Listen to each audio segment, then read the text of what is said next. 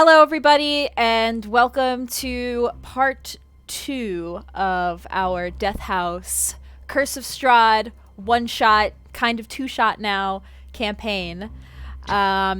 We did a lot in session 1, so for those of you who might just be tuning in, be sure to watch part 1 and see how the conclusion will end for our 4 players here once they reach the end of Death House. So for anybody watching on Twitch, I mentioned this before. It's going to be hard for me to look at chat a lot of times and interact like I normally do on my other streams. I'll be mostly focusing on DMing and everything like that. For anybody else, this is my first time ever DMing something, so I'm still very new, and there's a lot of new things. Mechanic side of things is going to be a little rough in some places, but we're going to take it as we go, and I think we've done a good job so far, so it should be fun. So I guess actually what we could do before we begin, if you guys want to just quickly again describe your characters, who they are. Everybody leveled up to level 2 at the end of our last session. But if you guys just want to say your character's name, what your character is, and another just quick little description. And let's start with Gizzard. Yeah. So I'm King Gizzard, the Lizard Wizard. Even though I'm not actually a wizard, sorcerer. Yet. So yeah, I'm a lizard folk. My character has, green scales. He's about 6'1", a little bit taller than the average person. And I think I forgot to describe kind of what his attire was last time, but he's basically wearing no shirt, no shoes. He's got some pants on. He's got some beads, decorative beads, kind of in a necklace around his neck. Oh. I didn't realize you were... What's your AC? I didn't even... My AC is 15. Oh. 'Cause I got scales, yo. Oh, yeah, that makes sense. Okay. Lizard folk. Yeah. So yeah. I don't know, he's a pretty simple person, so that's about it. Okay. And let's do Thurkarel. Who is your character? Thurkarel is a wood elf rogue, copper skin, black hair, a little on the short side for an elf, 5 foot 5 inches tall, 372 years old, blue eyes, and chaotic good alignment. Okay. And Awis.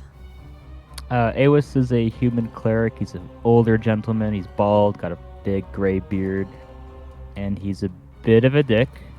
But he's trying to atone for past sins. I keep kicking myself out of the whole 20. And Tira.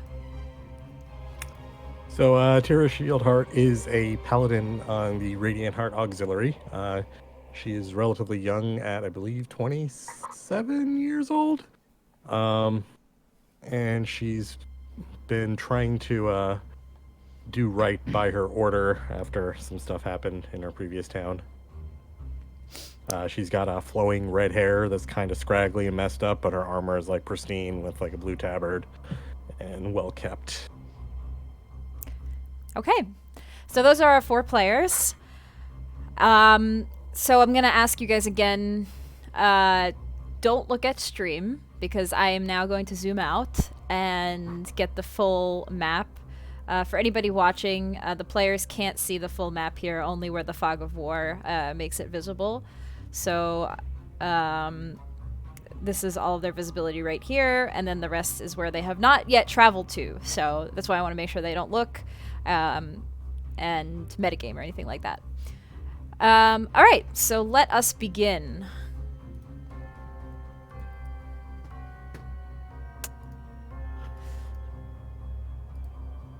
So, you have something prepared? Or? Yes, I do. I'm changing the music. Okay. Music is very important in my campaigns for anybody. Oh god, this is really loud. Hold on. Let me turn it down. Music is very important. Ambiance, atmosphere is very important in Tracy's DMing part of her DM DMing life. Okay. Okay. Our 4 adventurers find themselves in a place called Barovia. After each of them received certain letters, notes, quests, they were brought to these dreaded woods and stumbled across these deep mists that almost seemed to lead them to this strange land. What seemingly was the village of Barovia, placed in the greater land of Barovia. The 4 of them, not knowing each other, but being brought to this place at the same time, set out to find the city of Valakai. Along the way, they stumbled across 2 children. What seemed these children were desperate for their help, asking them to defeat a monster within their house. So the 4 did. They made their way inside this 3-story house that stood out among the other small cottages in this village. And then upon investigating each floor, they saw the many different rooms that were very, very well furnished. Going up each flight, they fought an animated armor as they made it to the 3rd floor, and a wraith of a young woman, or a specter. They eventually made it to an attic. In the attic, the sight they saw was a disturbing one. They saw a small bedroom, which looked like it was for the same 2 children that they saw outside the house. All that remained was 2 piles of bones and their ghosts. The children's room helped them find the secret small spiral stairs that led them to the basement. Finally, to the place that the children had told them where the monster was. Their initial investigations led them to look in this dining hall area and fought a small grick in the alcove to the right of them. So the 4 adventurers, each of them have nearly faced death a few times already, yet they've yet to find the monster that lies within this basement. All they can hear so far is this faint chanting. So here we are. Here you guys are in the small dining room. They've taken a short rest to kind of rest themselves up a little bit. Awas very, very close to death as he had been knocked unconscious from this grick. And they're all leveled up now to level 2. So what would you guys like to do now? Gizzard's the only one who hasn't taken, like, near fatal damage, right? Because I haven't Tyra taken almost any got damage. I've not Like, taken Tyra almost- in much. I you think almost got beheaded. Yeah, I was down to, I think, 1 or 2 hit points last session. Yep. Yeah, so I think, Awis and Karel were the 2 who, HP-wise, almost near death. But Yeah. Tiro, a few things happened to her that almost died. There was the dumbwaiter that fell, and if she had not rolled a high dex save, she would have taken enough damage to probably knock her out. So... And I don't know if decapitation counts as knocking out. yeah. I mean, kind of. Definitely go unconscious if that happened. After a couple seconds, you'll go permanently unconscious. Yeah. Just technicalities. Technicalities. There are ways to fix that. Decapitation. In this world. You do have a cleric, but the cleric who just left roll 20. Oh, there he Cleric is. just keeps Yeah. That's a bit beyond mending. I don't know what's happening. I keep right clicking and it just kicks me out. Roll 20. I'm actually not sure. I'm like looking to see if a key's like stuck or something. Strange. Okay, so what would you guys like to do now? So, I remember Awis is at least like on the ground, like scrambling for rations and water to like calm himself down. So I don't think he's in a clear mindset to be deciding anything. Even after. I'd like to take a look in this alcove, see if there's anything other than droppings from the grip. Roll me an investigation check.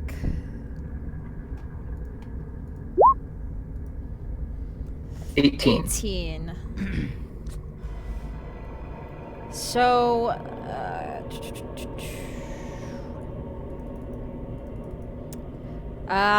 you don't find anything. Looking in this, it looks like a larder. Actually, what this little alcove is supposed to be a larder, so you would appears that this is a dining hall, kitchen type area. But you don't see anything. Is the food all spoiled? Or is it fresh? It is all spoiled, yes. And whatever remains there probably is a little smelly, nothing appetizing looking at all. Is there any sort of like from the thingy we killed? Like, did it drop anything, or is there anything in his body? Can we look through it? Did he get eaten? That No, wizard it's got, ate it. Bit of a it's got snack. part of it ripped out. I Sorry. mean, I ate a little bit of it during the break. Actually, hold on.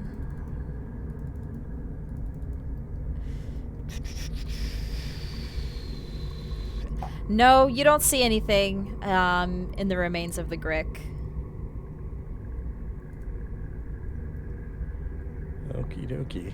I'm gonna ask. So, guys, what do you think we should be doing here? I don't think it's a great idea to sit here for too much longer. Seeing as What was the direction the chanting was coming from? Roll a perception check.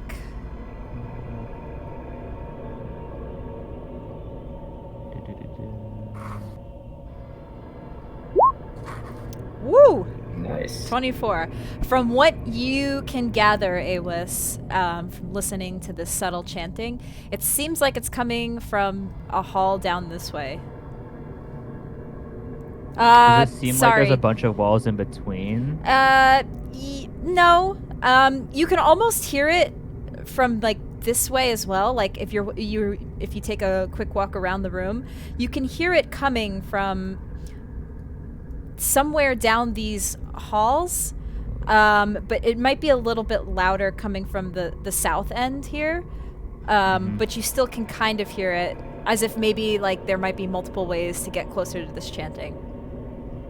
Oh my god, it's like moving my page as I'm moving the token. What the I have a question. Did the dollhouse include the basement or just the... Just the actual house, not the Okay. basement. So do we want to go towards the chanting or away from it? I say we go towards it, but not too quickly. I'm voting we go to this left passageway as opposed to the southern passageway. Okay. All right. So you guys make your way. Let me get this reveal areas.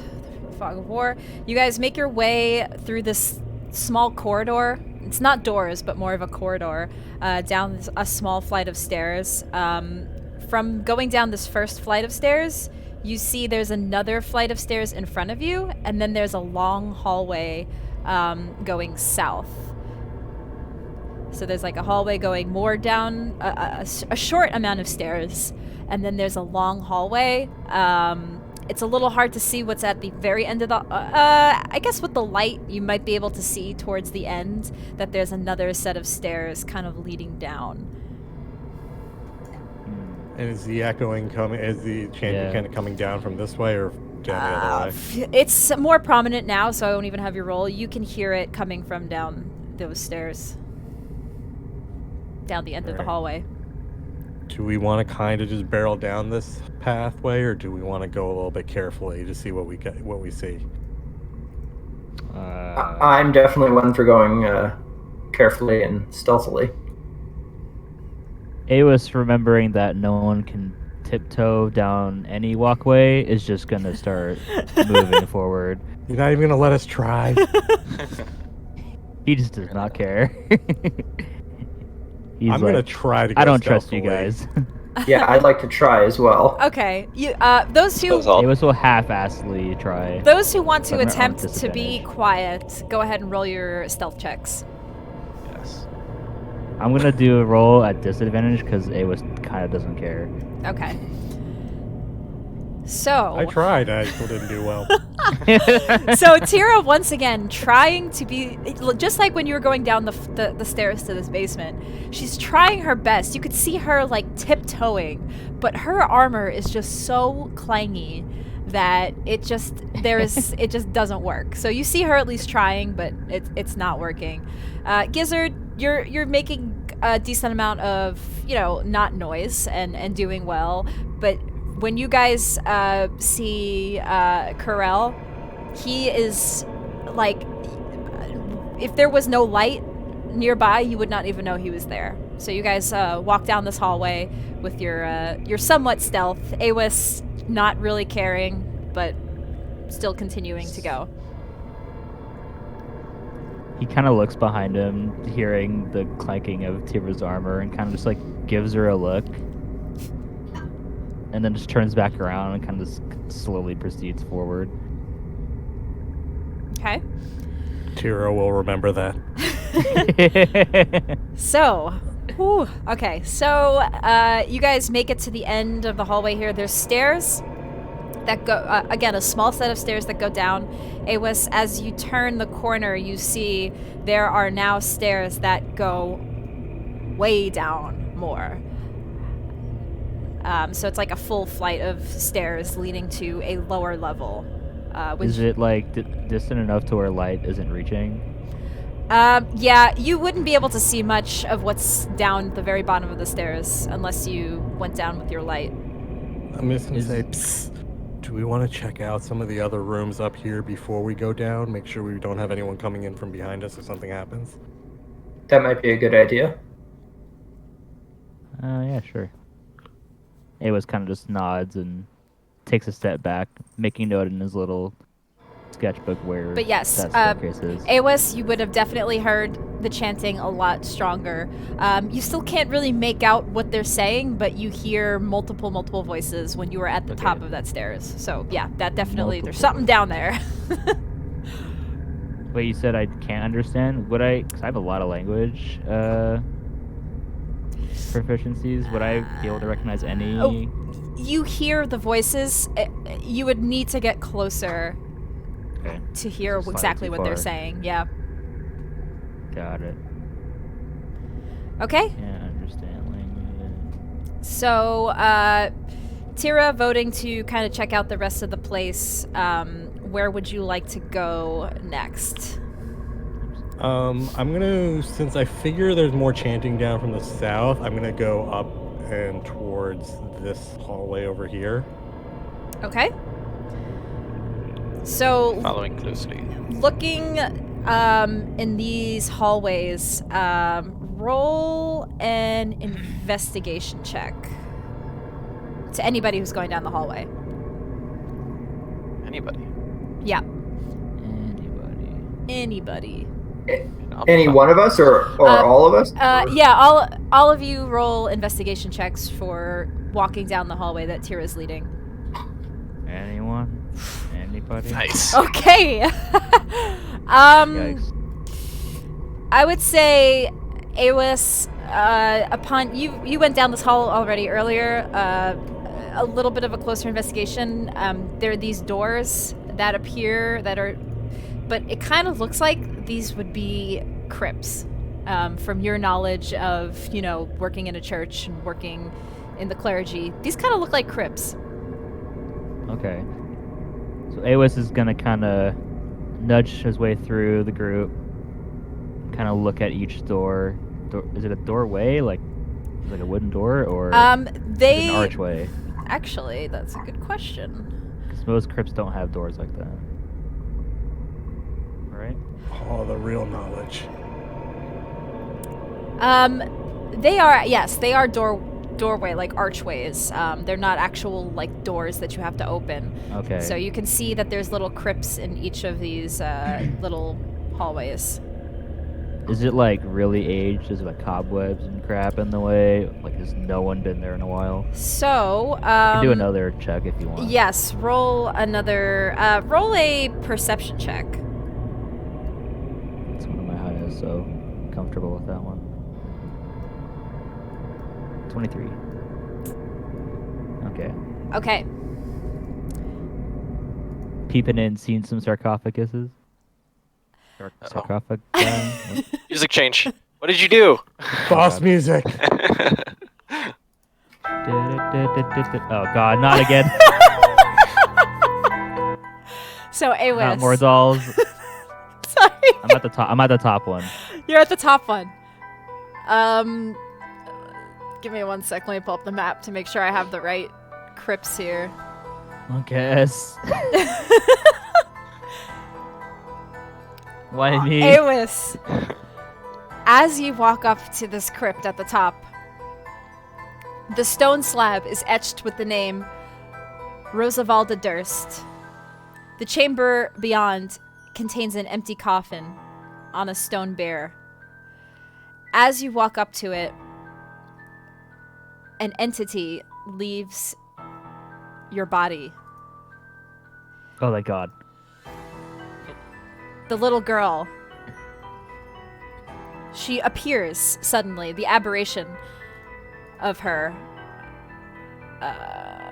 Give me 1 sec. I will show you guys again, because in case you forgot what they look like. You see. Wait, you said it was empty? Is it open? Or is it is closed. Do I just have perceived emptiness? Actually, it was like slightly opened, so that you. It was ajar? Yeah, ajar. Thank you. Okay. Can you get? Got it. I'm not sure if you guys. It says show to players, so hopefully it. I see it. Okay. So it popped up. The girl appears in front of this crypt, and the rest of you, looking down the hallway to see what Awis is doing, you see the little boy. He appears at the other crypt, the opposite side. So the boy appears here, and the girl appears here.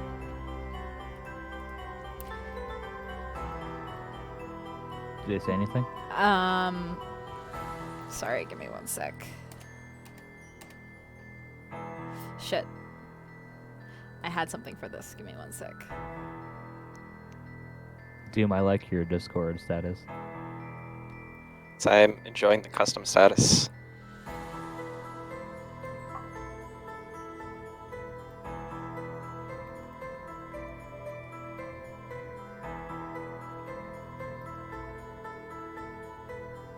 I suppose while this is going on, I would kind of go up to Tira and just mention, see, you playing around a lot. That is why I refused to wear those metal cages.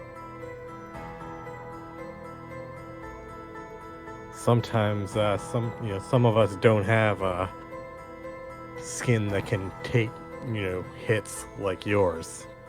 So I wear my own skin like this, clinging or not. Yes, you humans are very squishy. We'll see. Anyone's squishy if you hit them hard enough. I'm just gonna kind of gesture with my flail. Okay, so you all see this as the two children appear above these coffins. Thank you. We can finally be laid to rest. Wait, who was the boy with, or was he just kind of like floating around? He was the boy is right in front of his coffin, right here. No, but before, like, because the girl was with me. You don't know. Okay. You don't know what happened. You just know that the girl had run into you, Right. and now she is left. And the two of them stand above their coffins. They look at you all, not with fear, as they once had when you saw them outside. Even a little bit of fear when you saw them in the attic. Now they no longer have fear in their eyes. They look at you with smiles, the little boy clutching his doll. My name is Rose, and this is my brother Thorn. We lived in this house. And we died also. What happened to you?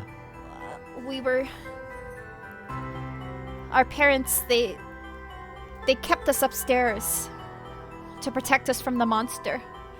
And We were so hungry. So hungry. So hungry that I no longer could move. And one day, You starved to death? she's not really sure because she's a little girl. Roll an insight check. AWS. Yeah. Oh, not Yeah, so from what she's describing, she doesn't really understand because she's a little girl, but you can, from what she's explaining, yes, you would assume that the two of them starved to death from being locked in that room upstairs. Mm-hmm. But now we can sleep peacefully. Thank you. Do you want your bones moved down here to where you sleep? Oh, I forgot about that. She nods. Yes.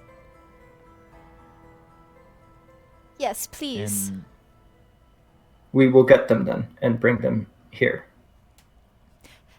Thank you, she says. And the little boy, he nods too and smiles. And the two ghosts just kind of linger there. They don't really say anything else.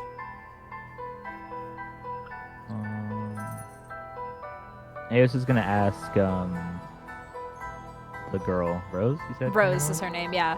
Her full name, when you look at the crypt, at her crypt, is Rosavala. But she said her name is Rose. Aos will ask her, the monster that she was hiding from. Did the parents ever describe it, like its form, or did they see it? She shakes her head. I have not ever seen it. I know it lurks deep within the basement, but I've only heard its loud howling. Was it almost like a wolf howl, or is it recognizable? She shakes her head like she's not sure. Okay.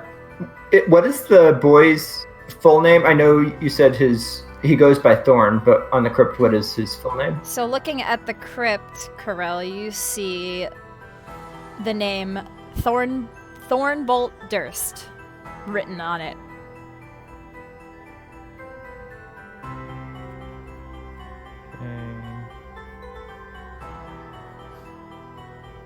Aos is kind of done asking questions, so he kind of takes a step back in case anyone else wants to ask or say anything. Yeah, I think I'm going to step back as well. Okay. Awis, you had previously felt something when the little girl ran into your body. Yeah. You no longer Gone. feel that. Cool. Noted. I'm going to carefully turn and look towards the other side, the other crypts. Okay. So in those crypts, roll an investigation check, Tira. Oh my god. Ooh. Oh, My rolls are still bad. New dice. new digital dice. This new computer. Well, thankfully, with the nat one, you do look. It's very apparent. So even with a 1, you see that there is the top. Let me reveal it It's for made you. of stone. They're made of stone, and the top one you see the name Gustav Durst because it's written right there in plain sight. And the top one, the bottom one here, you see Elizabeth Durst. And then I suddenly go blind. And upon looking at this bottom one here, a swarm of insects comes to attack you, Tira. Oh god, and they eat your eyes out.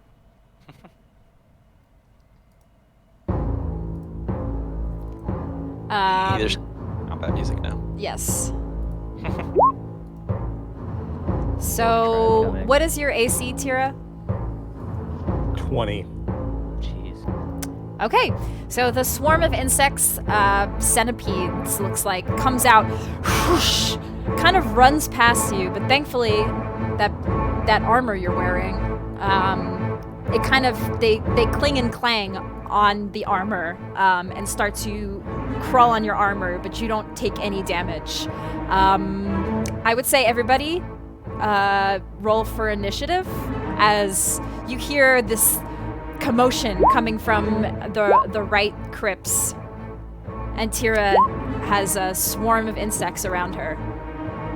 Oh, too. Some low initiatives. All right, let's roll for the insects. Ooh, and they rolled higher than all of you, so Not surprised. Get the low rolls out of the way early. Okay, so they will attack Tira again. They will try to bite through her armor, and they fail. So again, Tira has some really great armor on right now, and they are trying to eat at her armor, but it's just not really working. Next up is Corel.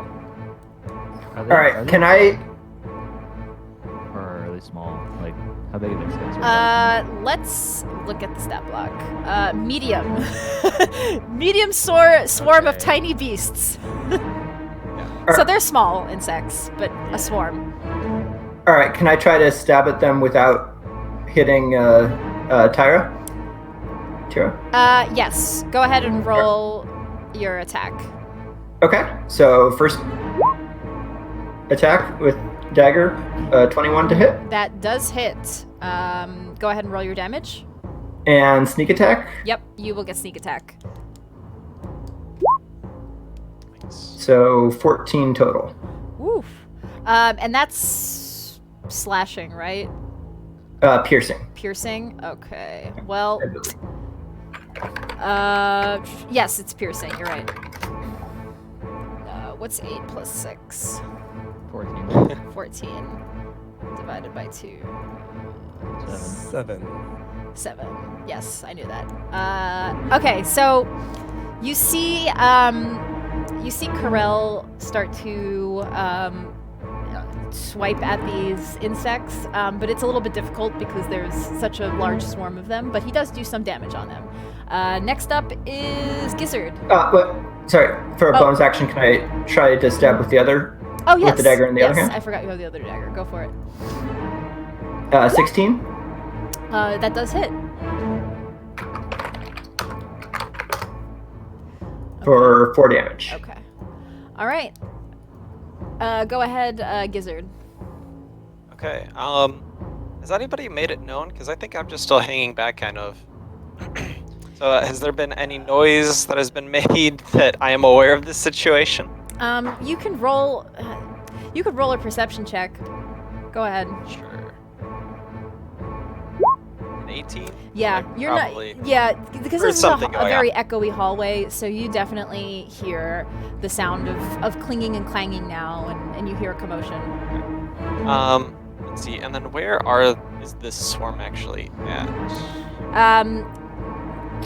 They would be right at this space right here on Tira. In that case, So I would have been a little bit closer then Yeah. Okay. to be within range. I'll try to kind of go around here maybe, and I'll just kind of I'll just kind of walk around the corner and it's like, hey guys, what's going on? And oh geez, and I'll just kind of like instinctively cast a ray of frost out at them. Okay. Roll the hit. 9. That whoosh, ice flies past the insects, flies back past Tira and Corel, and just hits the wall here. You unfortunately miss. Right. And then in that case, I'll kind of walk back down to over here. Okay. Tira, you're up. Wait, what? You rolled a 2, right? Oh, she got 8. I saw the 1. I was like, what? Yeah, you're fine. Yeah. Panic. Oh, I'm up. Sorry. Yeah, sorry. All right. I'm going to. It's still in my square, right? Yes. It's right there. All right. I'm going to swing my flail at it. We'll see how well that goes.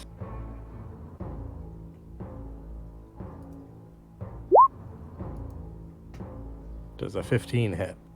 That does. And that's your damage, 5. Yes. And then I am going to also use my Divine Smite Ooh. to use a spell slot, which is right here. It does this. Okay. 2d8.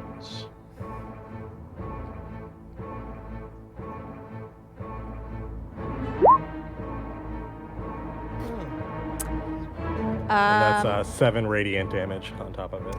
all right. So Tira, with this divine light emanating from her attack, she manages to take out a huge portion of these insects, these centipedes that are crawling on her. There's just a little bit now that remains. And Awis, you are up next. There's only a little bit. Wait, did you say this on him or it's on the ground? There's some. It's mostly off of her now, but there are still some on the ground. Yes, it's very, very little left. Okay. So he's just gonna stroll on up, kind of confused that everyone's freaking out about bugs all over them. And then he'll just try and find the biggest kind of cluster as possible and take his quarterstaff and kind of golf swing it. Just swat as many as possible. Okay. Roll to hit. Oof. 6. You, Misses. Awis, being an old man, with the vision not being very good down here with the light, he completely misses trying to swing at these bugs. The remainder of them, they will go at Tira again because it's top of the initiative. They'll try to jump back on her and attack. Let's see. Oh. They miss. So they don't do any damage to Tira. So next that would be, Corel. All right, again, try to do both daggers. Okay. 13 for the first one. That does hit. Okay, and sneak attack. Yes. Yeah, you don't 12 damage. Yep, you, again, Corel being a badass rogue and using his daggers very, very well to take out the remainder of the swarm here. And they all now dissipate and die and are gone. So A centipede kebab on his Ce- daggers. Yep, exactly. Very good description, actually. Good job. So yes, I kind of offer a dagger with some centipedes on it to King Gizzard to see if he wants to Yeah, eat any more. I'll eat a few. I mean, I'm a little bit full, so I'm not going to eat that many. But I'll eat 1 or 2 of them. 'Cause I did just have a bit of grick, so I won't turn any down. they taste okay to you. I don't know what Gizzard's normal diet is if he does eat bugs, but these aren't particularly Bugs, berries, anything he can get his hands on, pretty much. okay. Well, they don't. You don't feel any effects or anything. They taste pretty normal, like normal bugs. Delicious. All You right. have a shudder as they like, ugh. Yeah. It just kind of looks on, just like, ugh. Okay, so you guys are out of combat now. With these crypts investigated, what would you like to do? I would like to go back upstairs and get the kids' bodies and bring them and put them in these tombs. Okay. Did the swarm only come from the bottom Yep, only coffin? only from that bottom coffin there. So we haven't really investigated the top one, right? No. Tira just had looked and saw a name, but Yeah. So Awas will go to the top one and kind of okay. Roll look your at it. roll your investigation check. Where is it? There it is. Ugh. 5. You see the same thing. You just see the names written on the crypts, looking inside the coffins. They're empty. They're also slightly ajar. Slightly ajar, but empty. Nothing inside. The top one etched the name Durst. Gustav Durst. And then the bottom one, Elizabeth Durst. Both empty. Okay. Excuse me. Okay, so Corell wants to go back upstairs and grab the bones of those children. That's a quick trip, right? We don't really need to go with them. Isn't it just up the staircase and then like the room immediately there? Yeah, I mean, it's a straight path. It might. I mean, I guess they're children, so their skeletons probably aren't too heavy. But we could do. Right. If one of you wants to go with me, it could be. We could each carry one. Or I could go by myself. Either way. Perhaps we should stick together in case random things start moving again. I am in agreement with that. Does Yeah, someone what's other yours? than me want to lead? I'll lead since I'm the one who's proposing this little side jaunt. Alright, I'll follow behind. I'll about be all. behind. Okay, Like so this. you guys make your way back up these spiral stairs, going up all of the flights, all the way back to the attic.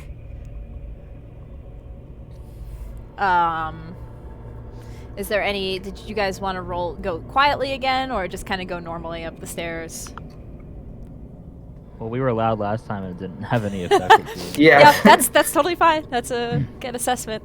Okay, so you make it all the way up the stairs. The floor creaks and cracks, but the chanting fades away as you make it up the stairs, and you're back in the attic. Okay, go back to the same room that had the children, and carefully and respectfully, I'll pick up the boys' bones. Awas will take the girl's bones then, since technically had a closer connection. Okay, and you guys want to head back down the stairs? And I will take the doll as well that the boy had. Okay. Yeah, and then just head back down the stairs. Were there any other like items that seemed to be of value to the kids that we could find?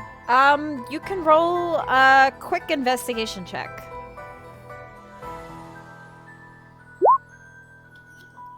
Ten. Okay.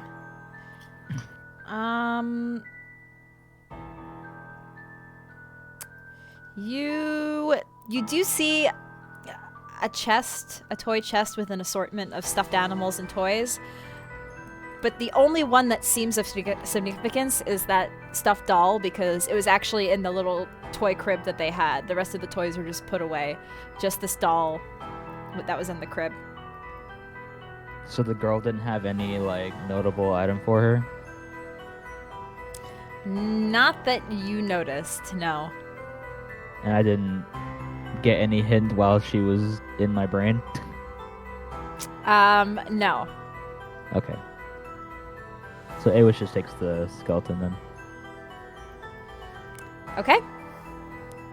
So you guys grab the skeletons and the stuffed doll that the boy had and head back down the stairs. You make it back down to the dungeon floor with no incident. And do you want to place the bones in these two crypts that you found? Yeah, I put the boys in the one marked for Thorn. Okay. And I put the doll in there as well, and then I close the top. Awas does the same. Okay. As you lay these bones to rest, you feel the air slightly lifted in this room. you hear a voice again saying, "Thank you. Thank you so much." And It was kind of just smiles. And you guys, congratulations. You have successfully put these children to rest. And all 4 of you gain inspiration from this. Which... Huzzah. So what does inspiration actually So, do? let's see. Inspiration is a rule the game master can use to reward your player in a way that's true to his... Okay, so gaining inspiration. Your DM gives you blah, blah, using inspiration. You can expend it whenever you make... And I think it's like a bardic inspiration, essentially. It's a free... Well, it's basically like advantage. You can choose to use it for advantage on any roll, basically. So, this is what the player's handbook says. So you can expend it when you make an attack roll, saving throw, or ability check. Spending inspiration gives you advantage. So I guess it's just one, free roll, essentially, for one of those things. So you all have one of those. Nice. Voice. Okay. Light side points gained. Good job, guys. That was a nice thing that you did, putting those children to rest. However, The music continues. the music continues as I think the music is more of a villain in this. than anything else so far. I love my playlist. I love it. It makes me so happy. The final villain is going to be a pipe organ. Yeah. It's actually going to be a That'd be a player cool- piano because the pipe organ isn't evil. Player piano is. Thank you very much. So That'd for be a cool boss, like a piano that has all its strings come out and start lashing you. Ooh, Oh my god. that's a good one. I like That's that. a cool idea. It's like a mimic, but a piano. Ooh, I like that. Stop giving her ideas. Writing this down right now. No. So for a moment, you all feel good that you've done something that seemed like a light in this dark house. You feel a good moment in your souls. However, you still... The realization comes upon you again that you are still in this... deep in the depths of this basement, and there could still be something lying at the very depths of this basement that you may have to face. So what would you guys like to do next? I forgot. You said up north. Is that 2 different hallways? Sorry, say that again? The hallways to the north? Yeah, I was going to say keep going up. Yeah. Yes, you can go up. So upon looking up to the north of the hallways, you see... so you do see, like, this area. I'll go ahead and just quickly describe it. You see empty crypts here. You don't see the coffins that you saw in the other ones. They're just empty, and you don't actually see anything at all. But coming towards the north here, you see stairs that lead downward down there. It's a small set of stairs.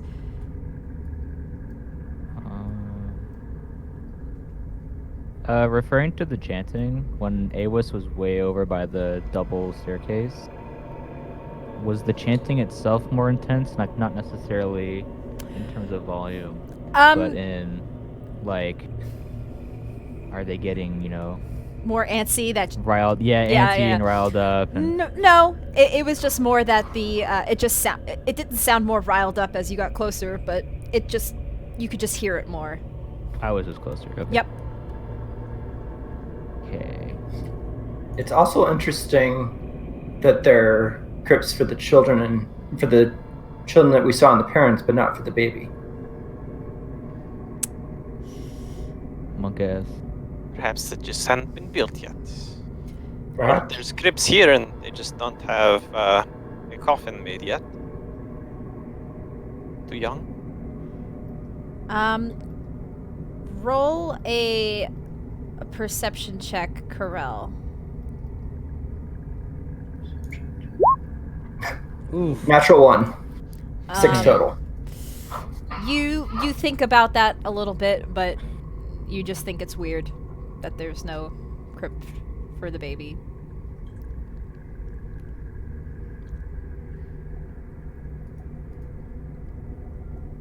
Okay. All right, shall we continue up and down these stairs, or where are we going?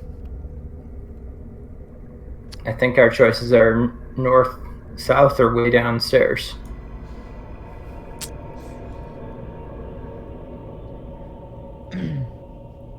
North, maybe? Sounds good to me. Okay. So heading north down these stairs, correct? Yes. Okay. Go ahead and reveal that area for you guys.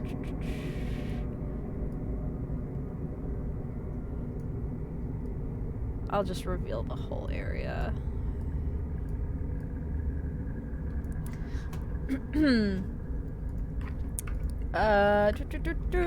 This is a 4-foot diameter. Oh. No, wait. Is this the right room? Hold on. A wooden table and 4 chairs stand at the east of this room, or the north, the way this is facing. Then you just see 4 alcoves containing these moldy straw pallets. Will these be servant quarters? It looks like some sort of, quarters for somebody. Looking. Anything like on the walls? Roll. Actually, I don't even need to have you roll. There's really nothing in this room. There's no paintings. There's no decorations. It's just some table and chairs and a few really crappy-looking beds, straw beds. Looking down this hallway, you do see another small flight of stairs down this little alcove. Aos will make his way over that direction then, seeing there's nothing interesting in this room to him. Okay. So heading down these stairs, you begin to hear the chanting a little bit louder again. So you're making your way more south, and you do begin to hear the chanting. It's getting a bit louder, but not as loud as when you were down those that long flight of stairs. So in this room, That's the 4 feet diameter thing? yes, a 4-foot diameter well shaft with a 3-foot high stone lip descends 30 feet to a water-filled cistern. A wooden bucket hangs from a rope and pulley mechanism bolted to the crossbeams above this well. 5 side rooms that look again like quarter chambers contain a wood-framed bed with moldy straw mattresses and a wooden chest that looks like it would hold personal belongings. Each of the chests, upon just quick look, have rusty iron padlocks on each of them. So all 4 of these are locked. Except they're rusty. Is it like incredibly rusted, oxidized? Or is this like Roll perception only check. been slightly oxidized? Okay. Um, 18. They're just slightly oxidized. It looks like somebody could pick these locks if they tried. They're not so rusted that you could not even pick them. It looks like they could be picked. Awus will call Carl over, like, come look at these locks. You think you can open them? Yeah, can I try to pick the lock on this one? Yep. Roll me a dexterity check. Dexterity check. And then while they are messing around with there, is there like a bucket in the cistern or whatever? Yeah. There is, yes. Okay. Uh, Check it on the map, but I want to make sure. Yes. I'd like to kind of approach the cistern, like start pulling the bucket up, hopefully getting some water in there. And I would like to, assuming that the water is still okay, fill up my water skin. Okay. Let's go to Corel first, who successfully opened the lock at the top here. The chest, you open it up, you see 11 gold pieces, 60 silver pieces, in a pouch. Upon looking at the pouch, it looks like this pouch is made of human flesh. Ugh. Oh no. I'm gonna drop it once I realize it's made of human flesh without even pocketing the money. Okay, you drop this flesh pouch on the floor. The money comes kind of jingling out. All the gold pieces and the silver pieces come out onto the floor. Some of them. Gross.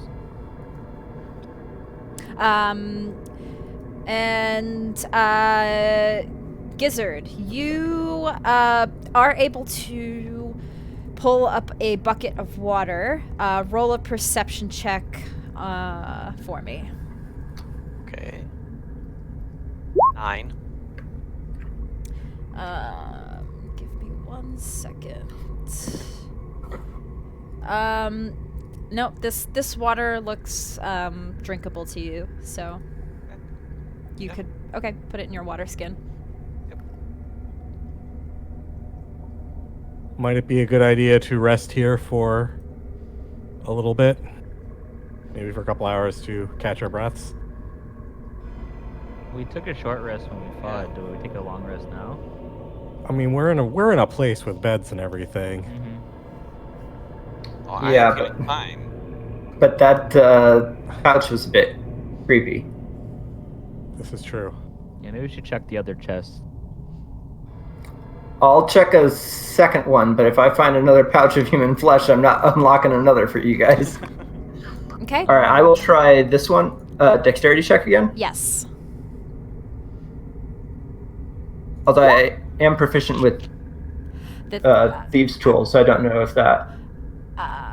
do you? Add your proficiency bonus. Yeah, you can add your proficiency bonus to that.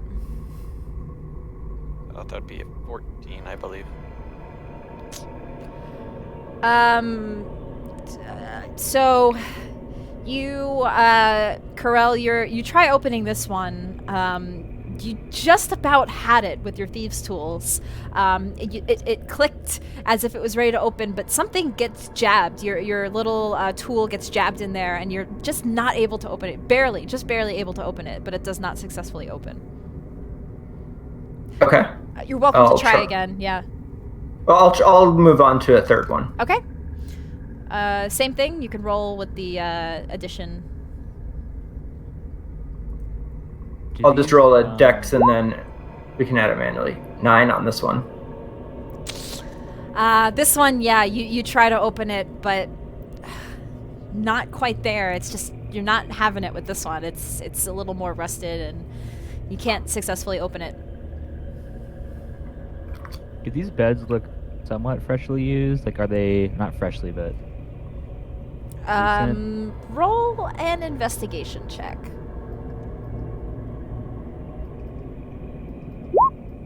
21? No, these look like they have not been used in quite a while.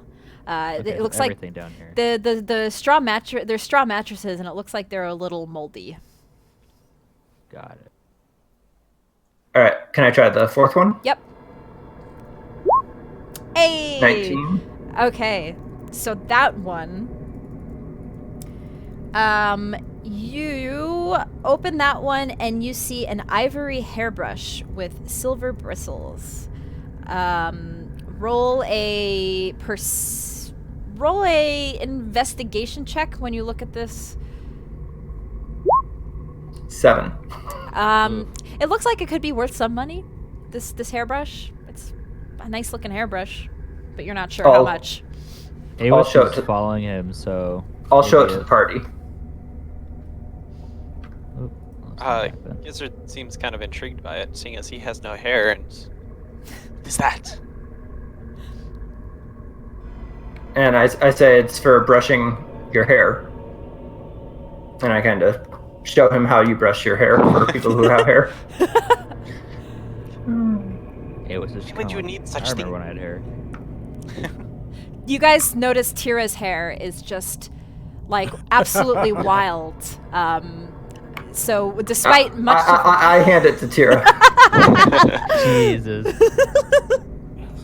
Tira will Excuse remember me? this. What do you expect me to do with this? He have wanted no to idea know what what he to wants. do. Yeah, I have no idea what you do. I will take the brush and be like, sure, why not? And then I'll just brush my hair a little bit as I sit down. So we'll just kind of like there, watch for a moment Yeah. before he gets bored, Um, wanders off. Tira, roll a investigation or a perception check on the hairbrush as you're brushing your hair.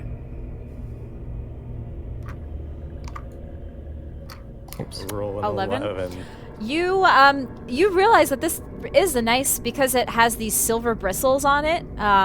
It's doing a good job to your hair. It's making it a lot softer.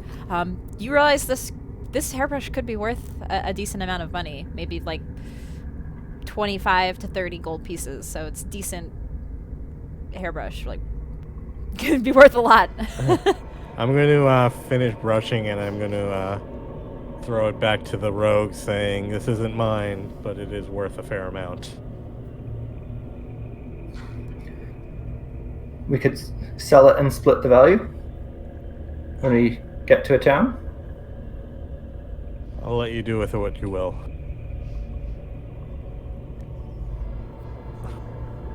I'll, I guess, add it to my backpack. Okay, so you can add ivory hairbrush to your inventory. Awis will go back to the first room and start picking up those coins in like a separate little pouch. And Okay. Then return whatever he found to the party and be like, we didn't ever pick up this money. Does anyone want to split it? I mean, I was just kind of Sounded- so disgusted by the fact that it was a pouch of flesh that. You said 11 gold, 60 silver, but is that what came out, or is that in total? That was in total. When it dropped to the floor, about like 7 gold pieces and 10 silver pieces fell out of the bag. So Why did you curse me with odd numbers? so are You're you pretty lucky on the split between the gold and the silver, though. There was like a majority silver in there. Yeah. Mostly gold fell out. so are you taking just what fell out of the pouch, or are you taking the full pouch? Yeah. He wasn't getting near that fucking flesh. Okay, so you get 7 gold piece and the 10 silver. Silver pieces are a bit smaller, so the gold pieces that were at the top kind of were easier to fall out. So And could I try the last chest? sure, go ahead and roll your dex check with proficiency. 9 before proficiency. So 11. 11. You try again. You're almost there with getting this thing opened, but your thieves' tools break off again from the rust, and you're not able to open it. Yeah. And Gizzard would probably walk up into the room where, the first room, and just go in there. And basically, like as Ois is kind of picking up some of the pieces off the floor, just kind of go and like pick up the bag, the pouch that was on the floor. Swear to God, if you eat that.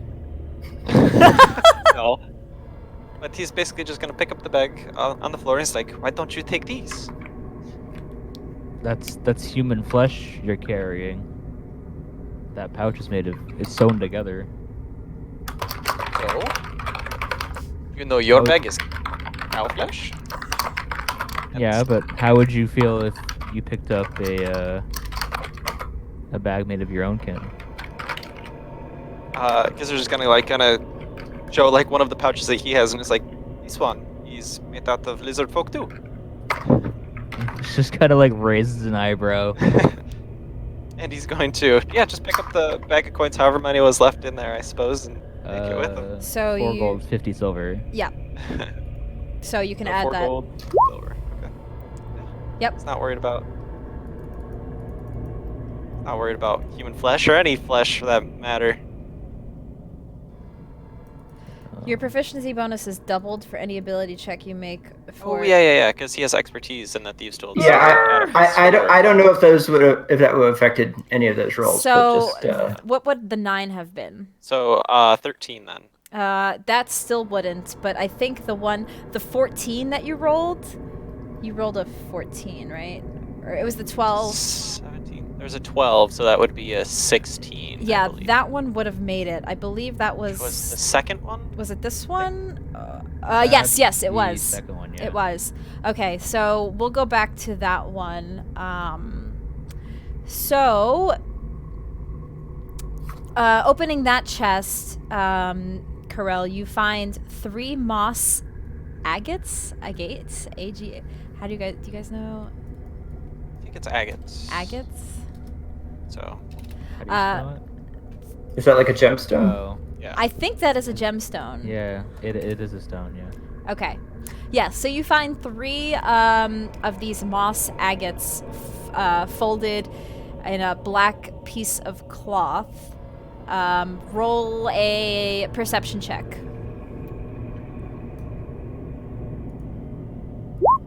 14. These look like they'd be worth maybe like 10 gold or each or something from what you look at. I show them to the party.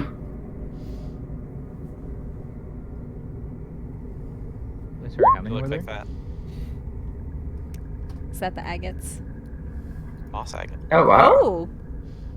pretty.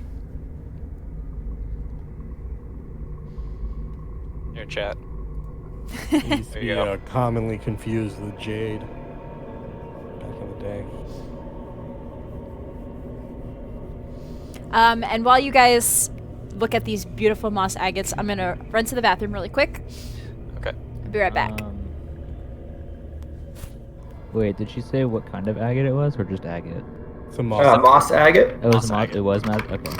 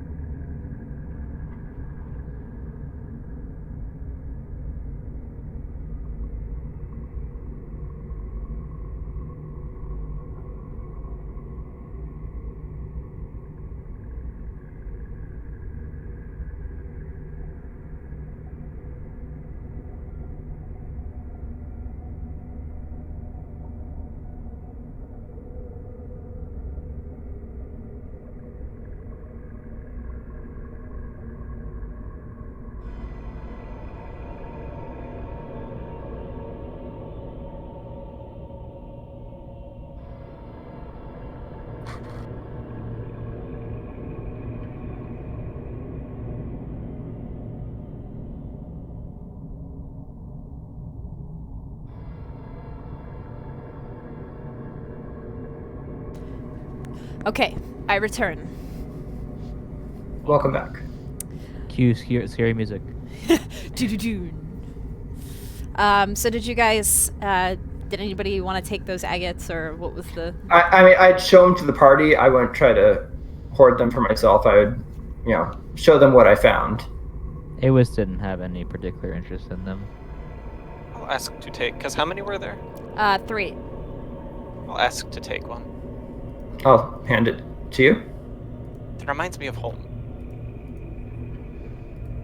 Okay. Anyone else? About them I reminds you of home. hold out the other two. I will pass. Awas passes. Okay, so I guess I have two. Yep. So you guys can add the agates to your inventory.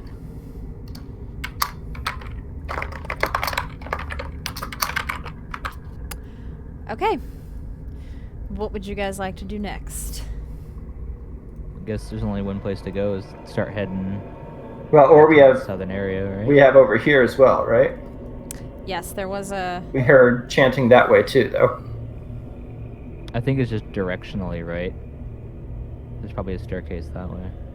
Actually, it looks like, is there a gap in the wall right here too? Yes. It Oh seemed wait, like I that wouldn't kinda have be- seen that then if I walked down this way? Yes, you Okay. would have, yes.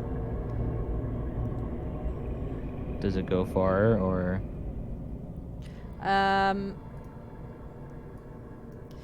It looks like Oh, it okay. leads, yeah, back up a stairs. So I think Unless we Awas want to would've jump in the presumed well. Timmy isn't in the well. I'm gonna just walk down that pathway and see what's down there. Okay. Awas will kind of, because he saw the staircase, I'll kind of follow be along. curious and probably end up just along this way. meeting. So, meet at the Awis, when you make your way up those stairs, so Tira's coming from one direction, but Awis, as you're going up the stairs, roll a perception check.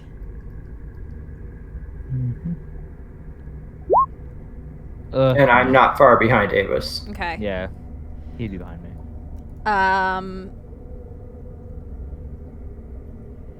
You step on the top of the staircase, and Fall to my death. yes. Wait, actually? Yeah. Alright. Can I try to grab him? See you again. Yeah, Yes, actually, roll a dexterity check. Corral. damn. 24. Hey, 24. Oh my lord. Okay. You manage to grab him as the floor below him. These rotted wooden planks break off, and you see looking down a 5 foot long, 10 foot deep pit under these wooden planks that broke underneath you. You see these sharpened wood spikes at the bottom, but you are able to be grabbed by Corel, who's grasping onto you right now. Corel, I want you to roll a strength check pull me. to try to pull him up. Hold me! If he has a high roll, he should. 5. Oh god. You're trying to pull him up. I would say, Tira, at this point, you see across this. You see them struggling as Awis is being held by Corel in front of this wooden plank. My weight's 42.82. If that has any But factor. Corel is unable to pull him up right now. He is struggling. Am I like? Can I throw perfectly Awis some full? rope? Yes. Roll a dexterity check. Wait, how deep was the pit? It's 10 foot deep, 5 foot wide. So it's like the one square that you're on right And now. how tall are the spikes? The spikes. It doesn't say how tall. That they're just sharp wooden spikes at the bottom. Because if he throws me a rope and I try to like, Well, I'm not. Repel? You're. I'm not trying to repel you. I'm just trying to give Okay. you something to hold on to because you Oh, fell okay. dead drop, and Yeah. Corel is like trying to hold you. So I'm trying to give you Got it. something to hold on to while I hold on to the other side of the rope. got it. Wait, what am I rolling? I'm rolling a Dex? dex throw to Dex see is if I can dex, get the okay. rope to you. God. Dex saving throw or dex check? A check, dexterity check. All right. 14. You are narrowly are able to get it a good enough distance so that Awis can hold on to it. So now Awis, Do you with want me to roll anything? I was gonna say, with one hand you are gripping on to Corel. With the other hand, you have this rope. So make me a strength check. 20. What? Nice. You Hang on for dear life. You are still hanging on for dear life. You can make the choice to let go of Corel and try to hold this rope. Tira, you're. I'm going to say, Gizzard, help me with this rope. Okay. Oh yes. So you have the choice to let go of Corel so that he's no longer has to hold you up, and you can see let the weight of Tira try to pull you up on this rope, or you can. So you can let go, or. Do I have to make the decision now, or can I wait for Gizzard to? You with the 20 strength, you're able to hold for long enough. Yeah. That Gizzard comes by and is there to assist Tira. Enough for me to confidently Uh, make that decision. That's up to you what you want to do. So you can Can I either make like an insight check for that? sure. Roll an insight check. Okay, 22. Yes, it looks like the better option here would be to let go of Corel and let Tira Okay. and Gizzard pull you back up. Okay, Awis kind of looks at Krell and just says, "Thank you so much," and then he'll like let go and let the Okay. pulling. All three of you, so Awis, Tira, and Gizzard, roll strength checks. Or athletics. Can I instead give advantage to Tira? Yes, you can. Yes. So yeah, Tira, roll Alright, it I'm gonna roll it. athletics Yeah, I'm at gonna roll advantage. athletics. Oh my god. Okay, and Awis, roll your athletics at advantage. Just roll regular athletics. Sorry. Yeah. Okay. Oops, wrong one. With a +4 18. too. Yeah, I know. 18. Okay. Tira is pulling you, but you're using a lot of your own strength to get up, and kind of grappling yourself against the wall to make a decent amount of strides. It's only 10 feet, so this isn't like a deep pit that you're in right now. You are able to make it up past the pit on the other side, so you make it up, and you're on the side of Tira and Gizzard. On the other side stands Corel, and separating you all is this 5-foot pit, 5 foot long Deep pit. deep 10 feet dip in between. It's a pit. It's a pit, whatever. There's a pit. So I probably would have died if I stepped on that staircase, seeing how much I weigh. yeah. Everything on. Oh, jeez. So Awis kind of looks and just spits into the pit. Like, I hope I've had too many near-death experiences. this journey. I'm gonna kind of point to north, and I'm gonna go around the Okay. long way. Okay. Well, that jump? this way. So the chanting, jump. Corel, you heard the chant. You're not gonna jump. Corel, you heard the chanting pretty prominently down that hallway. As you walk away, it gets a little bit less, and then you guys are all walking down this hallway. I mean, I think you can make a 5-foot jump without, as long as your strength score is above a 10. I think it's like half of your strength score, not your modifier. That's how many feet you can jump. Okay. Yeah, but if it's at an angle, it's farther than 5 feet, right? Because there's the vertical angle as well. Depends on if you want to get into Euclidean physics in D&D. If moving a diagonal is still only 5 feet, then, you know. Look, he wanted to be safe rather than sorry, so he took the long. It was only a minute, and he Fair made it back to you guys.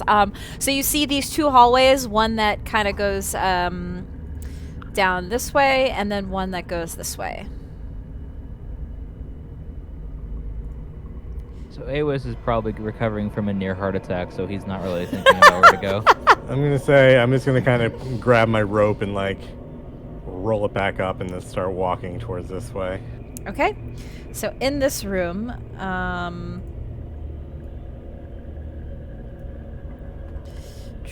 Oh dear. yeah.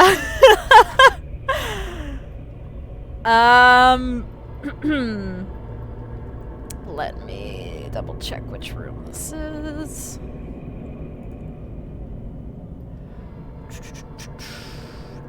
This room is festooned with moldy skeletons that hang from rusty shackles against the walls. A wide alcove in the south wall contains a painted wooden statue carved in the likeness of a gaunt, pale-faced man wearing a voluminous black cloak, his pale left hand resting on the head of a wolf that stands next to him. In his right hand, he holds a smoky gray crystal orb. The room has exits in the hall down the south and the north there. You can still hear the chanting coming from the previous direction you were in. Yeah. I'm going to turn and walk away from this room and go up towards the hallway and then go down the other pathway. I I'll don't be- want Amos, to get going there Amos will yet. kind of see and be like, Yeah. "Is there something?" Yeah, same sentiment. I'm going to say there's I don't really want to tempt that after that staircase just yet. Amos Yeah, very I'm with you obediently guys. follows. Like, "Yep, taking Man. chances." Gizzard will get the best of him, and he's gonna at least go and peek into the room, but he won't enter until just like yeah, and then he'll kind of go back to their corral and there's a wolf in there. Do you think the orb is real crystal? I'm gonna ask Gizzard. I don't know. So what do I see in this room over here? So in this, Continue following. entering this room, let me double check. Yep. Okay. You see a chandelier suspended above a table in the middle of this room. Two high-backed chairs flank the table, which has an empty clay jug and two clay flagons atop it. Iron candlesticks stand in two corners. Their candles have long since melted away. And,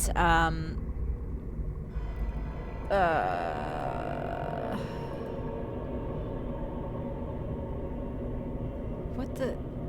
yeah, I think that is all for this room.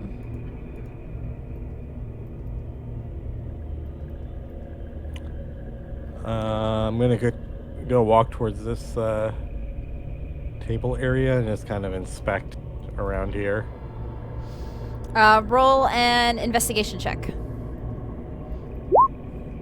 That's a 12. Yeah, Not a 19. Okay. You're specifically inspecting the table and stuff? Yeah, I'm just looking around. Is this another hallway? Too? Yes. So I was going to say, you do see this hallway leading to just a quick glance in. It looks like it might be a bedroom of some sort. Yeah, everything else in this room looks pretty like dull, and a lot of the objects in the room look really old. The candlesticks again look really like melted long ago. Everything looks a little dusty. Alright, I'm gonna keep walking and go through this hallway. Okay. Amos is just following. Same. All right. In this room, the room contains a large wood-framed bed with a rotted feather mattress. There's a wardrobe slightly ajar that contains several old robes. There's a pair of iron candlesticks and an open crate. Upon a quick glance in the crate, you see a bunch of torches and a leather sack with 15 candles inside of it. Oh, you can see to the void beyond the bedroom. I don't know what that is or why they. It's just there's It's no more just the map. background. Yeah, it's Oh, just the okay, background I of see. Purple. Yeah. At the foot of the bed is a wooden foot locker. And that's about Is it. it locked? It does not look locked, no. Can I check it for traps? Roll an investigation check. 19.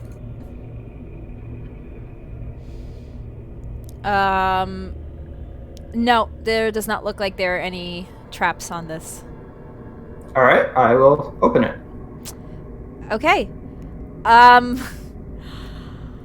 So as you open it, I like that sigh, Trace.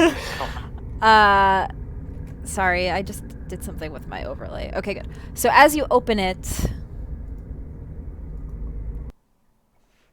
Music change too? This isn't looking good. Doll music. Oh.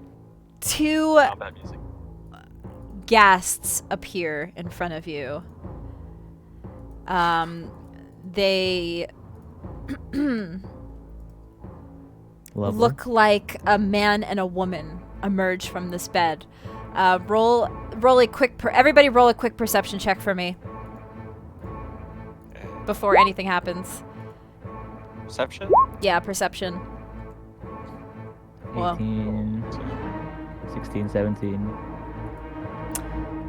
You all recognize, though these ghasts look like tattered in their form. All four of you notice this.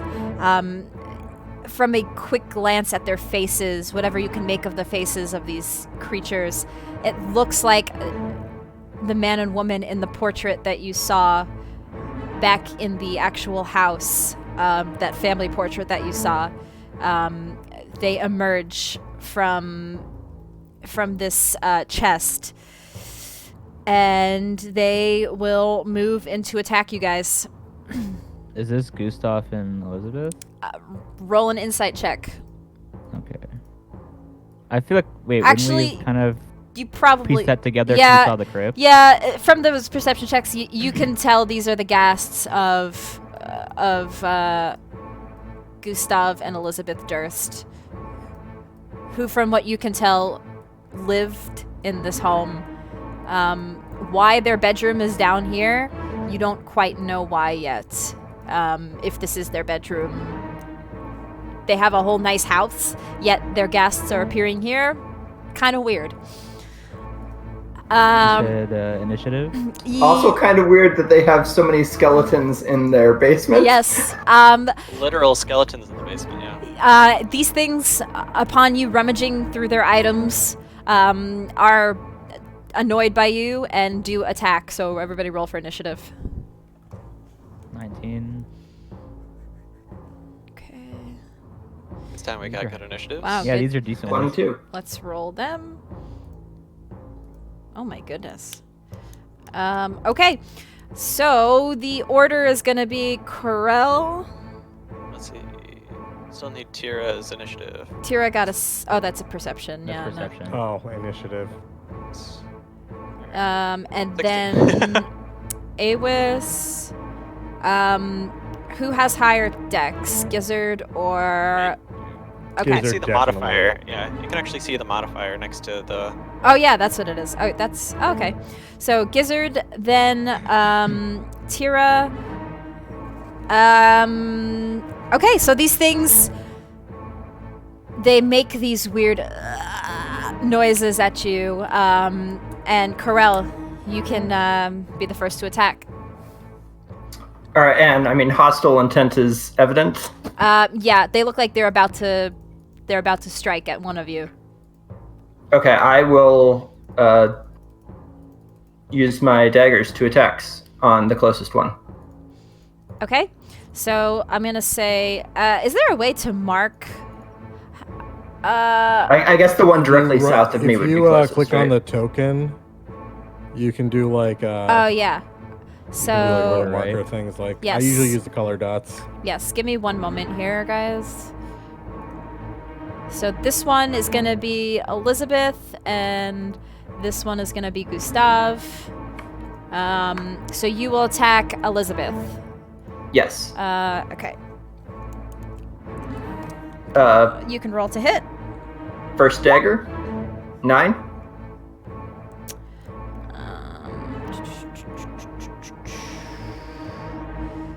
That does not hit. And second dagger. 10. That also does not hit, unfortunately. So All right. Elizabeth kind of she sees this coming, the ghast of her, and she moves past the two dagger swipes. And Awis, you're up next. Well, and just I want to speak to them as I'm striking and okay. say, how dare you to have starved your children? Neither of them seem to react to this. They just have these looks on their faces, and they are not pleased with you guys being in their room. But they do not react at all. Awis, you're up.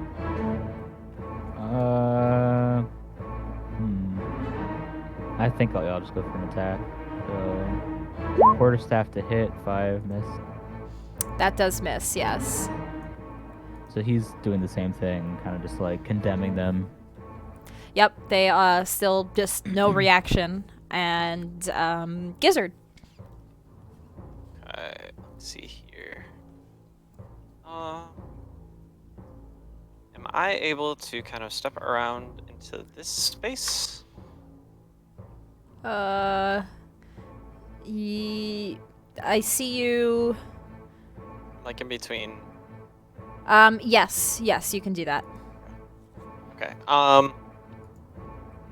Okay. And then I'm going to cast Color Spray so that hopefully it will hit both of the undead creatures here, and not any of my friends. And let me see here. Well, I have to, Okay, cool. Thank you. I have to roll. So, let's see. So I need to roll 60-10. 15-foot cone originating from me, and it's just however many. I need to slash. And then, so 25 hit points worth of these creatures are blinded for 1 round. So that could be even the people that are your friends? Is that what you're saying? Yes, but I was trying to aim it so that the 15-foot cone would only hit the creatures, like doing something like, standing here and aiming it kind of like this way, Okay, hold on. I'm confused. So these two seem unaffected by this.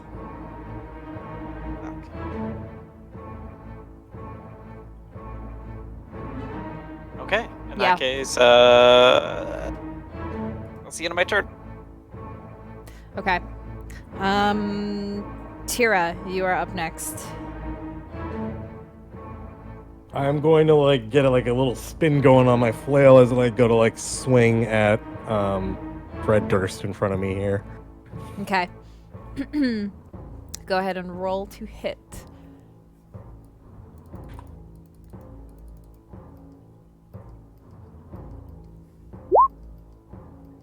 Oh, 24. Nice. it's a nat 20 actually. Natural 20. Oh, nat 20, yeah. Nice. Woo! So that's double How damage. are we doing? Yeah. Oh, okay, so we're doing double damage, and then I am going to also use my last spell slot to do a divine. Oh yeah, which would be double the dice, so 48. And also smite on undead creatures does another d8, so it'd actually be What? 68 damage. Holy F! Oh! So Okay. I roll 48 on this one. Yeah. Oh, 68. Whoa. What? Si- Yes, because so It's smite, 2d8 normally. and then it deals an extra d8 because these are undead, correct? It doesn't. Say Yeah, that. It's radiant damage. They are though. undead, yes. Oh yeah. Oh yeah, the damage increases by 1d8 if a target is an undead. So that's 3d8 damage Jeez. normally, but you crit, so it's 68. Holy shit! Oh my god. Those are pretty good when they crit. That's a gnarly nat 20. Oh! 31 points of damage just from the radiant, and it would be an extra Okay. Yeah, You don't even have to do the math. So, so the My flail just starts glowing as I swing it. and you feel when you strike down Gustav, you feel this holy, divine sense within you that you are purging something evil from this world as you hit it. That voice that sometimes speaks to you, Tira. You feel that. You sense that it's pleased with what you just did as you strike Gustav. I'm hearing an angelic choir in my head right now. Yes, as you strike Gustav I think down. everyone is. This thing, the three of you seeing this, like, you are all, like, actually taken aback for a second as she, with one hit, destroys this thing. And the gas starts dissipating into the air and from this radiant light and disappears. And Gustav is taken down. Okay, with one hit. Shit. Total of I may 45 not- damage. Yeah. I may not have hit anything before in their entire Yeah. time here. But once an But when undead it thing, what when it counts. undead thing pops up. You heard the words of your friends condemning these two parents for letting their children starve to death, and that brought you this anger and divine holiness. Divine upon, rage. Yeah, divine rage. Okay, so Elizabeth, she sees her husband dissipate into the air. That just makes her even more mad, and she will immediately go for Tira and try to. Actually, everybody. 5. I would say just Karel and Tira, because you guys are both within 5 feet. Roll a Constitution saving throw. I'm like halfway because I'm kind of weird. Should I make? it Yes. too? Also roll a Constitution save. Okay. Can I use my inspiration for advantage on this? Yes. Oh, thank God. Wow. Woo! So you guys see this this gross, like, gaseous stuff begin to form from Elizabeth in her rage, but it kind of dissipates still with the divine light still glowing from Tira and has no effect on any of you. And she is still going to swing at is she gonna use her claws? Yeah, she's gonna use her. Actually, no. She's gonna bite. She's gonna try to bite at Tira. Oh my gosh, she rolls a nat 20. Giving it back. Get crit back. Yeah. Yeah, she hits you right back. You critted her husband, so she's gonna crit right back. And let's see.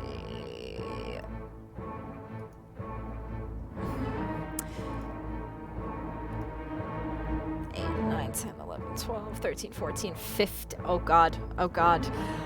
She rolls 15 damage, and that's doubled.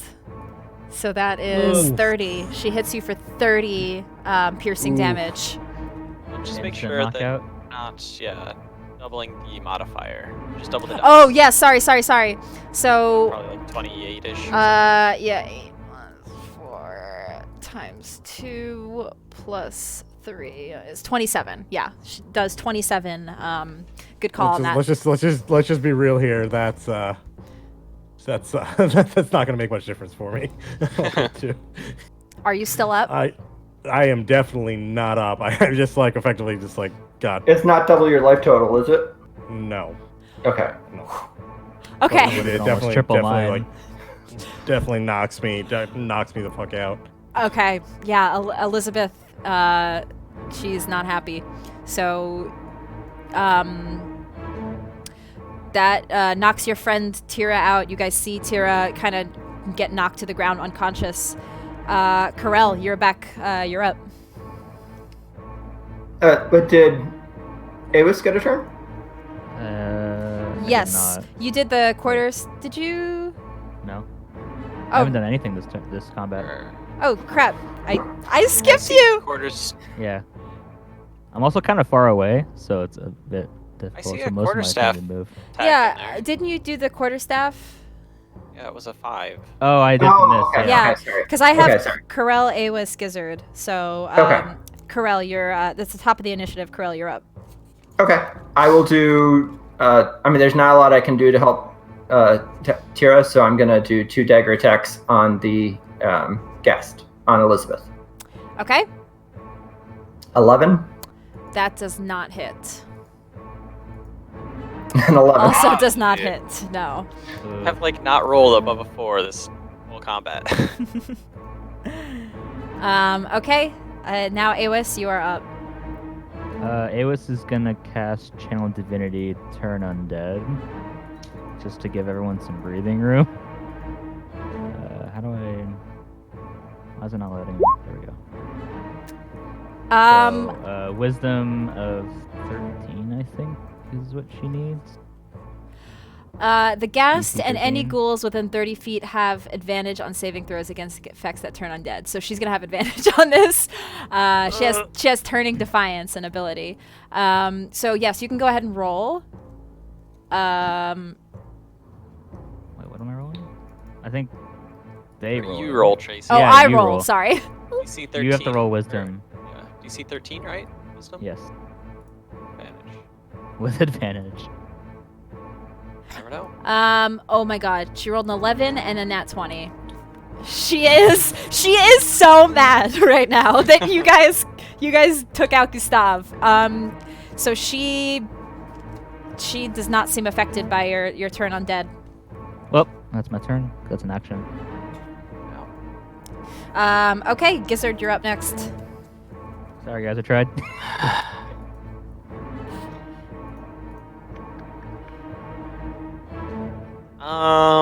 Let's see. Yeah, I'm just gonna try to cast Ray of Frost. Okay, 19 to hit. that does hit. Okay, so 1 point of cold damage. And Nice. That's the second time that's happened. yeah, and their speed is reduced at the very least by 10 feet. Okay. Or around. And also, as my bonus action, I'm going to use so 2 of my sorcery points to create another spell slot for myself. Nice. And that is my turn, I believe. Yeah, I guess I'll kind of move out of. Should I move out of the way? I'll move to here, I guess. Fuck it. It is a I think very. that's a good idea. It's a but, small bedroom. There doesn't look like there's a lot of space for you. Yeah, just like I don't want to. I wanted to like make space, so hopefully at some point, I'm not blocking a wisp, but I don't want to like go behind him either. So Okay. Tira, roll your death saving throw. Yeah, I was trying to update my D&D Beyond sheet. It wasn't letting me, but let me do my death saving throw. Death save. Oh, Oh God. 1 fail. Can I wait? Does this require an action? I think it does, right? My What action? my spare the dying. yeah, that would be. Yeah, it does, right? action. Yeah. That's Yeah. F. All right, Elizabeth. She will turn and look at Gizzard, who just did this cold damage to her. So and- threatening. Yeah. And she looks slightly annoyed by it, though it didn't do much. And she will. Oh, sorry. Again, it's her turn. So both Corel and Gizzard roll a Constitution saving throw. Let's see, most things, if you succeed on it, you don't have to roll again. Okay. It's like Actually, ability like that. you might be right. And I should have been doing it at the start of your guys' turns. I'm doing it at the start of her turn. Any creature that starts its turn within 5 feet of the ghast must succeed on a DC 10 Constitution saving throw. So I don't know if you have to roll again, like every time.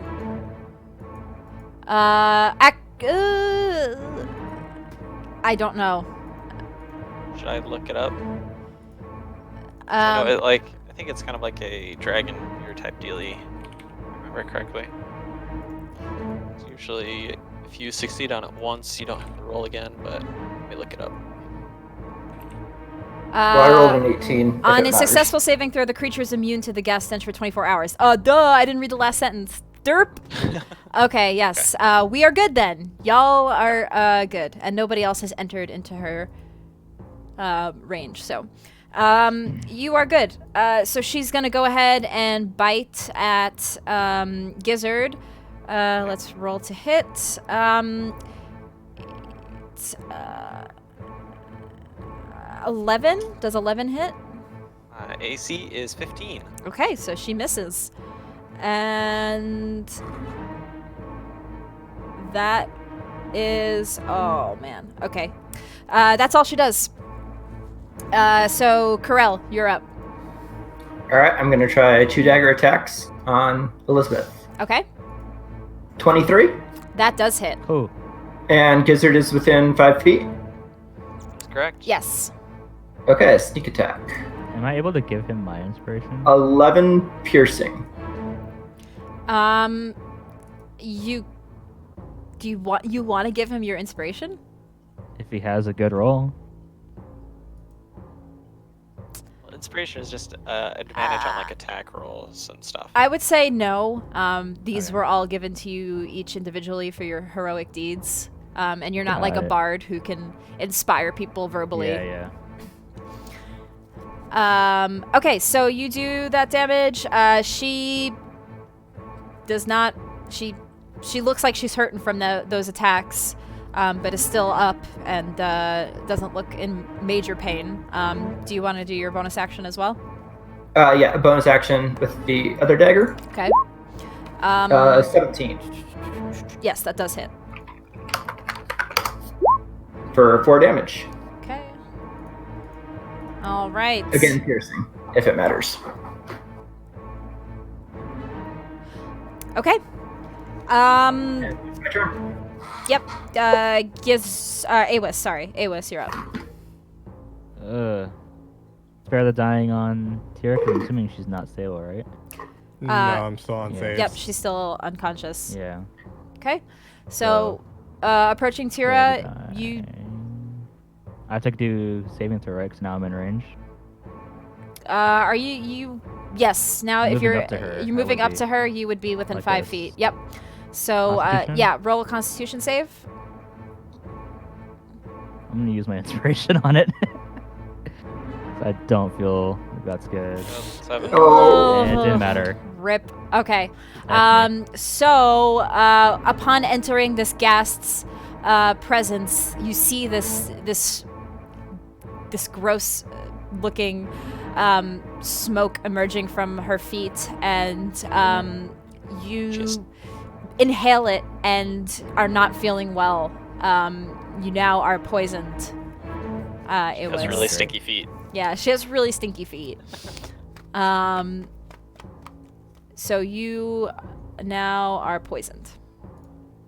Yay. So you That's have only until next turn, right? until next turn, correct.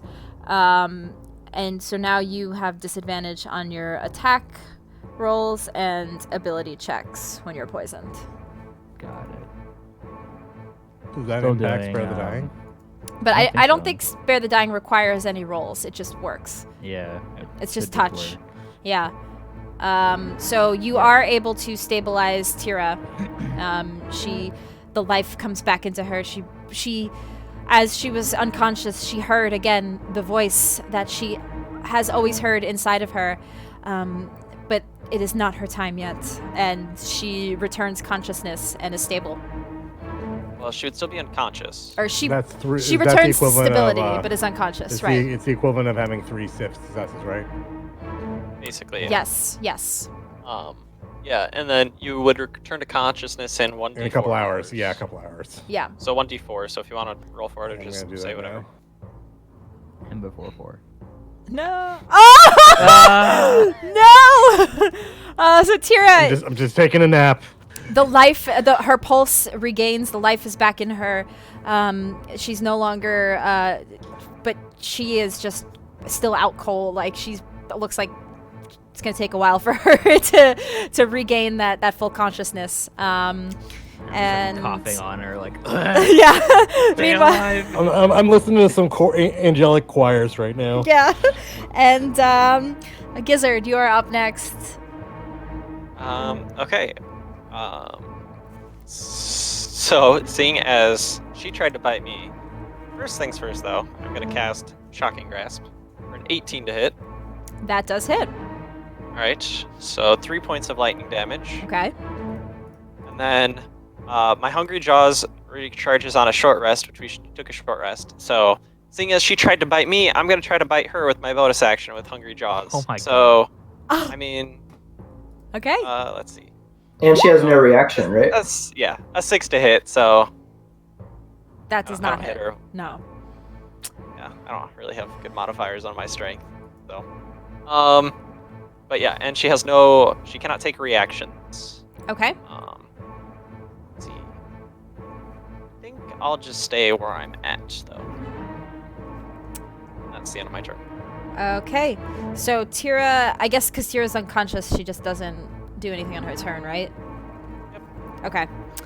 All right, Elizabeth. She, seeing that Gizzard just tried to take a bite out of her, she angrily is going to claw. Just a biting match. She's going to not use her teeth this time, but actually claw at you with these sharp claws around her edges, around her hands, and she hits. Okay. Let me just see. You have to. I'm gonna roll the damage, but you're gonna have to roll a Constitution saving throw. Okay, it's 23. Woo! Nice. I'm assuming I succeed. Yes, you do succeed. Yes. Thank God. She does 7 slashing damage. 7, 8, 9, 10. Sorry, 7 plus 3. She Jeez. does 10 slashing damage to you, though. My And 10 hit points. 5, 6, 7, 8. Okay. and back to the top. Corel, you're up. Okay. First dagger. 23. That does hit. And sneak attack since Gizzard's within 5 feet. Yep. 15 piercing. Okay. Woo! She really that really hurt her. The 15 piercing.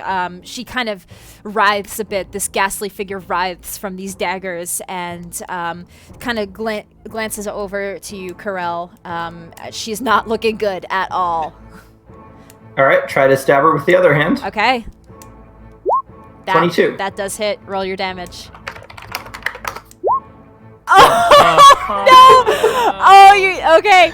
All right. She looks at you. She was shocked that she took so much damage, and then that one extra swipe. She is on the brink of this immense pain that you see her in from these dagger hits. But she's really, really not looking good, but is still up. Awis, you're up next. Gizzard, how much health did you say you had after? I didn't say. Oh, And so I guess at the start of your turn here, you're no longer poisoned, if I'm seeing. It will be poisoned till the start of its next turn. Okay. So yeah, I guess you're good. Taking the risk, then gonna smack him with my. Would he have to roll again though, right? Because he didn't succeed. I failed. Oh yeah, I failed, right? So. Yeah, so he's not. Oh, so he has to roll again. Okay, so roll your Yes. Constitution save again. I don't have inspiration. Oof, so God damn it. So you are poisoned again, so that means you have disadvantage on your attack and ability checks. Poor old man. Yeah, just smack her. Roll the hit. so well, That misses. Miss again. Oh, she kind of looks at you strange as you just swing a quarterstaff at her way, and almost as if like, what are you trying to do here? And that would be Gizzard. Gizzard is up next. Okay. Yeah, just shocking grasp. Okay, 21 to hit. that hits. 8 points of damage. And with that, how do you want to do this, Gizzard? I just want like her bones to like be like flashing through the skin. In typical cartoony Yeah. fashion. Yep. That's all.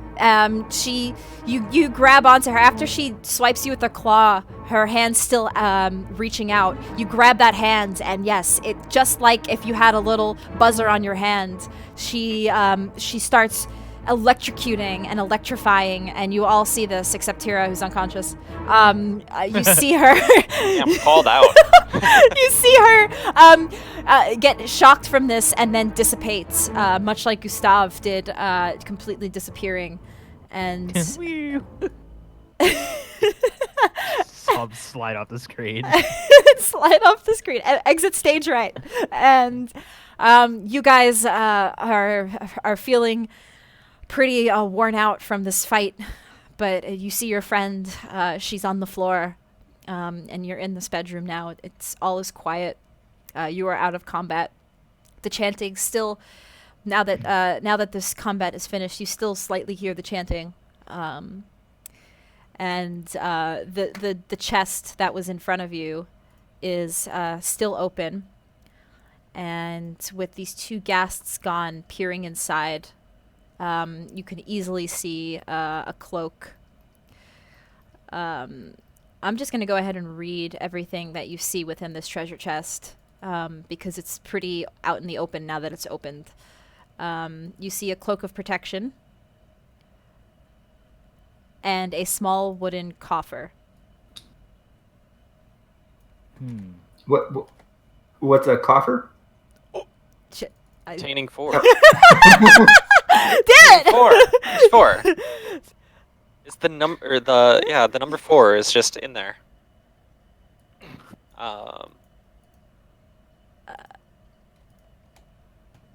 of protection. So here is the cloak of protection for you guys to look at.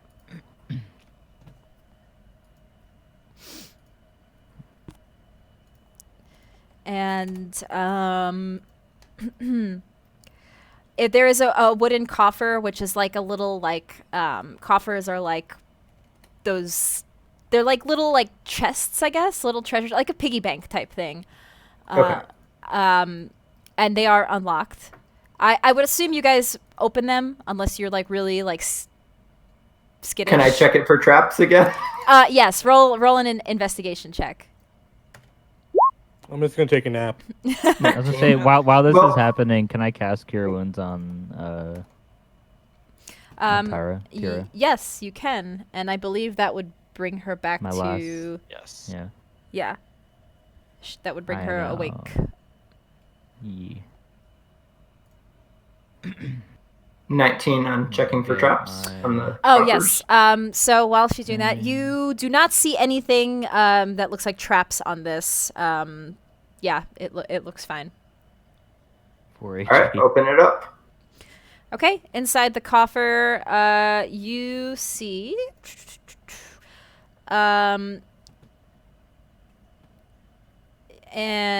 sorry, 4. you see four potions of healing. I'm gonna just paste it. Hey. 4 potions of healing, a chain skirt, a mess kit, a flask of alchemist's fire, a bullseye lantern, a set of thieves' tools, and a spell book with a yellow cover on it. And so Awis, you heal Tira for 4 HP. Tira, you are awoken by Awis. I'm going to jerk upright and yell hallelujah as I get up. It was kind of just gently pats her on the shoulder. It's like, you may have had it rough today.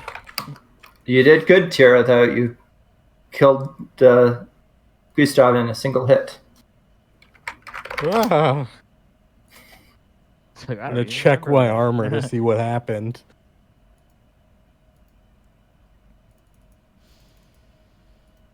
And then I'm going to just kind of quietly just sit in the corner for a little bit.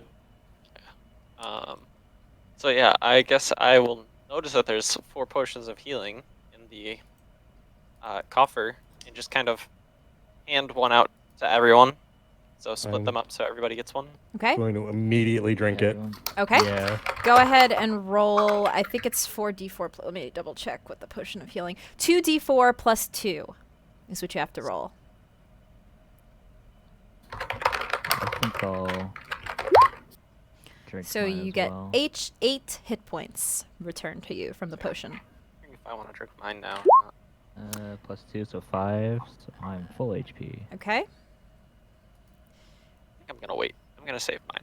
Okay. I'm going to save mine as well. Okay, so you guys can add those to your inventory. And yeah, there's still a bunch of the other stuff sitting there.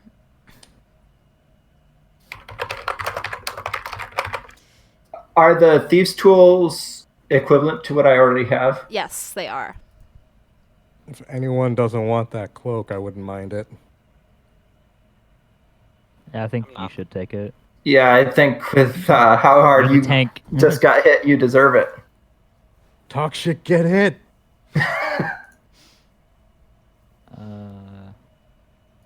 Trying to remember what Alchemist Fire does. Yeah, Is it I just don't- like 1d6 or something? I can pull that up for you. One moment. Alchemist's Fire. 1d4, it seems. Yeah. Sorry, I can just link the D&D Beyond link. Sticky.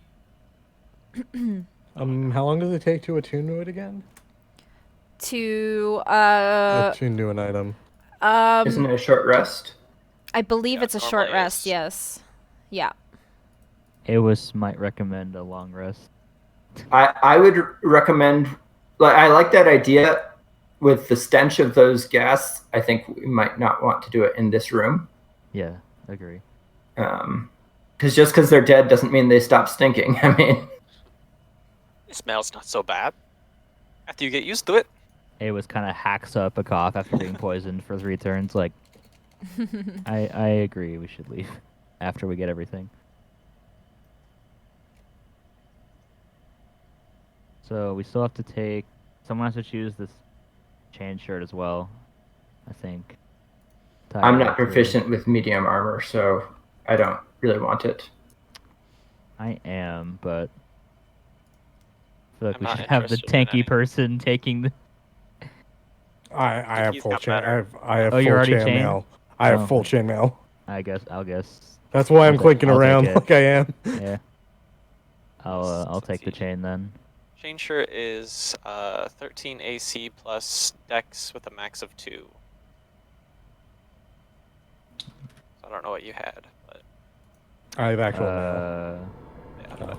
I already forgot what I had. Awas. you might have Yeah, something better. I had leather on. Oh, then yeah, you take it. Yeah, I'll grab it. Okay. I don't know what your Dex modifier is, but 0. well then yeah. So your AC is 13 now instead of 11.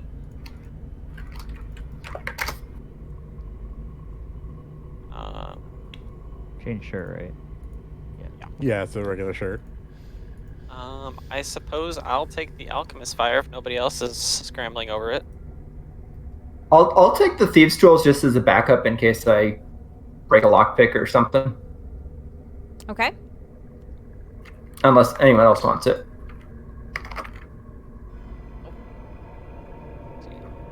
And yeah, nothing else interests me at all. I know there's a spellbook there, but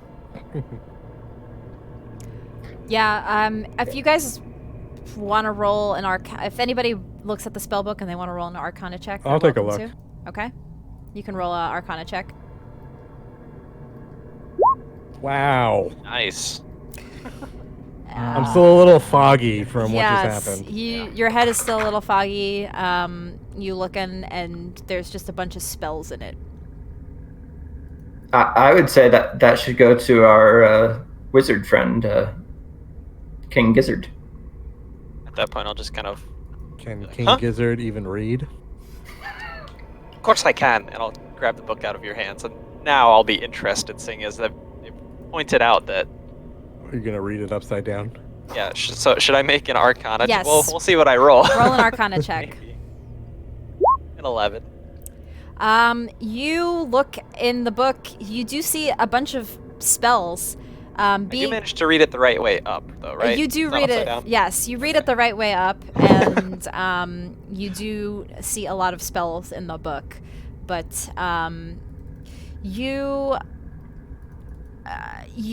as a wizard, believing yourself to be a wizard, you think that these spells might be of use to you, but you're unsure. I don't know what they are. Can Awis attempt? Yeah, Arcana you can check? roll an Arcana check. Oh, yeah. Okay. Yes. So I'm Cool like, spells. I'm not like trying to not let you look over my shoulder to read it. Yeah. It's my book. So you don't let him read the book? No, not really. Not with the 7 Arcana. The- check. Yeah, the- okay. The low It's like roll, trying yeah, to look Yeah. over. Yeah. Yep, you don't see much. It looks like, yeah, some spells are written in there, but that's about it. Close it. Put it in my bag. Okay. So I think that's it for... There's a mess kit, if somebody wants that, and a bullseye lantern, which casts a bright light 60-foot cone. I'll just link it, actually. I have dark vision, so I don't feel like I really need a lantern. You guys are welcome Cast to light. just hold on to these items or leave them behind Yeah. also. Just You so must know, construct dark vision doesn't, additional like, pylons. super well. It's just you can see stuff. Like you still see only like shades. of Pylons. Okay. Well, I also have Yeah. I Maybe also do related to have a hooded lantern in my inventory. Pylons.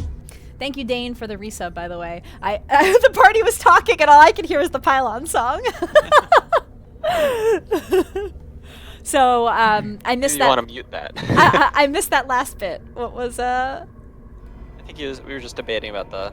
We were talking about dark vision. Okay. So wait, what was the? We just have the lantern that needs to be taken. There's Somebody wants it, but- there's a mess kit and a lantern still sitting there. If anybody wants to grab them. I'll take the lantern just in case. I'll take the mess kit if no one else wants it. Okay. You guys can add those to your inventory. Is anybody over encumbered? Oh, are we tracking that? Yes. What's Don't the think so. encumbrance weight? Whatever your strength. I think D&D Beyond automatically I think it's all. detects it based on your strength and everything. So once if you add them to D&D Beyond, it'll tell you when you're over encumbered or. I think roll 20 does as well if you're adding stuff to roll 20, Okay. Kitty. as long as you're adding the weight of things. I thought I heard a kitty in the background. Yeah. Well, I have a cat jumped on my desk, so I don't know. Yeah. Okay. So, you guys divvy up these items, and what would you like to do now?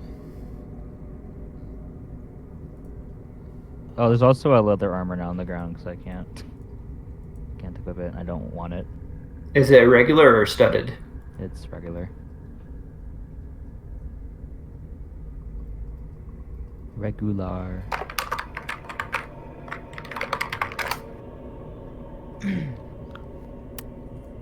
Well, we shall at least get out of this room. So yeah, I'm gonna start heading out at the very least. Oops. Sorry, Tira. I put an X on you. It's just dead. Yeah, I was gonna say instant death. Suddenly. No. The wall gives out. And she falls into a pit of death. Rocks fall. Everyone dies. Okay. So A was thinking about resting.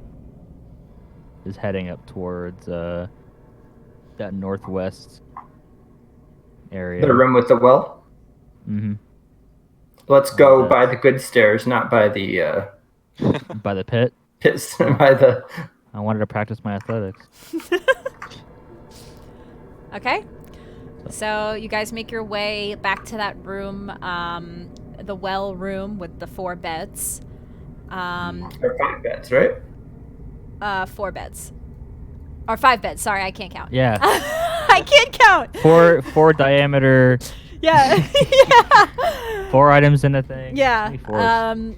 So what is your guys' plan here? To take a long rest or a short rest? Long rest Well, is yeah, what I Awas think we would, already took a short rest, and usually you can only take like one short rest per long rest. Is that true? I thought you could take as many short rests. I Like- mean, obviously you can do whatever whatever you want, but Yeah. I think it's kind of like So I only need 4 hours for my trance, so I can keep watch for the other 4 hours. Yeah, Awas definitely needs a long sleep. He's an old man. He's I tired. am tired AF. And yeah, I think she needs the rest most. Okay. So yeah. I guess it's the only limitation is you can only have a long rest once per day. That's what I was thinking of. Sorry. Yeah. Maybe a rest and break. We've been out for like 2 hours, right? We did this last time at least. I would be fine with just a short rest, probably. I have no spell slots, so. Yeah, I've My used last most of my one on abilities up. healing. Tyra.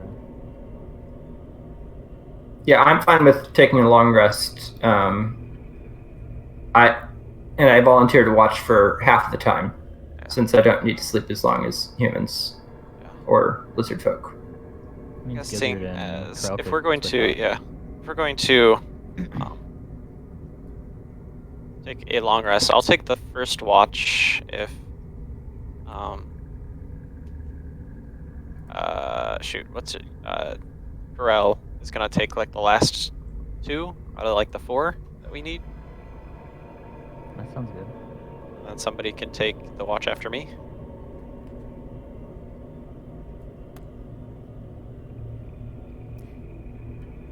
Wait, you wanna? Wait. Right? 'Cause I assume that that's kind of. What Well, you'll he only Tracy needs is 4 each watch hours. is kind of Well, Yep. each watch is like 2 hours because we need to rest for 8 hours. yep. Yeah. So I can take the first watch. Somebody would need to take the second, and then Pharrell would be able to take the last 2. Oh yeah, huh? That's a bit tricky. Yeah, I think that's fine. Each of you swap out because Corel again only needs the 4-hour trance. So. I just sit there with my eyes open for 4 hours, staring off at nothing. Yeah. Okay. So who's staying up first? I believe I am. Okay.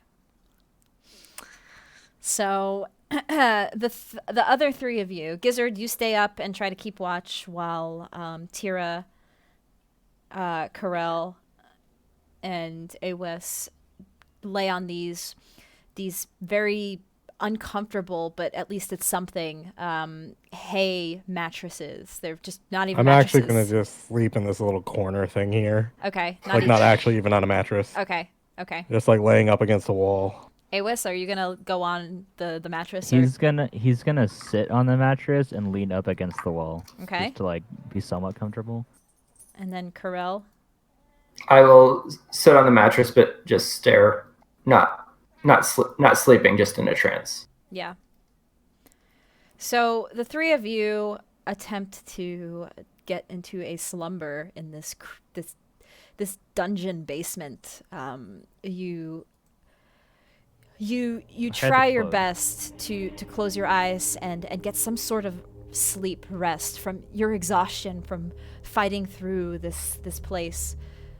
However, you guys can't seem to fall asleep. As you start to doze off, you hear in your head these horrible scratching noises. And within Awes, when you're beginning to doze off and you hear these noises, it wakes yourself up quickly, and you look around to see if there's somebody in the room. Roll a perception check. Monka S. 24. You see nothing. You begin to think, is this in your head? Why can't you I'm getting old. fall asleep? Yeah, you're getting I'm old. going mad. Damn this place. need to get out of here. Tira, as you doze off, you see.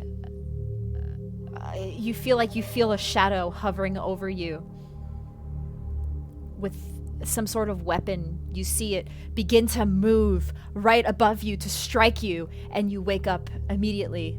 Roll a perception check.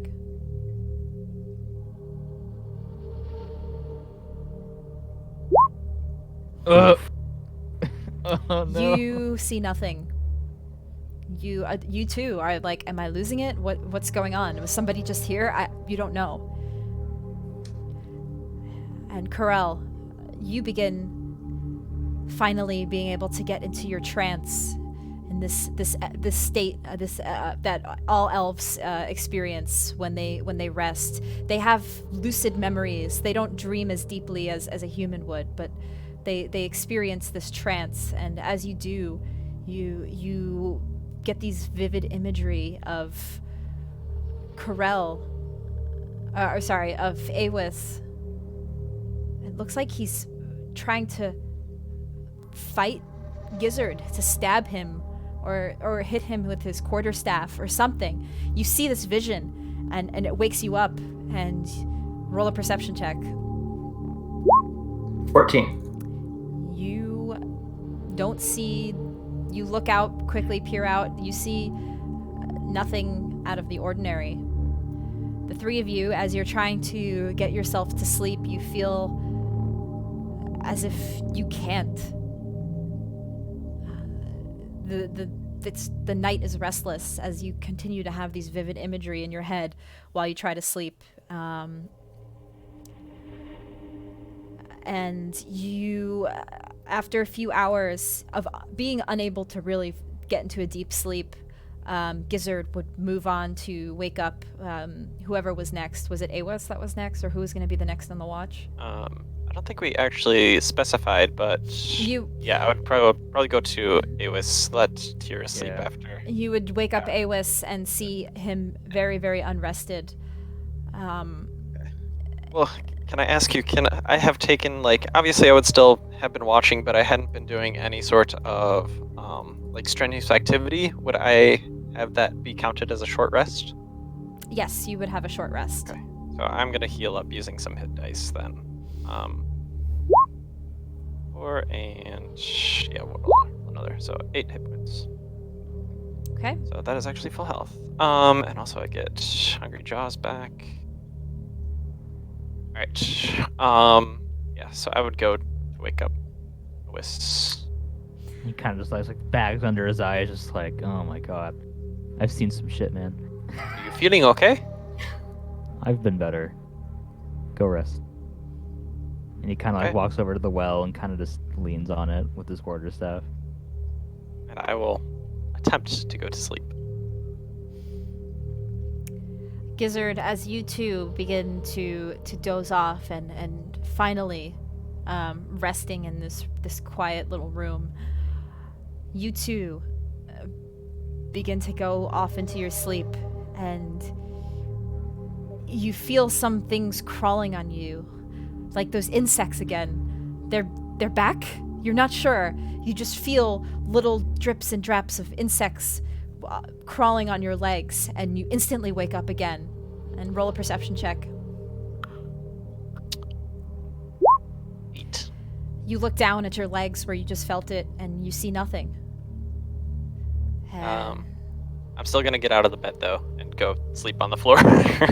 Okay. Try to anyway. You attempt to get yourself back to a comfortable spot on the floor and go to sleep, and the same thing, you experience the same thing. It is restless. You cannot get yourself into a deep sleep. You doze off. Something wakes you up. You panic. You shake your head. And all 4 of you experience this for the next 4, 6 hours. And each of you switching to your different watches, and you all feel the same thing, exhaustion. And you wake up.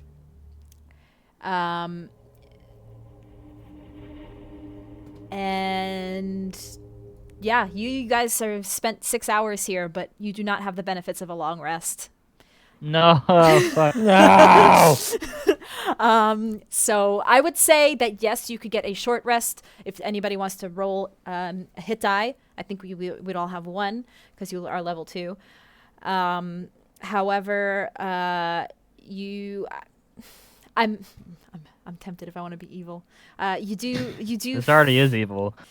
you feel a little exhausted from a restless night. So you all have a level of exhaustion. I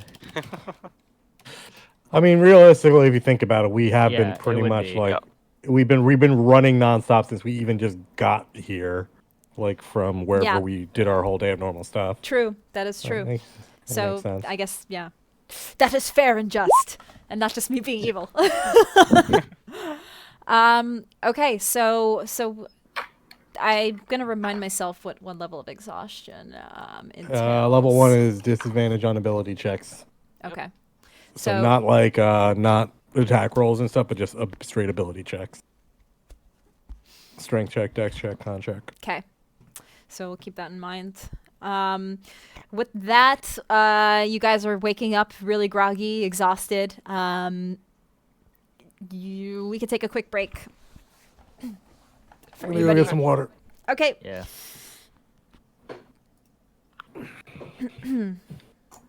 Be right back as well. Okay. All right, everybody on the stream, hope you've been enjoying it so far. So as a little note, that is actually not part of the Death House module. That actually doesn't say anything about, hopefully nobody's listening. Hopefully none of my players are listening right now. I think they're all taking breaks. I added that in. It doesn't say anything about if players take a long rest in the Death House, but I feel that if you are about to rest in a haunted house like this, it would not let you rest. So I am not letting them rest. They're not going to just have a nice little rest and think everything's all dandy the next day and go on to venture more into this dungeon. So I added that in. However, I was tempted because they helped the children. They did lay the children to rest. I was tempted to offer them, I might offer them, like, they have their inspiration from that, but they did do a really good thing in the house. We'll see what we can do with that. So, yeah. Is it an optional rule? I didn't see it when I was looking through the when I was reading Death House. I didn't see anything about taking a long rest in the house. I actually looked it up on Reddit, and somebody had that suggestion. So Curse of Strahd Reddit is a great place, by the way. If anybody plans on running Curse of Strahd campaign, if you want to get some extra ideas beyond the book, Curse of Strahd Reddit subreddit is so good. Okay, I do have to really pee though, so I'm gonna head out, and I'll be right back.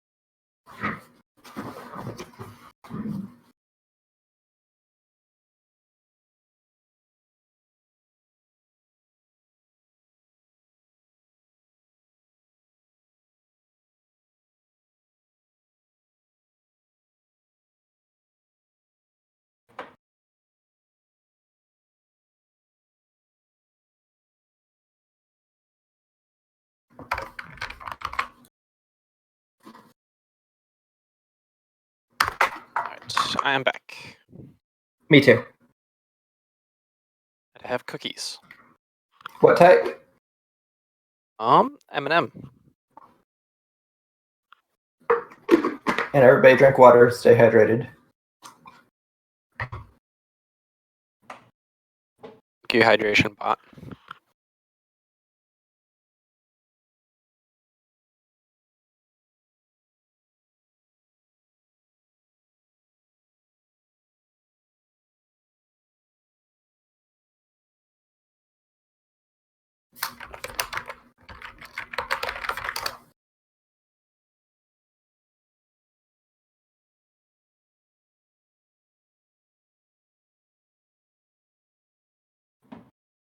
6 levels exhaustion is just death. Yep.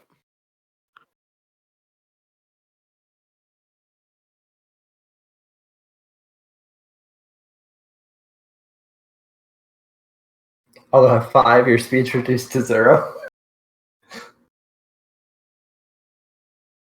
Yeah, once you get to 5, you're pretty much done for.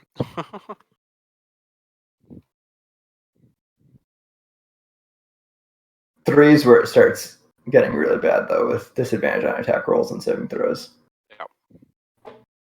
I mean, even 2 is pretty bad. Yeah. And hope you guys don't need me to lockpick anything else, because... Yeah, that'll be rough.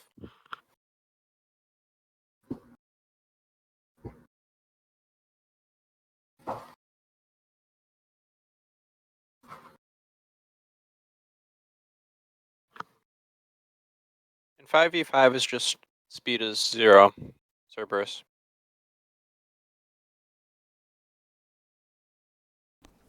Alrighty. I'm back. Cool. Welcome back. Alrighty. I forgot to unmute myself.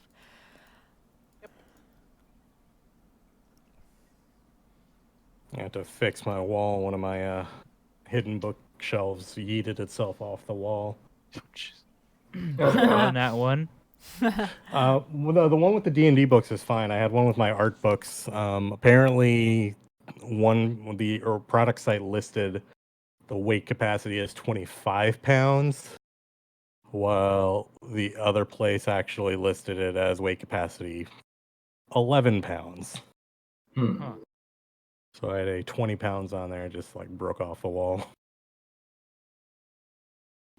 Was it into drywall or into a stud? It was into a stud. That's why I was surprised it came out.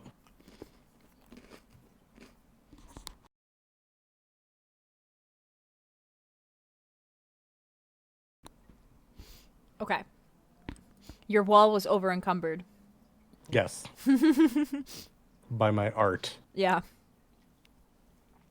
Get my water.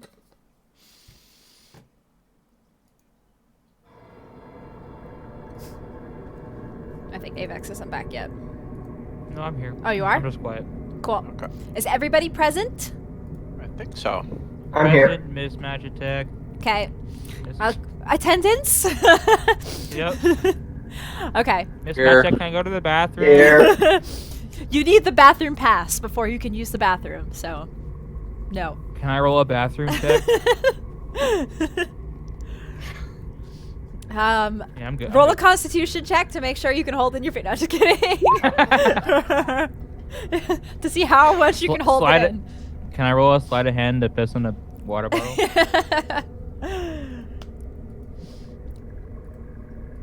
Just don't use the well.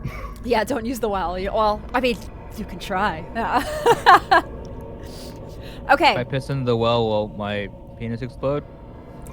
who knows? Knowing our luck. Yeah. So the four of you just tried to attempt to have a long rest, but was a completely restless night as you kept being awoken by these lucid dreams and things like that that were pretty horrific in nature. What do you guys want to do next? I think I'd actually draw some water from the well and just splash it on my face, just to try to, after that kind of haunting experience, just try to shadow that. Okay. Awis definitely has like this long grimace on his face, just miserable. Like, I'm so not. I don't want to be here because he feels like he can't. He didn't gain any of his power from the rest. He's just basically a walking stick with an old man attached to it. In that order.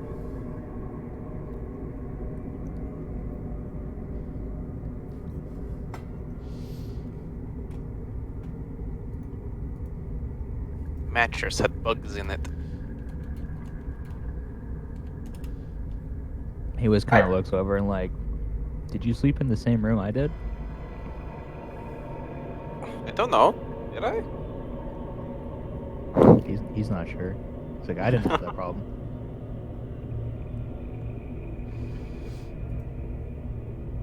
Basement's haunted. I don't think it's just the basement. I think this whole house is haunted. I think it's what that chanting is doing. We should go deal with it and get out of here while we can, as soon as possible. Agreed. Well, I kind of wanted to go look at the room with the wolf in it. It was just like, I just want to leave at this point. I've had too much to deal with here for my age. Anybody else want to see the room with the wolf, or should we just go downstairs? Let's go downstairs. I want out. Yeah.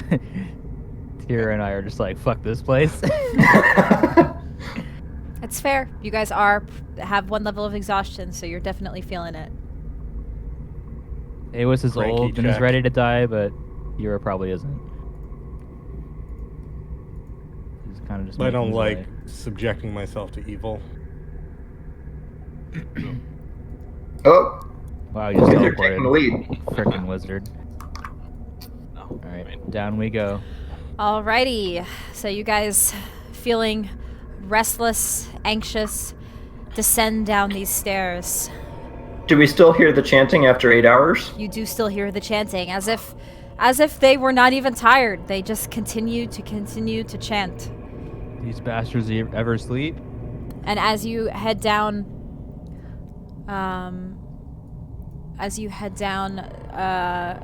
ascend down these stairs,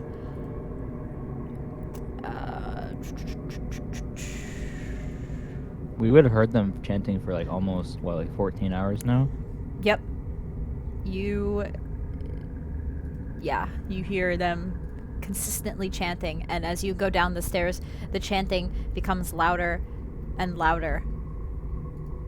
Is it decipherable yet? Where are your guys' tokens? I moved players. Oh,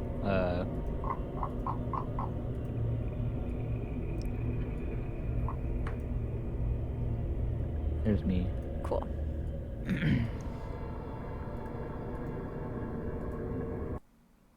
Oh god, I might have dragged mine into a bad spot. Okay.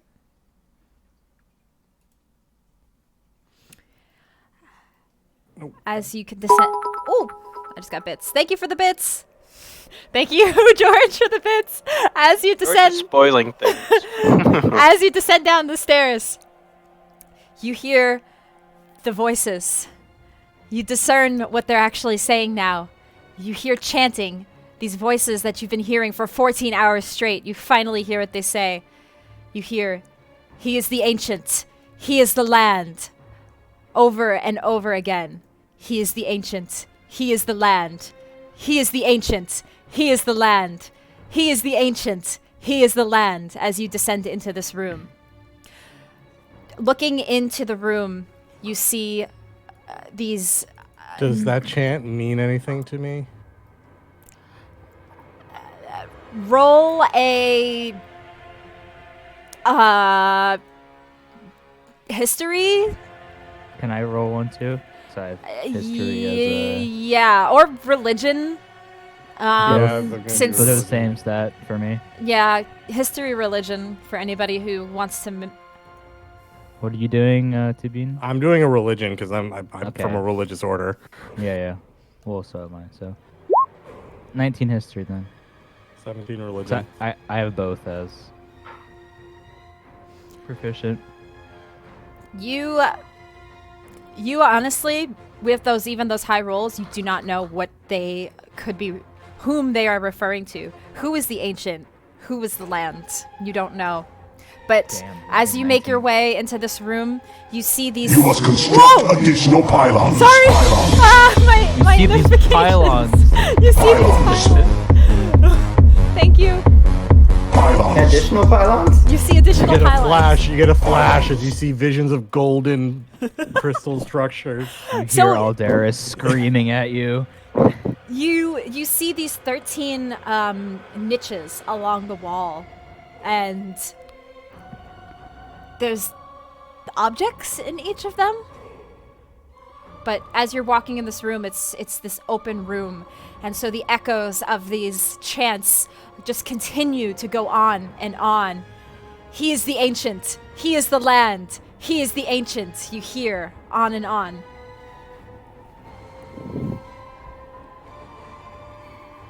Do we see any cultists or anybody actually chanting in this room? Nope. You just hear it so loudly now. We hear it as if it's like right next to us. As if it's here or in a room over. You said there was nothing really in this room that we're in? There's these 13 niches yeah. that have these items in them. What are the items? Roll an investigation check. Okay. I'm not good at investigation. 8. 16 on the one that's 8, right in front of me. 16. And can I look at the one in front of me? Yep. 10. So Sure, it doesn't. I Oh, it should be at disadvantage, right? Oh, shit, you're yeah, right. actually, yep. Everybody roll at Whoops. disadvantage. I'm gonna assume that 8 isn't very good anyway, so I'm not gonna. So I'll just roll So I the second fail one. anyway.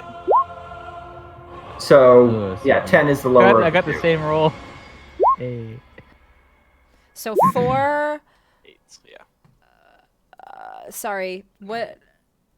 Mine should be 10 because I rolled a 10 and a 14. So 10. 4, 10, 7. 7, 14. I rolled an 8.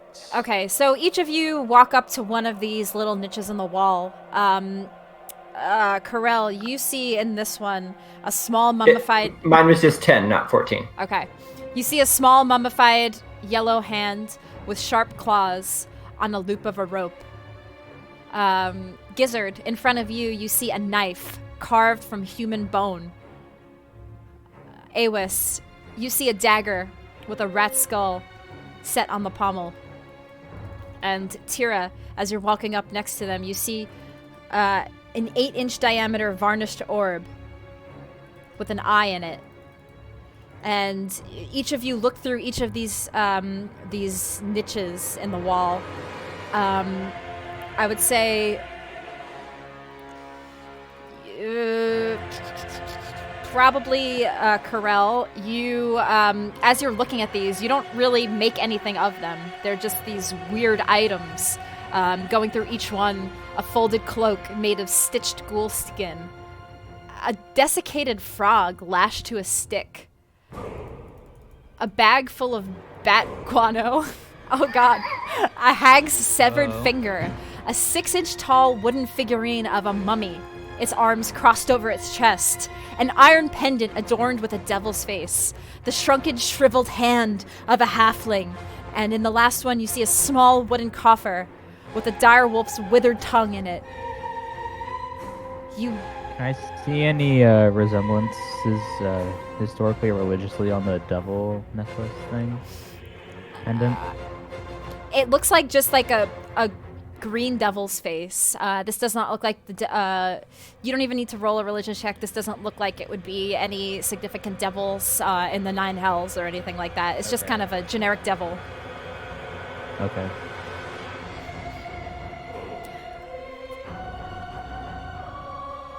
So we don't see anything really? Like, they're all a bunch of weird items, but nothing is like... Yeah, they're Standing like out. nonsensical almost to you guys. It doesn't really. It's Are they, just like otherworldly almost?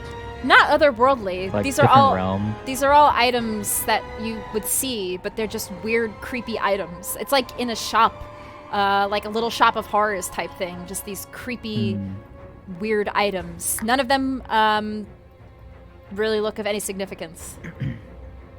Awis looks to Tira and is like, I definitely don't trust after everything that's happened to you or me. Can you cast light on my mace and I'll throw it into the next room to see, so we don't walk into anything else. Do you have another weapon other than your mace? I've been using my quarterstaff the whole time. Okay. Hold on. And instead of you tossing your mace, I will take out a silver piece and cast light on a silver Yeah, piece. same idea. Toss it into the room. You take the silver piece and toss it. Yeah, down, kind of to the Down. south. So looking south, you toss this coin. It looks like it hits something, a gate. I'm really bad at pronouncing this. A portcullis, one of those medieval gates. Portcullis. Portcullis.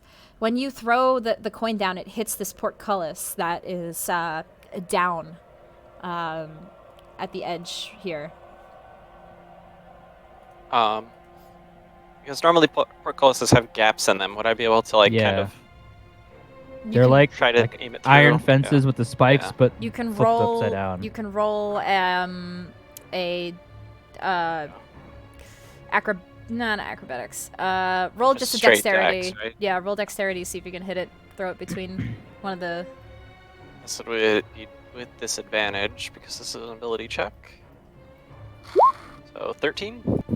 Oh, could have been 19. You throw this coin down, and you hear it goes through the portcullis through one of the gaps, and you hear it bloop, like it hits water. Water. Okay. Did I see anything as it kind of flew through with the light?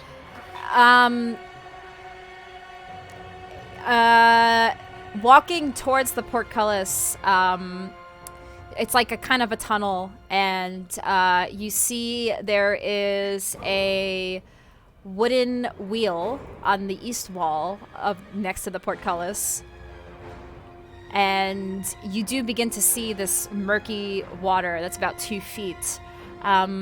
Looking in, you can kind of see a little bit with the lights. You see water, maybe some stairs, but it's hard to make out with the portcullis. Perhaps we should go The other way. other way. Yeah, can I Yeah. peek around the corner here? Yep, looking down the corner here. It's a hallway. It kind of ends there and turns to the right here. I say we go that way. All right. Yeah, I'd like to try to stealthily go this way Okay, roll a stealth check. Yeah. Following and stealth. at disadvantage, right? Yes. Yep. 7. Ugh. 15. The one time Tira gets Yeah, what the hell? 6. Though she's exhausted, she's done this a many times, trying to be stealthy, and she's finally got the hang of how to. She holds onto her chainmail or her armor so that it doesn't make this clangy noise. Meanwhile, Gizzard is trailing behind, just doesn't realize everybody else is stealthing, so is not very stealthy himself. You begin to walk down this hallway, and as you're looking very quietly, you see shackled prisoners in these little alcoves. What's left of the prisoners is just bones littering the area. The only thing remains are these rusty shackles. And you continue to proceed down. I'll just reveal the whole area. Oh, it just dead ends. Roll an investigation check. Disadvantage. Nice. Hey. Wow.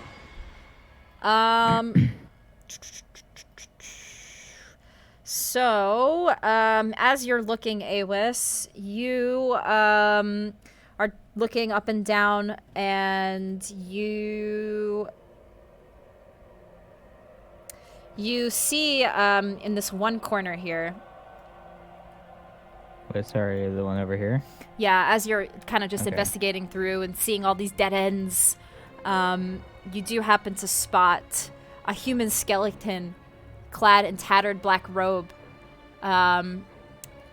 You see a gold ring on his finger, and it looks like it's worth a bit of money. Okay. I'll kind of gently poke with my quarterstaff against the skeleton, like, my way of trap checking Yeah. in the worst way possible. You do. Nothing happens when you touch it. Okay, he leans down and kind of just, without touching any of the bone, just like only touching the ring, sliding it off slowly. Okay. You manage to get the ring. Nothing happens. It's just you get the ring and add a The gold. floor falls through. Add a gold ring worth 25 gold pieces to your inventory. Wow. So what? It is still dead ends. Then? Yep, still dead ends, unfortunately. Does anybody want to do anything else in this room?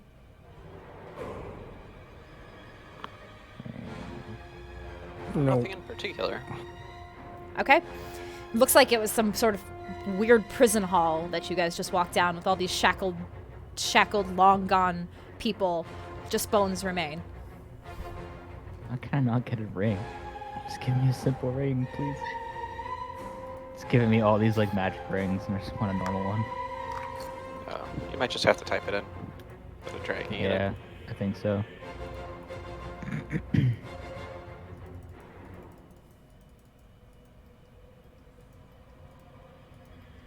I mean, I guess kind of head back to the portcullis and You continue to hear this chanting. He is the ancient. He is the land. He is the ancient. He is the land. I'm still not quite sure where it's coming from, but it's pretty loud. So yeah, is there any way that I can see to possibly open up this portcullis, like a keyhole or anything like that? Roll. I won't even have you roll for this because it's pretty obvious. Actually, roll an investigation check. Okay, at Oops. disadvantage. Whoa, God! Good, yeah. and the whole floor shifts. Was that ring just a solid gold ring? Sorry, was there anything else on it? Just Any yeah, inscription no or- inscription, just a nice fancy gold ring. 9 investigation. You do see this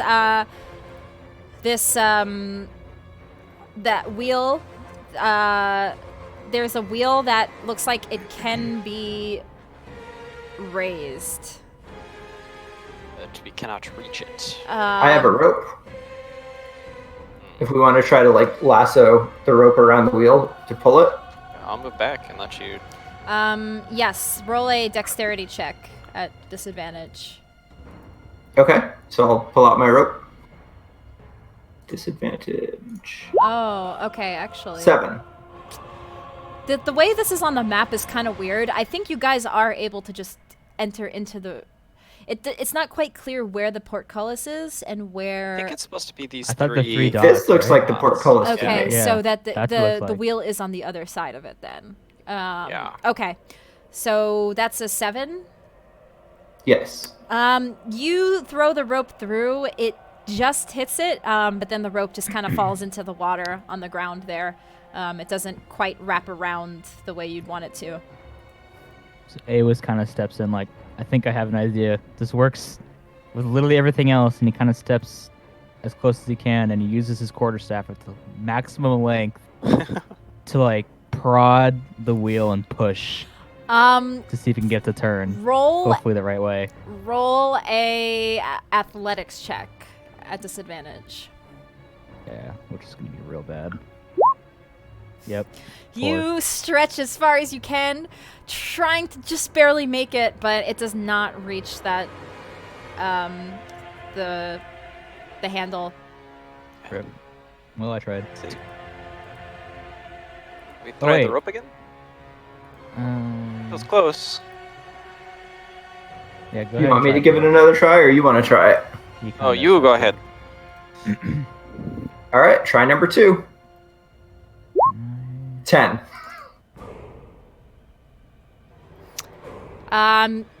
You try again. You throw it, and it just does not make it again.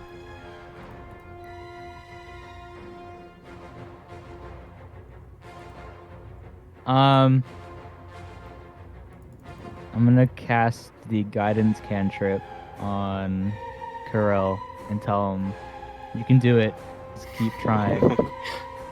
Third Okay. time is the Yeah. third add time a- is the charm. Roll a d4. You can add it to the next 4d4. ability. Okay. Still a 10 So plus 4 is 14. plus. Oh, you have to roll. Well, At plus, roll plus 3, to 13. 13. Okay, so you throw the rope. It does manage to kind of grab onto this wheel to pull it, but it's like very slimly on. That if you pull maybe too hard or do something wrong, it might slip off. So roll me an acrobatics to see if you can keep this rope kind of not fall off. Roll me an acrobatics. 8, natural 1. Oh god. You roll the portcullis, and it starts to move up just a little bit. This wooden wheel, it goes up slightly, and then the rope loses its grip again on the wheel, and it falls back down into the water. The water splashes up on you. This murky water. And I assume I've lost the rope now. Yes. You still are holding onto the rope, but it's off of the wheel now. In half drenched in water. Yeah, and now it's all sopping wet and everything. Yeah, I think I'm just going to pull it back and put it in my pack. Or attach it to the back of my pack. Since it's all wet. We could try repeating what they're chanting. Maybe it's a audibly activated door. He is the ancient. He is the land. He is the ancient. He is the land. It continues. Can I try saying that? He is the ancient, he is the land? You say that. It doesn't seem like anything happens as you say it.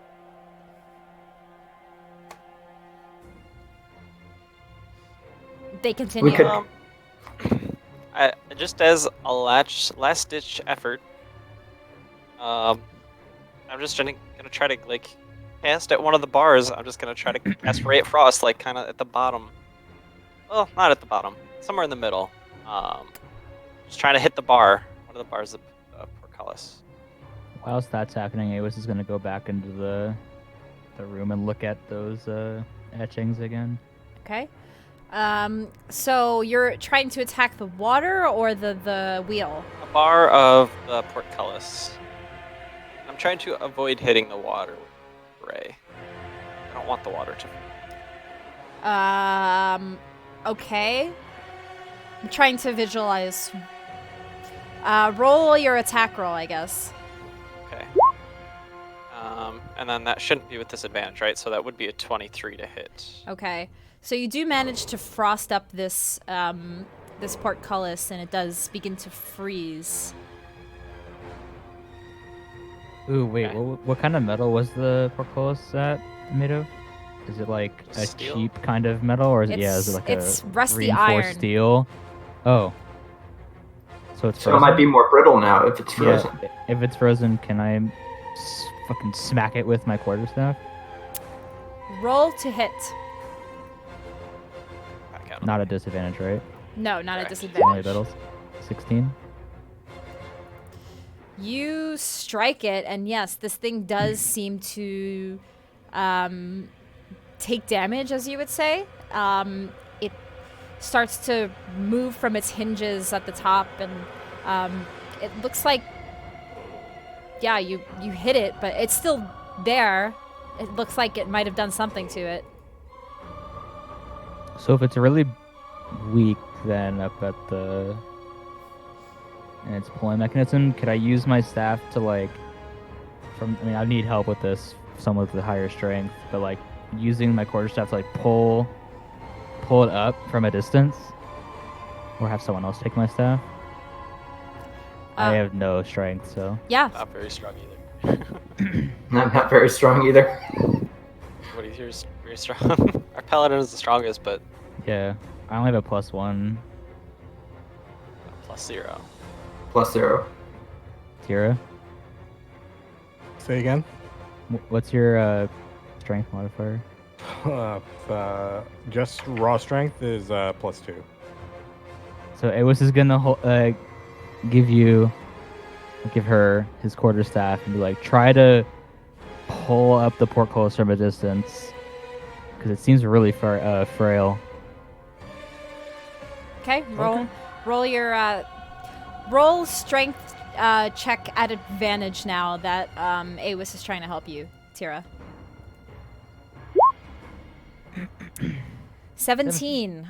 You are able to Tira is able to lift this portcullis up. Yeah, the iron the rusty iron squeaks, and some of the ice begins to shatter off of it as she lifts it up. But it is manageable that somebody would be able to run under. I'll try to squeeze under and then start trying to work the wheel. Okay. Awis would give. Wait, do I have to touch him the whole time while doing guidance? No. It's just one. Yeah, it's just the first, and then it's concentration, right? Yes. So he would be guidance on Gizzard if he needs it. Okay. Do I have For to 1 make any minute. check to squeeze under, or am I good? Yeah. Roll a dexterity or acrobatics. Sorry, roll acrobatics. And this would be a disadvantage. Plus 1d4. 4 plus 1d4. 6. You slide under, but just one of the rusty iron little spigots from this portcullis does kind of just hit you a little bit. Get your tetanus shot. You take, ouch, 4 slashing. I rolled a d4 Ow. and it was a 4. Oh yeah, kind of dig deep in there. But you do make it to the other side of the portcullis. Okay, and then yeah, I'm gonna go try to work the thing to. Okay, and you move it. It moves just fine. And as Tira is holding it up, the thing starts to move up with ease as Gizzard is moving this wheel, and the portcullis goes all the way up, and boom, it goes into place. Like it is stuck in. It's all the way up now and in place, and the portcullis is up now. All right. So Nice. Good job, Ready team. through. As we kind of run through you enter this room, and die. and what you are greeted with. Ooh, turn order.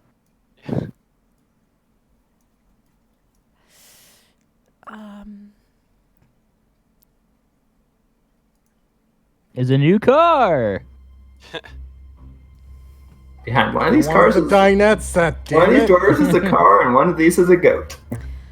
As you enter the room, Do it, no do it. you're walking through. The "He is ancient, he is the land" stops. The chanting stops as you peer into this 40-foot square room. The smooth masonry walls provide these excellent acoustics. Featureless stone pillars support the ceiling, and a breach in the west wall leads to a dark cave heaped with refuse. Murky Good water place to record a metal album.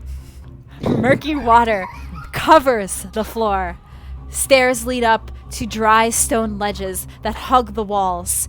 In the middle of the room, more stairs rise to form an octagonal dais that also rises above the water. Rusty chains with shackles dangle from the ceiling directly above the stone altar mounted on the dais. The altar is covered with hideous depictions of grasping ghouls and is stained with dry blood. Metal. What would you guys like to do? Wait, did you say the chanting stopped? It has There's no one in stopped. here? There's nobody in here, and you no longer hear chanting. And you said we don't see any immediate exits aside from that little thing at the bottom? That doesn't even look like it would be necessarily an exit. You just see this like little area essentially. Oops.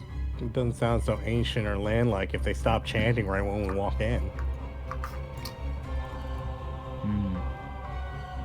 So Awis immediately gets onto the stairs because his boots and crap are all getting wet. His robe. Yeah, I'd also go up onto the out of the water. Okay. I'm gonna How walk deep is up the this water, way. by the way? Is it like knee deep It's or 2 feet deep. so? Yeah, probably about And- knee deep. Just shy of knee deep. The depending on height. ledges look about 5 feet high, so 3 feet higher than the water. So do we want to look at the dais or the refuse pit? Awas is gonna look from a distance. I suppose seeing as the user looks around and sees everybody else kind of walking up along the path to the side, I guess he's going to walk forward kind of towards dais a little bit. Kind of get to the stairs. Awas, knowing that he forgot to take his quarterstaff back, just equips his mason shield.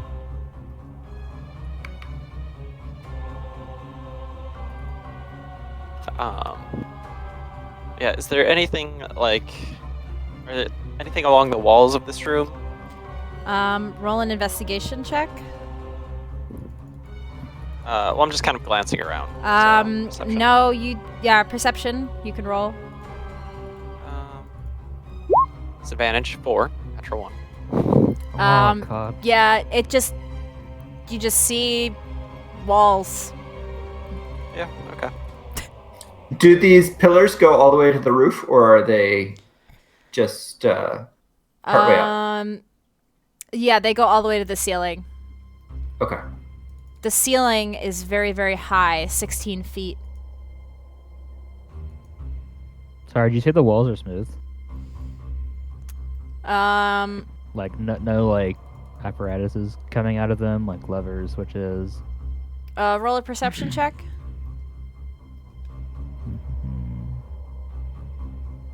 Disadvantage still? Yes. Ooh, 10. Yeah, the walls look kind of just. You do notice something right here. Here? Yes. When you're like kind of putting your hand across the wall, feeling the smoothness of it. Give me 1 second. I just want to check here. You pull, like, again, Awas, like the master of finding secrets in the walls. You do pull this wall to the side. It kind of is like a spinning wall type thing as you push it forward. It looks like it leads into that prison room that you were in previously. So it's like a secondary. Like a secondary entrance, yes. So I kind of make note to Corell since he's the closest one. I'm like, look, just in case we need to leave without, focusing on the portcullis in case. Well, Good we idea. left it open, so. Yeah, but you never know. Yeah, but gravity's with it if it wants to go down. Mhm, Yeah. Or someone could just dislodge it. Find your escapes, friends. Pro life tip. Always know how to get out. Well, yeah. I suppose I'll continue walking up to the dais, even though nobody's following me. I'll follow. Uh, I'm gonna regret I forgot. this, but There's I'll like, follow. is this like dimly lit or not at all lit? It's. Dark aside from our light. It was dimly lit, and as Gizzard and Tira step on this dais, Oh god. Everything bursts into flames. the How's that chanting for light? the chanting rises once more as 13 dark apparitions appear on the ledges overlooking the room. One each on spaces in between the two of you, Corell and Awas. Another one appears. These shadowy apparitions, each one of them resembles a black-robed figure holding a torch, but the torch's fire is black and seems to draw light into it. Where you'd expect to see faces are voids. And as they look over on these ledges, they begin to chant, "One must die! One must die! One must die! One must die! One must die!" over and over and over again. And they looks like down at Gizzard and Tira on this dais.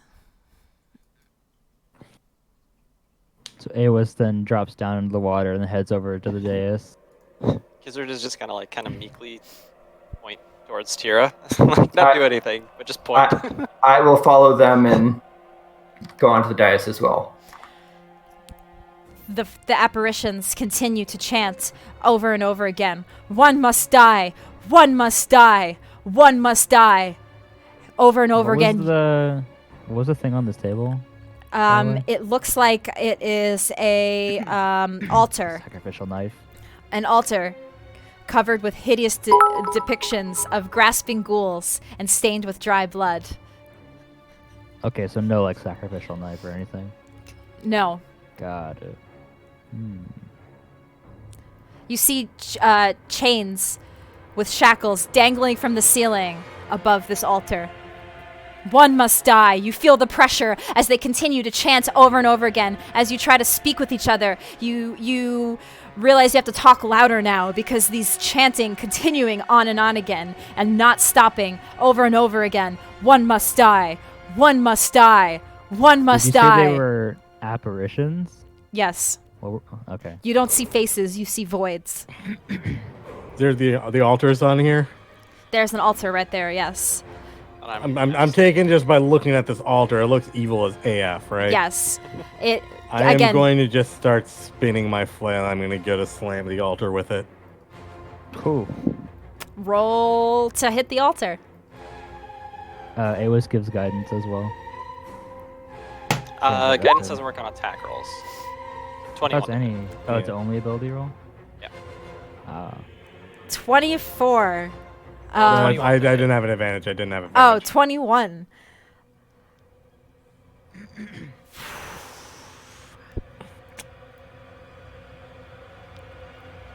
That music. You roll damage to break this altar.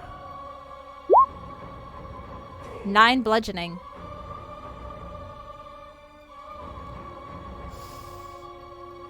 The altar gets a giant crack forms within it. This wooden altar as Tira hits it with her flail. I'm gonna keep going. Evil must go. Roll to hit. One must die. One must die. One must die. It's made of wood, right? It's like stone on the map. Does it say? Hold on. It doesn't say. Oh, stone altar. Oh my gosh, that's a stone altar, not a wood altar. Okay, roll to hit again, Tira. Roll a 7. Well, oh, that's the to hit. Oh. Okay, you swing again. It doesn't look like it really hits into the altar this time. I'm gonna try to hit it one more time before I calm down. Okay. That does smash into the altar again. Roll your damage. 7. This altar begins to shamble to the ground. And the cult stops chanting, "One must die."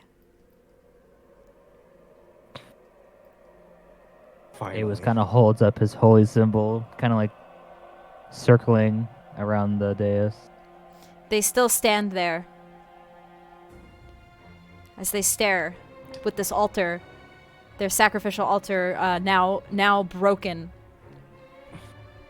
but they don't move.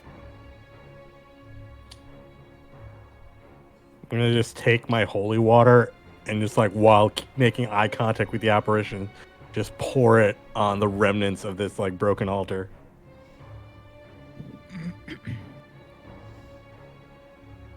I don't know if I can convey the contempt that's in my eyes as I do it, like while I look at the apparitions.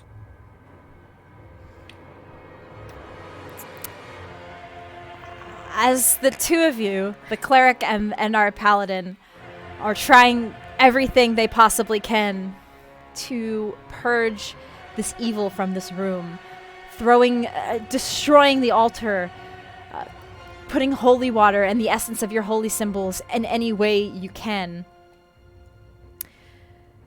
The chanting, it does stop, yet this time they begin again. Lorgoth, the Decayer, we awaken thee. Lorgoth, Uh-oh. the Decayer, we awaken thee. And it begins. Aeolus immediately turns and tries to cast mending on the altar. Lorgoth, the It's like, Decayer. oh shit. Can you put the Assume men? that that's a bit bigger than what mending can repair. No, Uh, I'm saying it's not gonna work. It's just like he's scrambling, like, oh god. Lorgoth, yeah, the hold on. Decayer, we awaken thee. It's not gonna work. It's supposed to be for tiny things, Yeah. but he's scrambling. He ain't thinking logically. So, as they begin this new chant, the shambling mound that you see in the corner, it begins to arise. What? Everybody roll perception checks. Who has the alchemist flame? I do. Doesn't that work on water? Like on top of water? I see nothing. I've done my job. I'm happy with myself. Sorry, which one? Perception? Perception at disadvantage. Natural 1. Good God! 2 natural 16. ones. I was very focused on pouring my holy Yeah. water and keeping eye contact. Tira is completely, in her moment, trying to dispel the evil on the altar. I think Coral is probably just so taken aback by everything that's happening right now. But Gizzard, and I would say, Awis, you sort of notice this, but Gizzard, you begin looking at this shamble. It looks like it's breathing. It's breathing. And it begins to move. Let me see. Inside of it, you see, Gizzard, you're able to see this. It looks like decay of plants, of animals, of human flesh. There's all sorts of things that are making up this giant pile of a mound, and it begins breathing heavier and heavier, and it arises and moves towards you guys. And I will have you guys roll initiative. Is that a disadvantage or is that normal? I think Can you even roll? I think normal. 1d6? Okay. Oops. Ignore that second one. The Corel Gizzard Okay. needs Tira. Corel gives who is Corel, Gizzard, Awis, and Tira. And this shambling mound, let's roll for its initiative. Okay. So this thing begins moving, and suddenly these weird-looking limbs start to spawn from it. It becomes not just a mound, but some sort of entity with limbs. And it slowly but surely is walking thump, thump, across the water. The puddles, it makes puddles as it walks. And the chanting, as they awaken this thing, the apparitions chant again. The end comes. Death be praised. The end comes. Death be praised. And it begins moving towards you. And Corel, you're up first. Have I even noticed it yet? Or not? Yes, now you notice it as it's moving slowly but surely. Yes. Okay, I will pull out my hand crossbow and fire at it. Okay, roll to hit. 18. That does hit. 8 piercing damage. Okay. And it's not within 5 feet of me, right? No. Okay. I'd like to move towards that secret door we found. Okay. for my And movement. roll an intelligence check, Corel. Check, not save, right? Check, yeah, not a save. Oh, sorry, at disadvantage. So it would be a 12. As you hit this thing with your crossbow, you notice when you hit it, it almost looked like a little ding to this thing. It didn't. This thing looks like it is really hefty from your observation.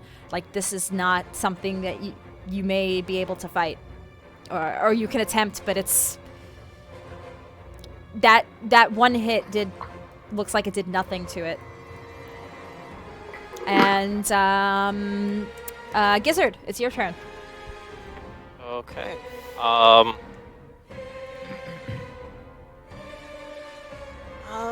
Let's see.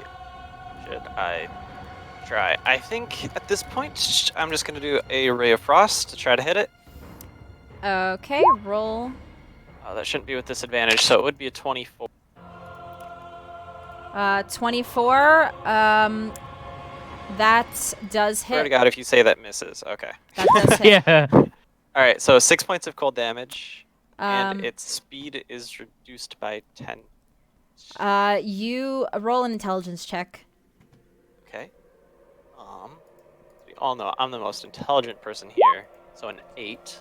You Oh, with look. disadvantage too. Hold on. 8. You. This thing looks like it did not. That cold damage was like nothing to it. Okay. I think that needs to be. There we go. That's the right size. All right. And then yeah, I am going to. Let's see. Has it moved like to that position then? It looks like, I guess. Yes. Yeah, I'm gonna try to move away. Hopefully it doesn't have extra reach. Can hit me. It was. Okay. Awis, it is your turn. Okay. So let's see. I move away. Let's see. No, I'm gonna move. It's 5, Okay. 15. Yeah. Awis One, can't it's like really there. do anything. With no spell slots or anything, and no ranged weapons, so he's just gonna beeline to that poor Kolos. So 1, 2, 3. Here. And that's it. Hold action. And then you want an intelligence check too? No, you don't have to roll an intelligence check because you did not hit it. Okay. Yeah, he just beelined. Okay. He's just saying, run! Get away from that. And Tira, it's your turn. I need a moment to think. One must die. I'm trying to debate what my character would do in this situation. They are continuing these apparitions. Even Corel, as you're walking to this door, in between the apparitions, they continue. The end comes. Death be praised. The end comes. Death be praised. They continue. Can you like describe this monster to me? Looks like Loatheb to me. Roll. Well, your perception check, you did not see much from it. Yeah. You. But now that it's like coming towards me. From what you can gather, it is a mound of this flesh. Some of it looks like human flesh. Some of it looks like it could be like old rats.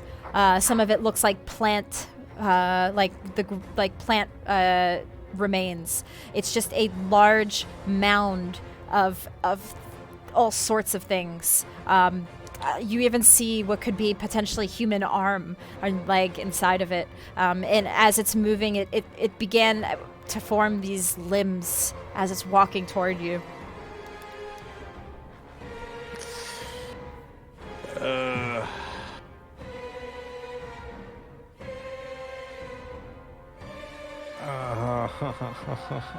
don't know what I want to do here. This thing looks undeniably evil, right? Yes. Well, that answers that. I'm going to just start ambling forward, like while spinning my flail, and say, "You will fall today, foul beast." And I'm gonna go in for a swing. Okay, roll a hit. I'm not that smart, so you know what? Go for it. Okay. Ooh. That does hit. Roll damage. 10 bludgeoning. Okay. So roll an intelligence check for me, Tira.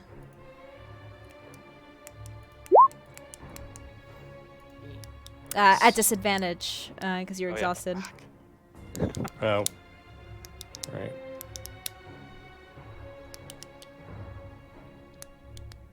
Oh, Even with the 7, you realize that your flail, even doing that 10 bludgeoning, this is not like anything else you fought in here before, and it is... Uh-oh. That did a small dink into it. All right. I am going to pivot this way to try to draw him away from everyone else. Okay? So let's stay in range so I don't provoke an attack.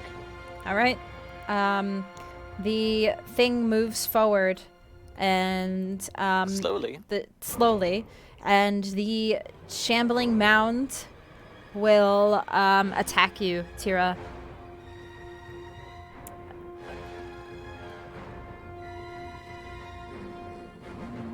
Okay. Oh boy. Okay. That doesn't sound good. Rip Tira. So One must die. It misses the first with its first limb, but then moves with its second limb. And 17 plus 7 to hit, I'm assuming. Yep. Okay. Yeah, that hits. 2. And it hits you 17. It hits you for 17 bludgeoning damage. I'm still up, but yeah, I'm hurting. Get out of there. And you all see this as your friend gets slammed with one of the arms from this giant mound. And Coral, it's your turn. All right. Since my crossbow didn't really do anything, I'm gonna go down here and see if I can knock down this pillar, or try to see if I can knock the pillar down. I think is maybe we can trap it in here, even if we can't kill it.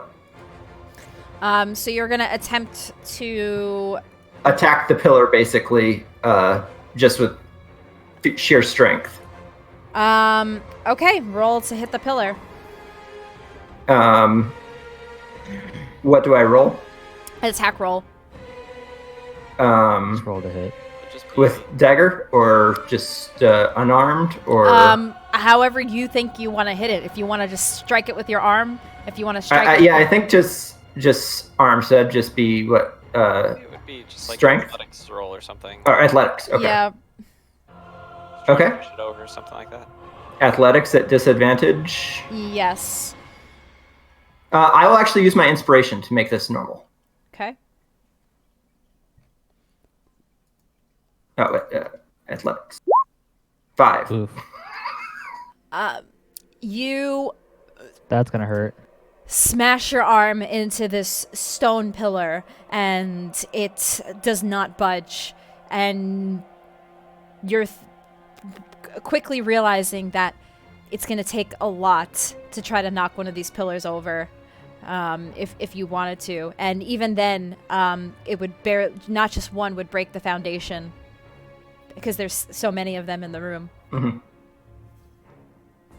All right, that's my turn. Okay, Gizzard, you're up next. Okay. Should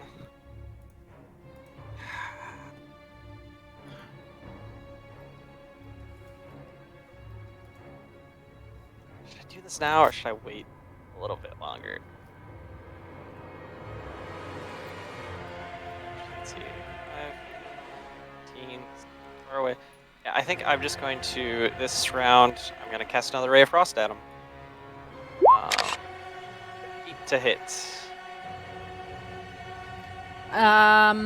Okay. That Um, misses. Actually, will you let me retroactively use my inspiration so I can roll again? I will allow it. 9 to hit. That also misses. All right. I'm going to just squeak a little bit closer to the Gullis. Okay. That is the end of my turn. Awis, you're up. So, Awas, while sprinting for his life, is trying to think of something that like connects all these pieces, and he continues to run out, but immediately turns to grab whatever the closest object, whatever these things were called. Okay. Was there like a specific which one's where, or does it not matter? That one on that wall right there was the wooden coffer containing a direwolf's weathered tongue. So he's gonna grab it and throw it across the room to try and break it. It's the only thing he's got Roll working for him. and a strength check. The check. Yeah. Disadvantage still. Yes. Not a save. Just a regular. Yeah, I realized. That was Yeah. safe. No problem. It should just be 4. Well, 3. Um, Strength's low. You throw this thing. It hits the wall. The direwolf tongue falls out of the coffer and hits the ground, but it doesn't do much. He kind of yells to Gizzard, "Come help me break these things. I think it's our only chance." And Tira, it's your turn. Full disengage. Yeah. Okay. Disengage. it's no attack of opportunity. That should have put me right about there. So But 5, 10. it's double my movement speed. Yeah. 30. Well, you'd be able to get to here, I think. Disengage just lets you, unless you were, because you were over here, right? I was Yeah. over. Yeah, I was over here. Yeah, so you should be able to get, you'd be able to move 30 feet. Ah, right there then. Okay. Okay. So the mound. Has its full movement. Yep.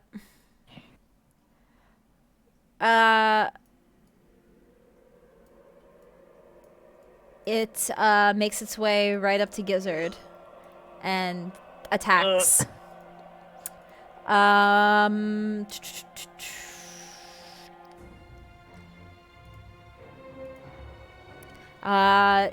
It rolls, one of them is 18 plus 7, and then 7, 8. It's, Does a 9 hit?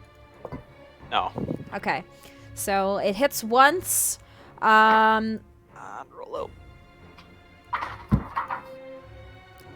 Oh god. 6 plus 8 plus 4. Okay. I'm guessing I 18. have 10 hit points. Yeah. I am down. This thing smashes at your friend Gizzard.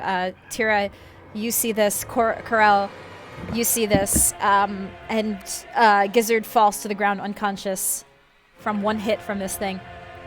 Smacked up against the wall, pretty much. Yeah. The water, his body falls limp into this 2 feet of water laying there. No! And Corel, it's your turn. All right, I'm going over here, and I am pulling out my potion of healing and force feeding it to King Gizzard. Okay. Roll, what is the potion? It's 2d4 plus 2, I believe. 2d4 plus 2, yep. 5. 5. 7. So, Oh, Gizzard, yeah. you awaken again with a potion going through down your throat, and you heal 5 hit points. But I am still prone. And, yes, and the two of you look up, and this mound is right in front of you. And it is your turn, Gizzard. You are prone. Okay. It's my turn. Guys, one must die, not two. I'm gonna spend 15 feet of my movement standing up.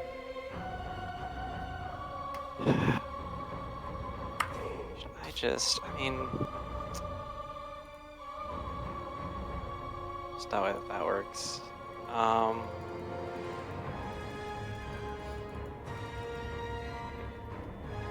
15. I'm going to just use my action to disengage and let's see. Oops. I'm like right here. So you're on that square. Tyra's there. I use 5, 10, 15 to get to here. Yes. I cut that corner. And that would invoke an attack of opportunity. Well, I'm using my action to disengage, so. Oh, no okay. attack of opportunity. So don't you have to use? Isn't getting out of prone an action? Getting out of It's prone half just your takes movement. half your movement. Okay, okay. All right. Yes, then, yeah, that's where you would end up. Okay, that's my turn, yeah. Okay, Awis. He's the only thing he knows how to do is at this point is just go around the wall and just keep chucking this shit and trying to break it. Is that as he's like slowly trying to also make it to the stairwell? Would it just be one action to throw one item, or can I grab 3 and throw all 3 as I'm running? Yeah, you'd be able to grab the 2 in the corner there and These two? roll a strength check.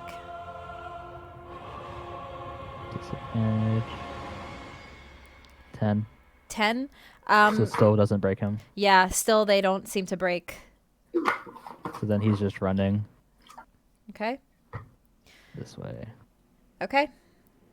And Tira, that would make it your turn.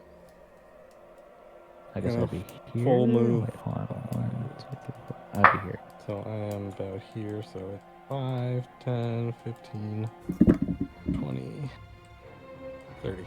There. Okay. And then I'm going to, can I use my healing hands on myself? Lay on hands. Yes. It's not lay on hands, it's healing hands. As an action, you can touch a creature and cause it to regain a number of hit points equal to my level. And you touch yourself? Yeah, pretty much. I would say yes. Sorry. So I am at 3.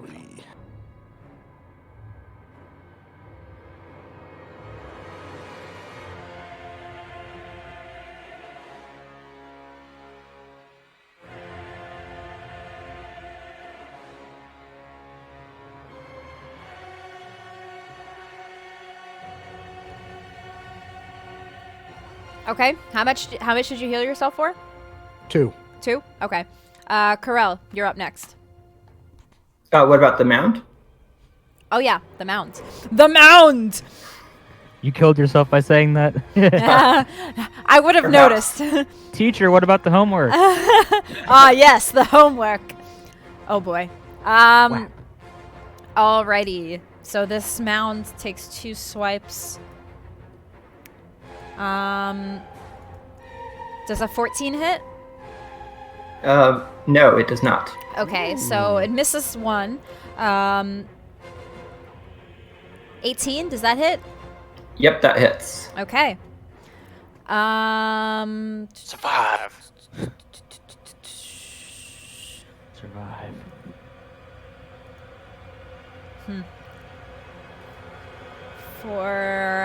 It hits you for 8 bludgeoning damage. Okay. God. And Assume you're still conscious. I'm still conscious, yes. And now it would be your turn. Alright, I'm gonna say to Gizzard, only one of us needs to die today. I'm gonna go over to the wheel and turn it so that the portcullis goes down, trapping myself inside. Wow. Why no? Come with Hey, us. Avis wouldn't be seeing this. He's too far. Yeah. Okay. Still have your bonus action. Yeah, so I guess bonus action, disengage, and so I use 5 feet of movement for there, so I still have 30 feet. Okay. So I get back to here. Okay. using bonus action to disengage from from what's it called? Cunning action. Round. Yeah, cunning action. Okay. Gizzard, you're up. Okay.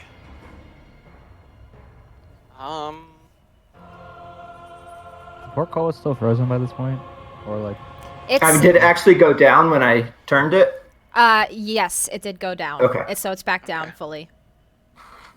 did it slam? Because if it slammed, it might have broken it, right? If it's all icy and brittle, or was it like the slow action where like you let go and it kind of just Teacher, does what its about the thing? quiz you told us? I just know there's multiple types of how these things work, so I'm just Um, wondering which one it is. this Thank no, you. it would just go back down and into place. Slowly? Yeah. Okay. Okay. All right. I am going to yell out, "Nobody will be dying this day," and I'm going to cast Fog Cloud.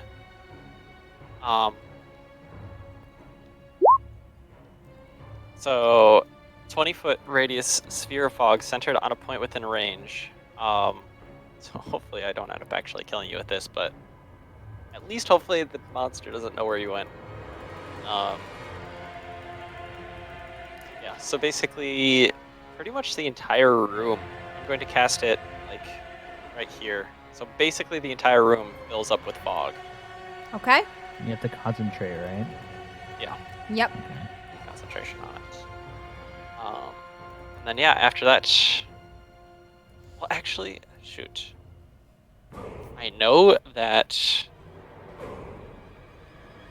the wall is over there, and I'm not sure if he's going to be able to find it anymore. So I'm going to spend my movement 5, 10, 15, 20, 25, 30. I'm going to start heading over that way to hopefully help him find the wall.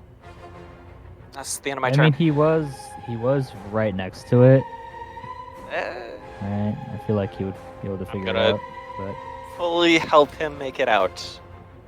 It's the end of my turn. Okay. Because he can't, like, he is in the fog cloud. So, Awis, you're up. he looks back at Tira and is kind of like, what should we do? Like, 'cause at this point he's pretty much disengaged. He's like, where's Gizzard? Did they not make it out? Gizzard went down the hall. And I then did not kind of see- looks at him and it's just kind of he like rolls his eyes like, damn I it, did only not one needs to see- die. I did not see that what's his name? Corel. No, Kuro. I did not see Corel come out. I believe Gizzard is trying to help him. Awis kind of like struggles, scene of Darth Vader looking back between Palpatine and Luke, like, fuck, what do I do? I'm gonna start then- moving forward. Toward me. No, towards Yeah. this doorway. Yeah, because that's what Awis is gonna. Okay. I'll say go yeah up in for 10, the 15, two of your 20, guys' turn 30. because you're one after the other. If you guys want to use just your full movement for this for your both turns. Yeah, full movement over to here. The Or to monster. Wait, 1, 2, 3, 4. Oh, here. So Okay. he is essentially blinded right now, I believe. Well, unfortunately, he is immune to being blinded, and so He he. can't really see anything. This thing is a giant Does he mound inside of a room. He makes his way toward Corel. He doesn't go on the ledges or anything. He's below the ledges, but he's tall enough to make his way onto the ledge, or like to the ledge, essentially. And he will. I'll have him roll at disadvantage. Because it's not technically. You're right. Technically, this isn't blinding Because him it's with magic. counted as heavily obscured is what it is. And basically, if you're in an area that is heavily obscured, vision is blocked, and creatures are effectively blinded.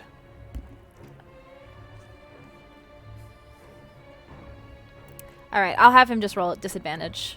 Hold on, I'm just trying to turn my. There we go. Hi, Minnie. Minnie. Save us.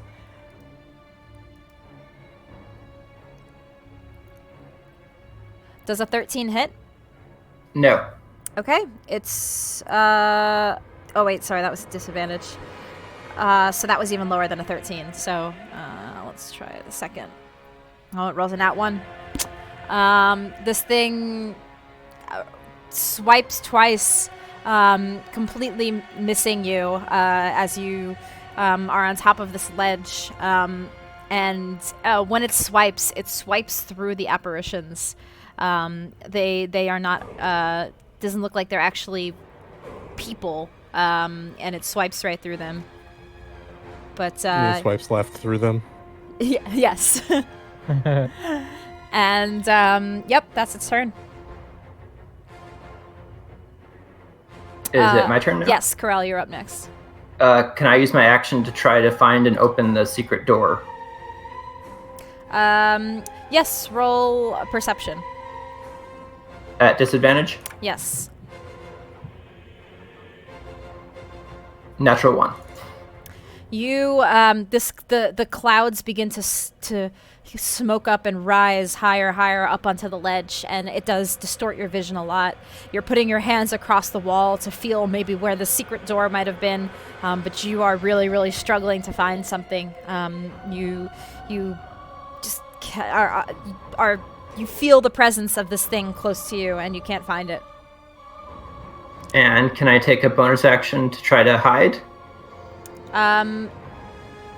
Yes, I believe that's, yeah, you can do that. So that's stealth at disadvantage? Yes. 23. Ooh. Damn. I'm like trying to hide behind the pillar. Yeah, you like you creep yourself up next to one of the pillars and just hide behind it. You still hear the chanting continuing, and this monster, you feel its presence nearby, but you're able to hide. Gizzard, you are up. Yeah, I know that there is a wall somewhere around here, so I'm going to try to look for a wall. Roll a perception check. 15, 20, I'll go to like here. Alright, perception check. Disadvantage. 7. You look. Well, could I have that have been a normal roll, seeing as I know that there is something there? So would it be a 10? You still look with the 10, and you are not able to find out where this wall is. Alright. Well, I'll just continue looking around. Okay. My turn. Awis. So since he knows where the wall is, he goes right as close as he can. I don't. Wait, is that 1, 5, 10, 15, 20? Oh, I'll be right here, right? 5, 10, 15, 20, 20. Yeah. Depends on if she's gonna let you cut corners or not.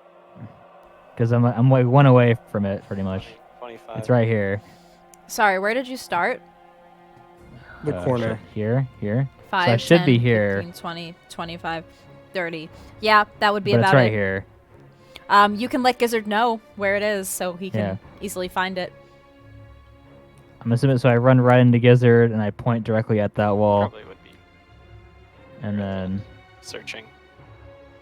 kind of, it's like push that, and I just like kind of point in this weird stone kind of shape, like push right there.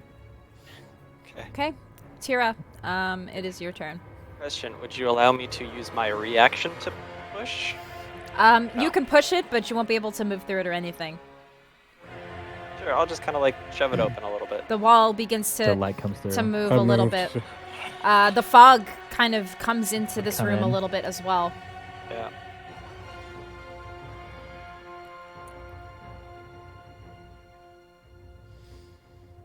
Tara moved already, so Yeah, I moved down. Yeah, Okay. turn. Yep, that's it. All I right. can't do much else. The monster, it will roll again. It's gonna roll a disadvantage again because you're hiding.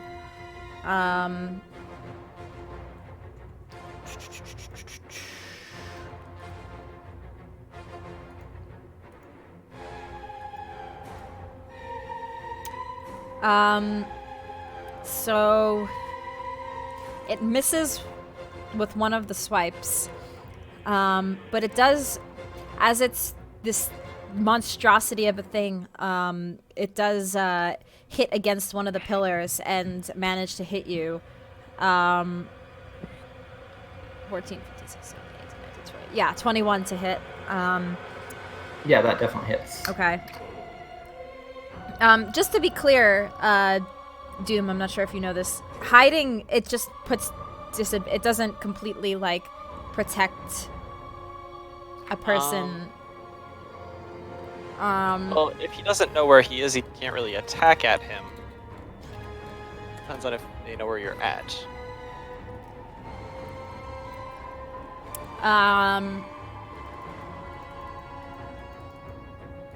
Does he know where he was? The 23? I mean, like... It's hard. I don't want to be the. I guess. Yeah. I guess he wouldn't be able to attack him. Because, like, what...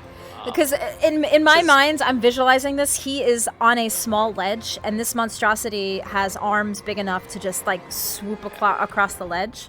So I'm thinking that it. Like, what he could do is just like attack blindly, basically, and it would be an attack with disadvantage. But he would like have to attack a certain square. Is kind of how I do it. Okay. So. All right. Since may attack a square that he's not on. Since Corel did use his actual action to hide, I will say that this thing. Yeah, it doesn't actually attack in that case because he doesn't know where the target is.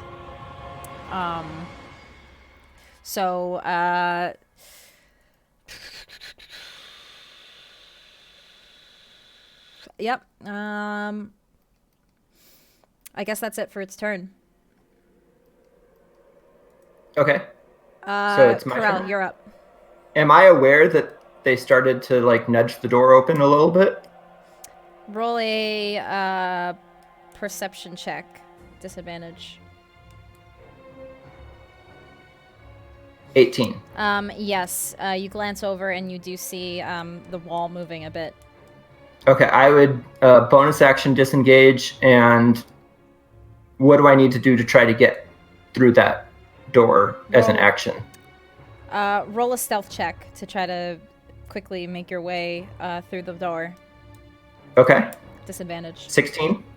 Yep. You very quietly make your way toward the sliding wall and slip through, and you're greeted by Gizzard and Awis on the other side. The smoke from the room kind of comes in a little bit, but doesn't really make its way through. And yeah, you guys are all reunited.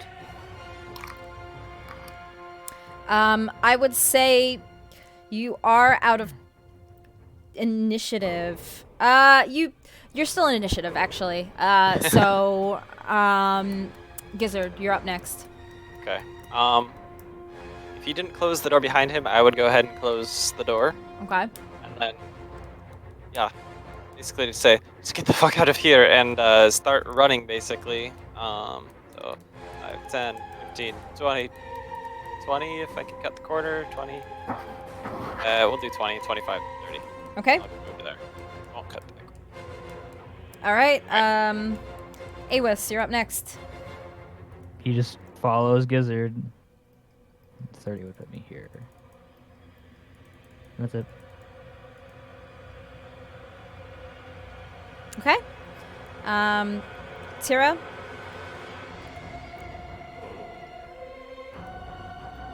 We're all just running at this point.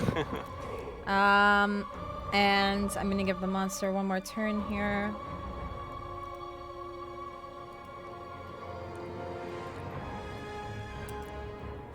Don't really know what it's doing at this point. Yep. Give me 1 sec. Baking itself a cake. Y'all hungry?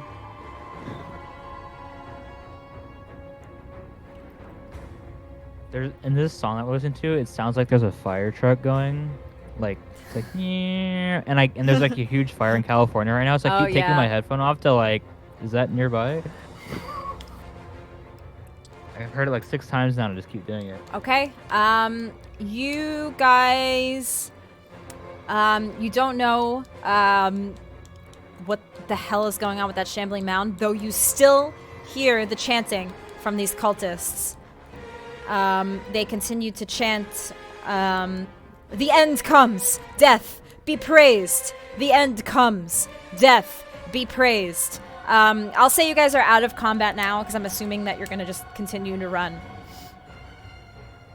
Yeah. Okay. We're just Up the getting stairs. Okay? fuck out Unless, here. yeah, unless there's anything anybody else wants to do in this lower floor, we'll continue. When I get to the stairs as the last one up, I would like to pour my bag of ball bearings down on the stairs behind me, Okay? so that if anybody tries to come up, they'll maybe slip and fall. Okay. Maybe. Let's imagine this big hulking thing, like, whoa! So, you guys run up the stairs. The chanting begins to fade, but you still hear the echoes of voices down the stairs. What would you guys like to do? Get the fuck out of here. Yeah. Okay. Just trying to get to that. Keep on staircase. running to the spiral staircase, I'm assuming. Yeah.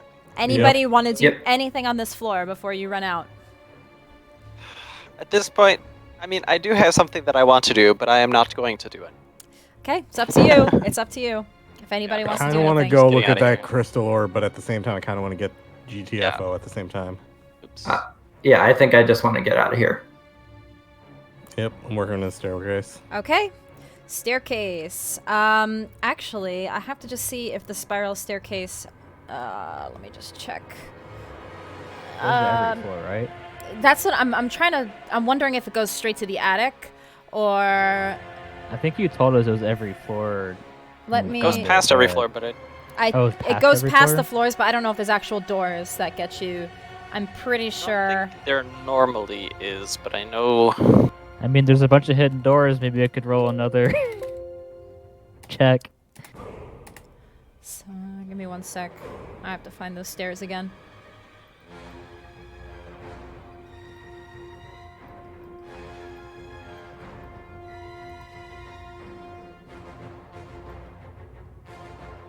Yeah, it is only goes all the way back up to the attic. So you guys ascend these spiral stairs. There's no, from what you're observing, there's no way to get off at any other floor. So it takes you straight back up to the attic. And you guys find yourself in a familiar room area where the children once were. You remember correctly that the stairs... Yep. Just getting the hell. So, as you, Awis, actually, this would be this one right here. Shit. Awis, go, Die. As you guys approach this first door, it is no longer a door. Wait, was that ever a door? Wasn't that a wall? These were all I don't remember doors. anywhere. So it's just a flat wall. You do not see a door. You see an open archway. The door is gone, and you see a slashing scythe blade. Shoot. Shoot. Oh, Shoo. like it's on a pendulum? Yep. Shoot. And keeps going down on this Just- pendulum. Shoot. Just that blade? Shoot. And it's going up and down, the blade. Oh, okay. And the opposite side's a window, right? That's a window? You look, and you see the window is bricked up. Oh. Well, Shoot. what do the Shoot. what do the young kids say? YOLO? he's just gonna go for it. Okay. That's He's an old okay. man. He's sick of this shit. Roll a acrobatics check to Oh, pass acrobatics. through the blade At Are we disadvantage. disadvantaged? at still? disadvantage. All right, good luck, guys. Wait. Why, Sure. why No. disadvantage? No. Hold on. We're still 'Cause he's exhausted, right? Exhausted so is exhausted, ability check only, not skill check, is it? Oh yeah, you're. Wait. I'm pretty sure that would be a skill check, right? Disadvantage on ability checks. Oh, okay. Oh. Skill check is Skill check there.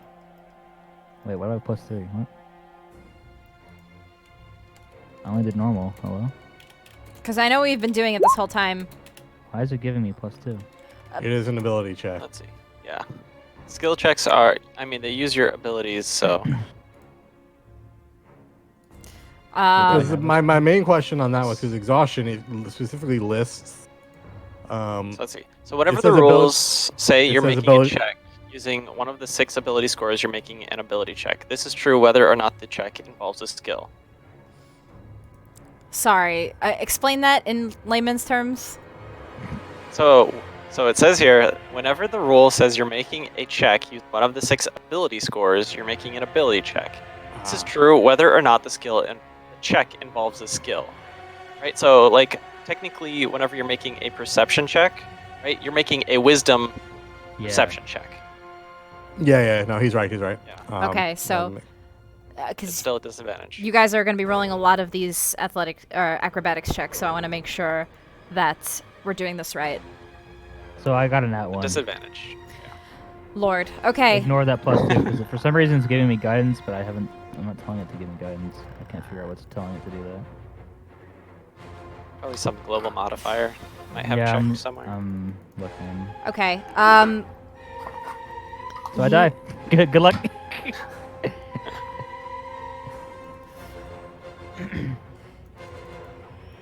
Off with his head.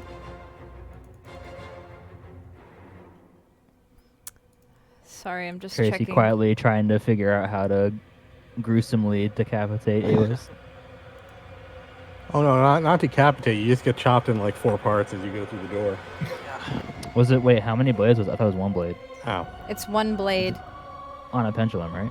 Yeah, but you tripped and you YOLO'd yourself right into it. yeah. You roll through this scything blade, and it falls on you, and as you roll through, you take 8 slashing damage. Only 8? That is generous. Jeez. And Okay. it cuts your robes. That the pouch you had on your side completely is cut in half. All the items that you have stored within this pocket are now either tattered, broken, or slashed on one side of the door. As you narrowly Sprawled out. as you made it through it's sprawled out on the floor. Some of your items broken, coins everywhere. Your possessions just scattered across the floor. Did you say half of my currency is gone? Yes. And So there's currently 15 gold and 5 silver on the floor.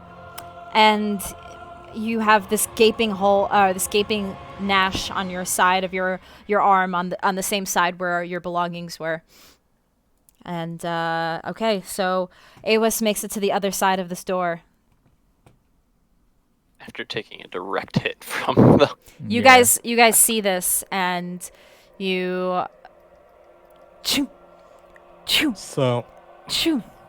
I've been watching a lot of Burn Notice recently. They mentioned something that I found very interesting.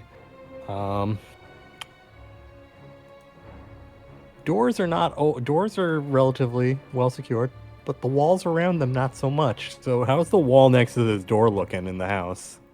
Like, could I try to use my crowbar or something to start beating down the wall? Roll a perception check. Okay. So disadvantage 6. It looks like you could hit the wall.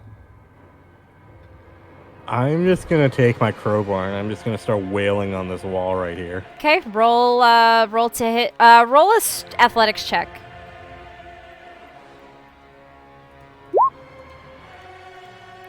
You manage to break this brittle wall. It crumbles to the ground.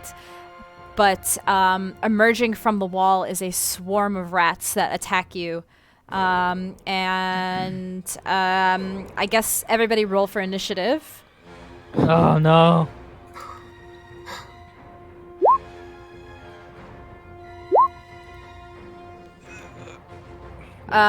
Gizzard, you see these rats begin to break from the walls and start coming out right in front of Tira. Oh shit, let me roll for them. Take friggin' rats over blades any day. They, okay, yeah, you go first, Gizzard. Okay. So It's only in that room, right? Yes, you do not see them currently. You hear the wall break. You don't see it. Which part of the wall did you break, Tira? The one right here or the one right here? Okay, so you are able to see the wall break in an opening form. You see rats coming in, but they're not coming on your side. They're going in towards Tira. Okay. So you alright. ain't dealing with that. I think. Am I within? I'm right or here. Am I within melee range of them, or am I further away? I would say you're a little bit too far to be within melee range. In that case, I will cast Ray of Frost. Or a 23, because that shouldn't have been with disadvantage. That does hit. 2 points of cold damage. Okay. The rats, a few of them, like one of them freezes up as you do this. That was 2, right? Okay. All right. The rats turn. They begin to swarm and go at the bottom of Tira's legs and work their way up, trying to gnaw and bite at her legs in the openings of where her armor is. And they...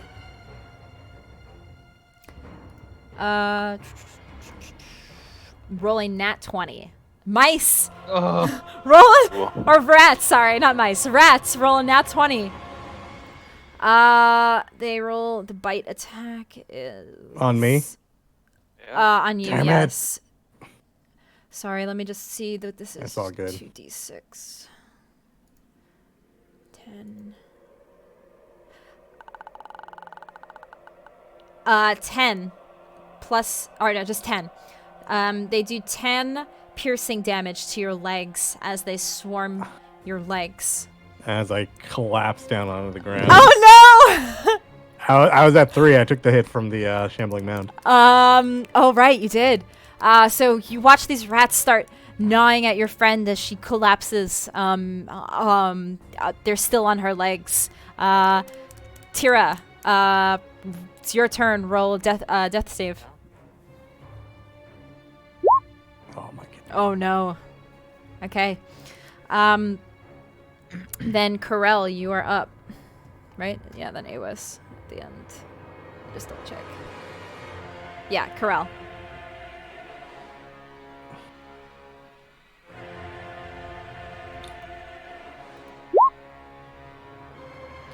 Okay. Oh, I think you're muted. Archon. Oh, I'm sorry. I said 2 dagger attacks on the swarm of Okay. rats. 18 for the first one. That does hit. And the walls. How big is the wall? Does Awis count as an ally within 5 feet or no? I mean, I'm unreachable, but yeah. Yeah, I would say no because he's Okay. out of your visibility right now. 8 piercing, Okay. and for the second one, 21 That does hit. for 2 more piercing. Okay. The rats still up, still at the legs of Tira and Awis. You're up. As he's like scrummaging to his feet, bleeding, he's almost like with a limp, kind of on his knees, just trying to get As you far away as go possible. to that door, you see the same thing. Scythes. The scythe. Zoom. Zoom. How low does it go down? Zoom. It goes right down to the Blade. ground. Oh, okay. Um. I You. think he'll just sit up against the wall then and kind of just like accept that he's fucked. Okay. That's it. Can't do anything else. Okay, Gizzard. bleeding out pretty much. Okay. I'm going to run over to Tira and use my healing potion on Tira. Okay, roll up. So 6 hit points. 6 hit points. Tira, once again, what do we say to death? Not today. You are brought back up, and the life is brought back into you from this potion. I stand back up, ragged. The rats. Anything else, Gizzard? That's my action. So I haven't stood back up as a yet. bonus action, I did get my hungry jaws back. So take another short rest. So I'm gonna try to bite a rat. Okay. Roll a hit. Natural 20. Okay. Hey. Roll your Bites damage. the head off of all the rats at 10 once. points of damage. Okay, how do you want to do this to the swarm of rats? I'm just gonna try to eat as many as I can. Okay, you grab the It's a ones buffet. that are Yeah. on her legs first. You grab them, chomp, and because they're a small humanoid, chomp, one chomp, two chomp, three chomp, and you are able to chomp up what is left of these rats. Oh my God. And Second killing blow I've gotten with that. yeah. I feel like you've done more with fighting. I'm just gonna be anyone like else. looking up, being like, "I am so sorry, I mocked you earlier." Oh man. Okay. Slowly so sit glad. up. The wall is open though, right? Yes, the wall is now open, and you're able to walk through. I'm gonna kind of like half crawl through as I'm standing up. Yeah. So I got two temporary hit points from that as well. It's tasty. Okay. I'm gonna be like, Awis, why are you just sitting there? Wait, were you able to see me? I thought the. Yeah, I crawl through the wall. Oh, okay. Well, He's just sitting there, like, bleeding. He's like, his eyes show like no hope, and he kind of nods his head over to where the door would be, and there's another fucking scythe there. Soom. Soom. Like, he doesn't have to say anything. He's just like, he's so given up. You guys And I'd see also like to go through the wall, through the hole. through the. Okay. So you guys Through see the same hole, every yeah. single one of these doors. The door leading to the children's room, the doors that you've not yet explored, are all scythe doors. Every window that you've seen so far is bricked up. I'm just gonna ask the question: Yes. how does the wall look? It's like, I'm just tired All- at this point. All of the walls look brittle. Really? Yep. All of the walls look punchable. Ooh.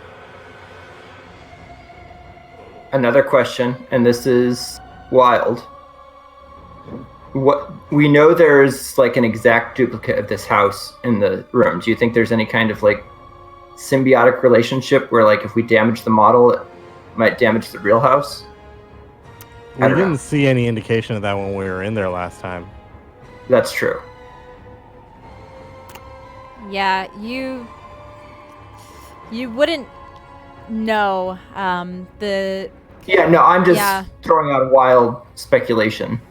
I would say AOS roll an intelligence check.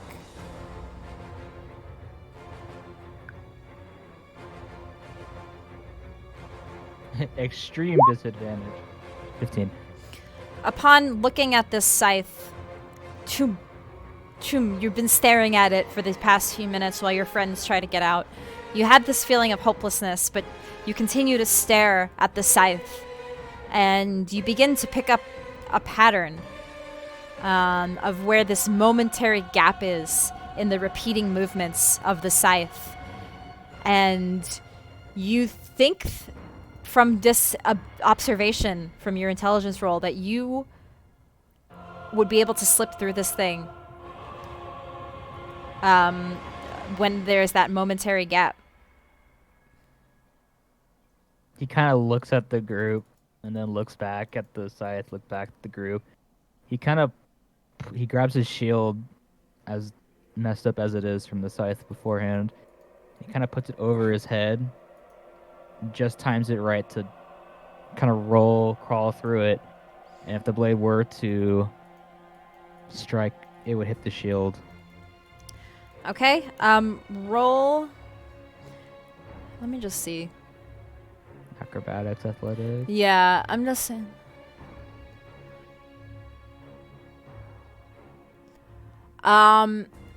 You are able to roll through. Oh, no check? You do not need to make a check because of your intelligence check. Okay. And noticing this momentary gap, you slip through unscathed. And you guys watch your friend slip through these and not get hit by the scythe. I would say in his frail state, he kind of almost tumbled down the stairs in his weakness. Okay? And you see, Avis is going down the stairs. All right, I'm gonna try to go under like he did. Okay? Roll me an intelligence check. Disadvantage. Could I call out, like, 10. because it's a timing thing? Would I be able to, like, say, it's this many weird rotations, some strange, abstract concept? You Hope he gets it.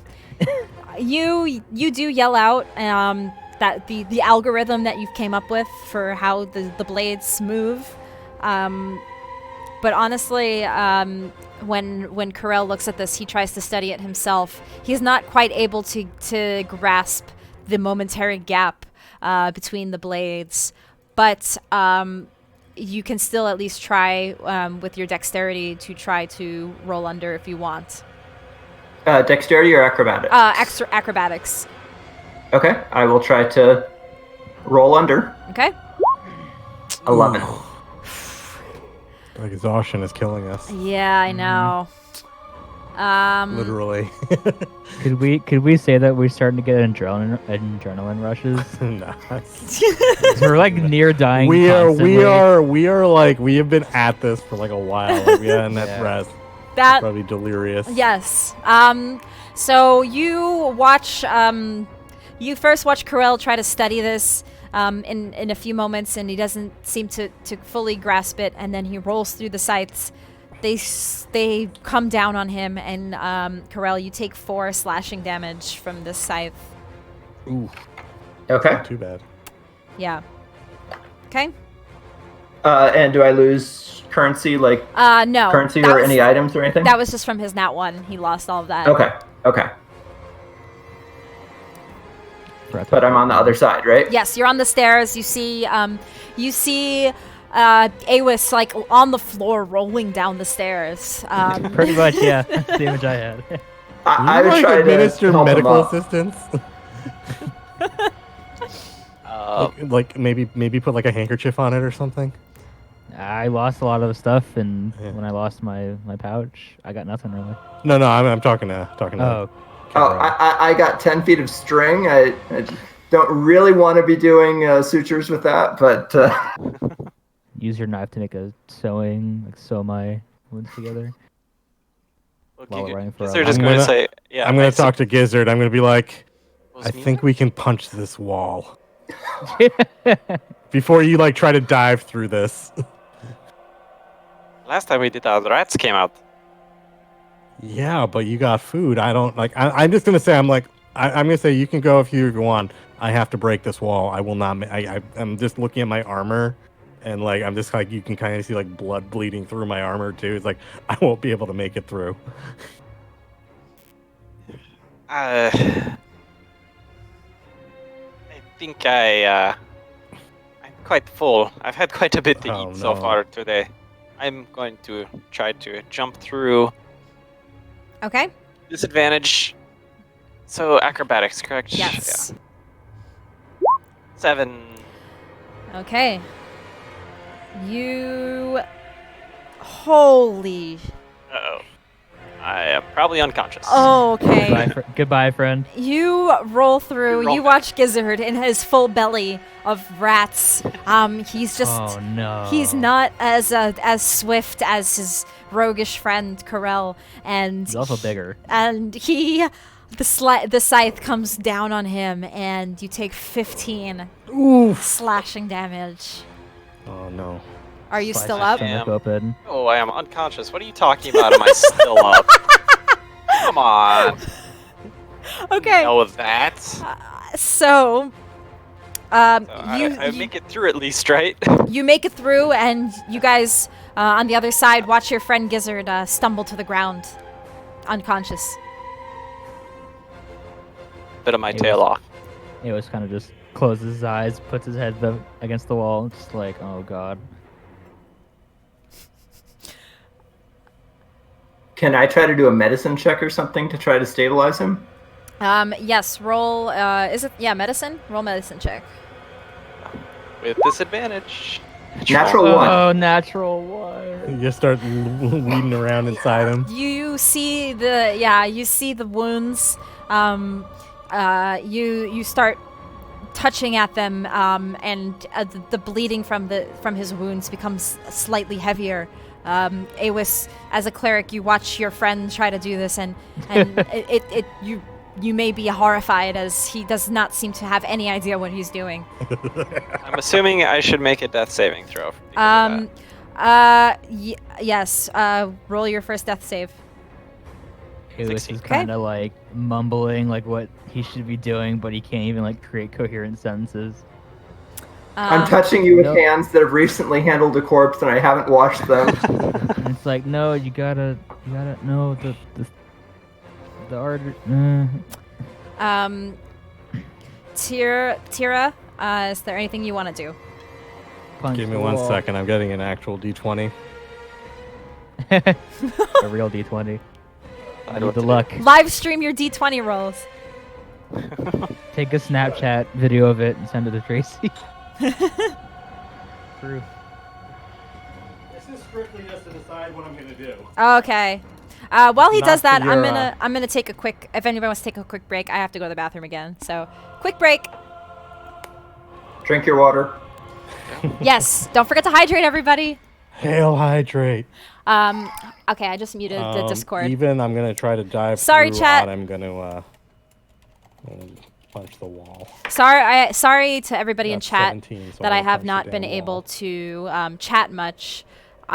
You should have done obviously- that while we were still on the other side with you. Sorry. I told you I was gonna punch the wall. You decided to jump. Actually, I think I already went before you told me. Yeah, like it wasn't my turn. Oh, sorry. That's why I asked. I'm like, do the walls can I break the walls?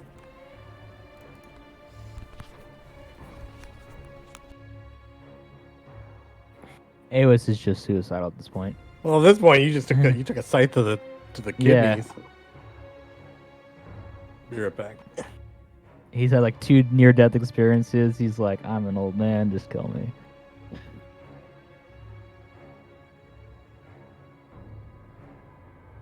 Wow, these fires are getting real bad.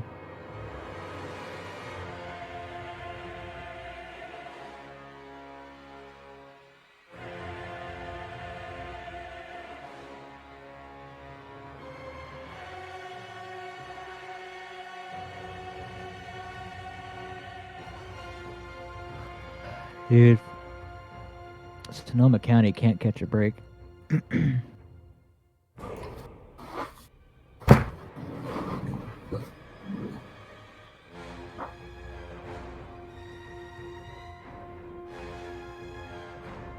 I think you still have 5 points of lay on hands, right? So you should have gotten 5 more whenever you leveled up.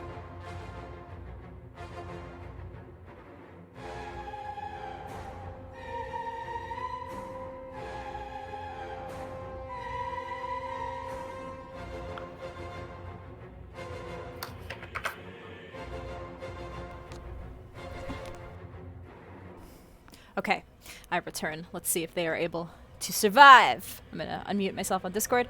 Okay.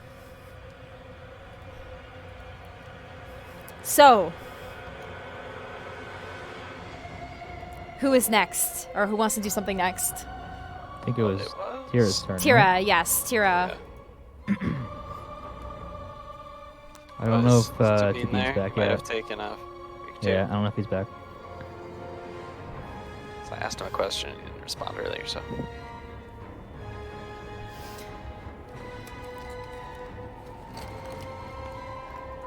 I'm back. There we go. Okay.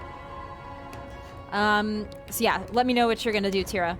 Oh, I rolled a 17 on that die where odd says I punched through the damn wall. So Punch through the wall. Okay.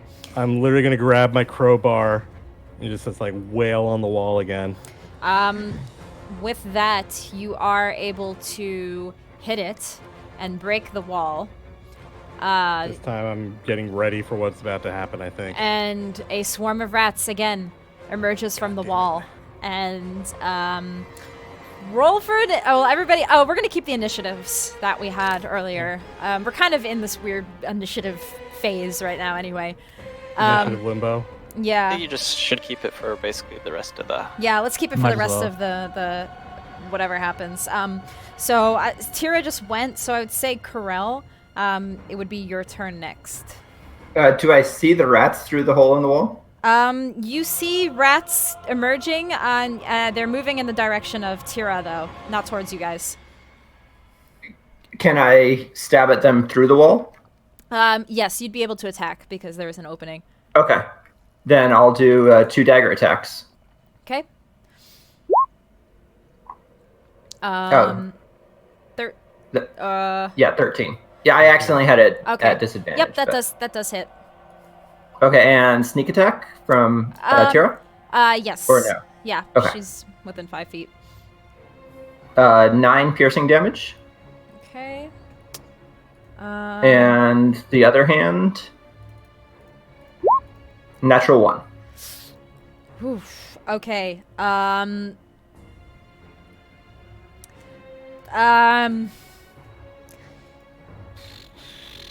I'm trying to think if I should make something from this nat one. You Aren't we already hurting enough, Tracy? look. None of you have actually died yet. So, are you hurting I mean, enough? I've gotten closed like 3 times. We're all at like 5 health. I have 1 spell slot left. You swing with this dagger, your second-hand dagger. You miss the rats completely, and your hand kind of gets caught in the swarm of rats a little bit, and you drop your second dagger onto the floor with the nat 1. Your second-hand dagger. Awis, it is your turn now. He's just gonna keep fumbling down the stairs. Okay, so we'll say if you use your full movement, you'd make it down to the next doorway, right? the 3rd floor. Yes, so that is up above. Oh, that's right. Forgot that was there. Yep, So this wasn't actually a real doorway. there's a secret door. Yeah. This so was the wall. So is there a blade there? no, not that way. Nope. Cool. So he's gonna go as far as he can. I'm assuming I So can't 5, do as 10. much Yeah, I would right say now. that's I'll do 5, half movement. 10, 15, 20. Yeah, I'd say Here, you'd make it here. about there. Yep, that's fair. Okay, next up is Gizzard. Roll your death save. Okie dokie. Wait, is this a 13 double staircase? success. Is this? It's Or one. is this the same tile? 1, 2. I actually don't know. I would say it's one staircase because it's an attic. Okay. You pass, so that's 2, right? Successes, yeah. Okay, cool. And 1 failure, right? No failures. Oh, no failure. Okay. Do I get my lay on hands back at level 2? No, you get 5 points per level. So you used 5 on the Grick, but then you hit level 2, so you should have a total of 10. You've only Correct. used 5. So you should have 5 points. So I have 5 more points then. You can heal, yes. Okay. Just wanted to see if you knew that. I didn't realize that. My lay on hands have been 0 since we started So again. the rats, they attack Tira. And yeah, they miss. They rolled a 4 plus 2. That's a miss. Tira, you're up. All right, I'm going to put my hand on King Gizzard, the Lizard Wizard, Hey, for 5. I'm gonna bring him back up. use all of them. Okay. Yeah, all of them. There's no good way to use these. Might as well just give you a fighting chance too. Well, I'll say I only need 1 hit point to be conscious. This is true, but I don't know how many more. Fine, I'm gonna use 2 on you. Okay. Go up to 2 hit points then. So you're back up at Yep. 2 hit points. Yep. Anything else? Any bonus action or anything, Tira? I'm debating. I can't. Lay on hands is a full action, so I can't do anything else other than move. Correct.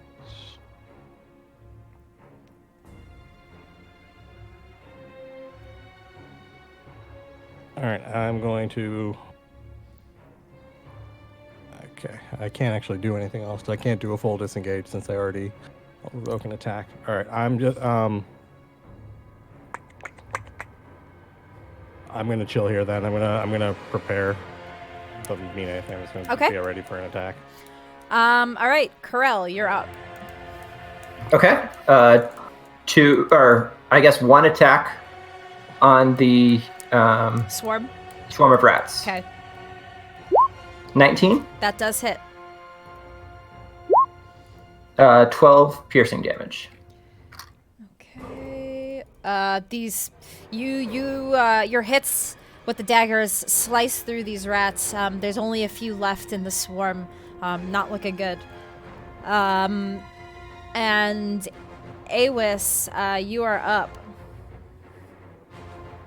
I would say, is there anything, if you want as a bonus action, you can pick up your dagger again if you want, or you can just leave it there. Corel. Oh, sure. Then I'll pick it up. Okay, so you pick it up and you have it in your hands again. Okay. Okay, Awis, now you're up. Just gonna keep getting out of here.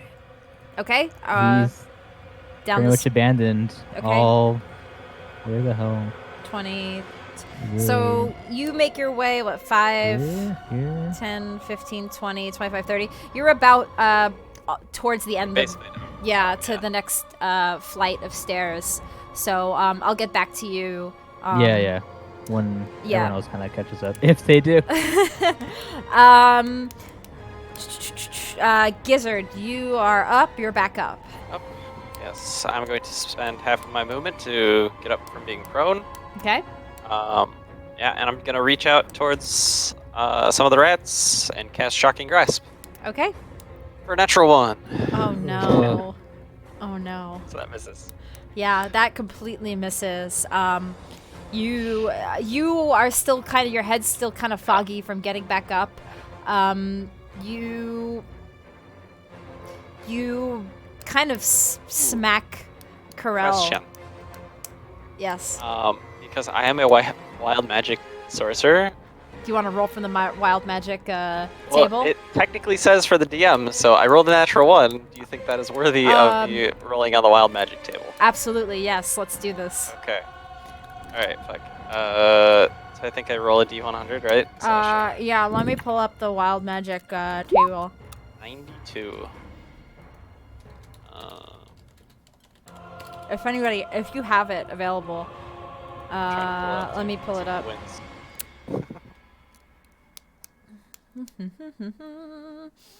Here we are. Okay, I got it. 92. Oh God. If. It actually kind of Okay. works. Okay. Which table are you looking at? The wild magic sorcerer. If you die Oh, no. within the next minute, you immediately come back to life as if by the reincarnate spell.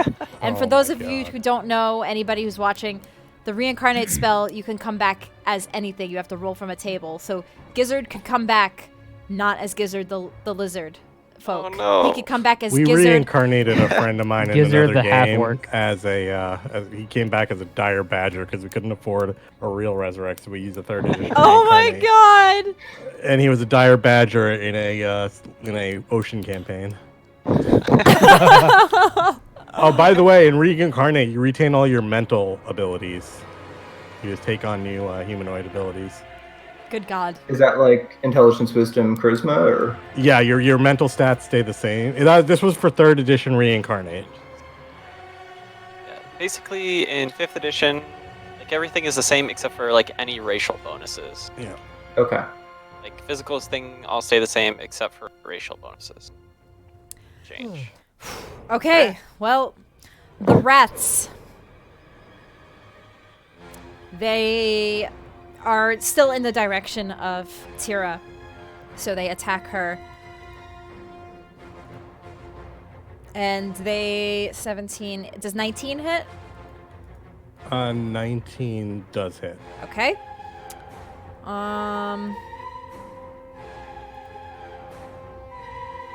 What? 4, 5.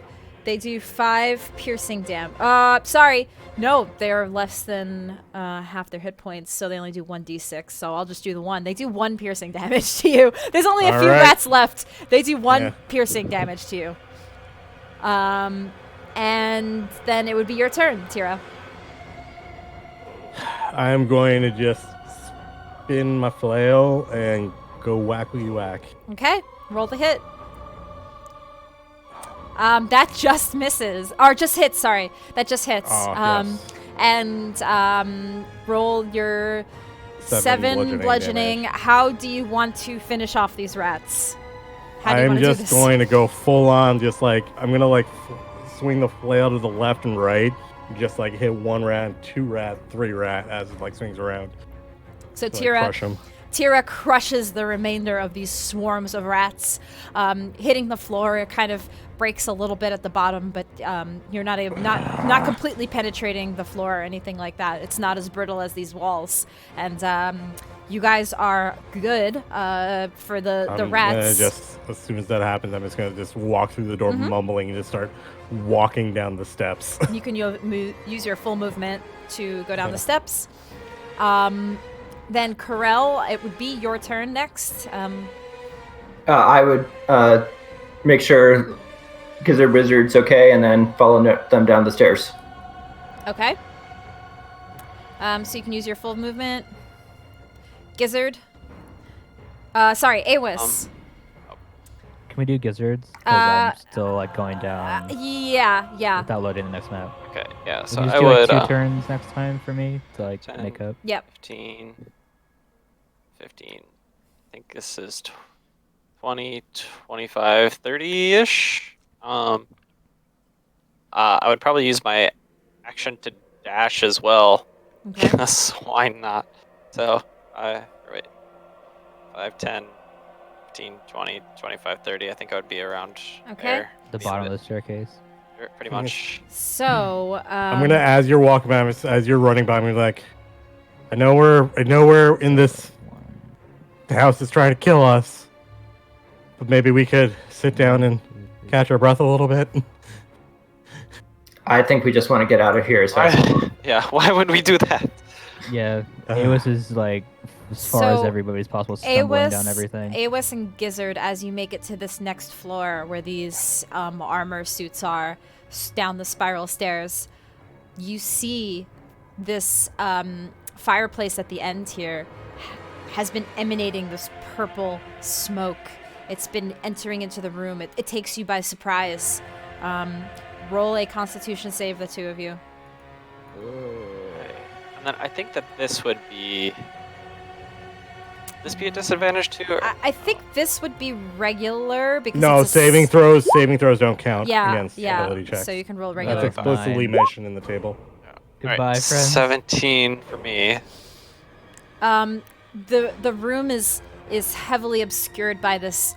It looks like a hazy smoke, actually, like carbon monoxide. Gizzard, you are okay, but Awis, you take 4 poison damage from this hazy smoke as you breathe it in. Your lungs, you start coughing. Okay. So, Awis, if you want to make additional movement down the spiral stairs, you can do so. Yeah, he would be right where I'm at. Okay. I did the math. Okay, and so up the stairs would be Tira and Karel. You guys watch your friend descend down the stairs. Bleeding everywhere. Gonna keep descending. Okay. And I would follow as well. Okay, the two of you, same thing. You pass into this room with this hazy smoke from the stove or from the fireplace. Roll Constitution saving throw. Both of you. 15. You both hold your breath for a second and don't really breathe in whatever this is, and continue to ascend down the stairs. And oh god, you guys make it down the stairs, all of you into this main room again, and there is that same fireplace.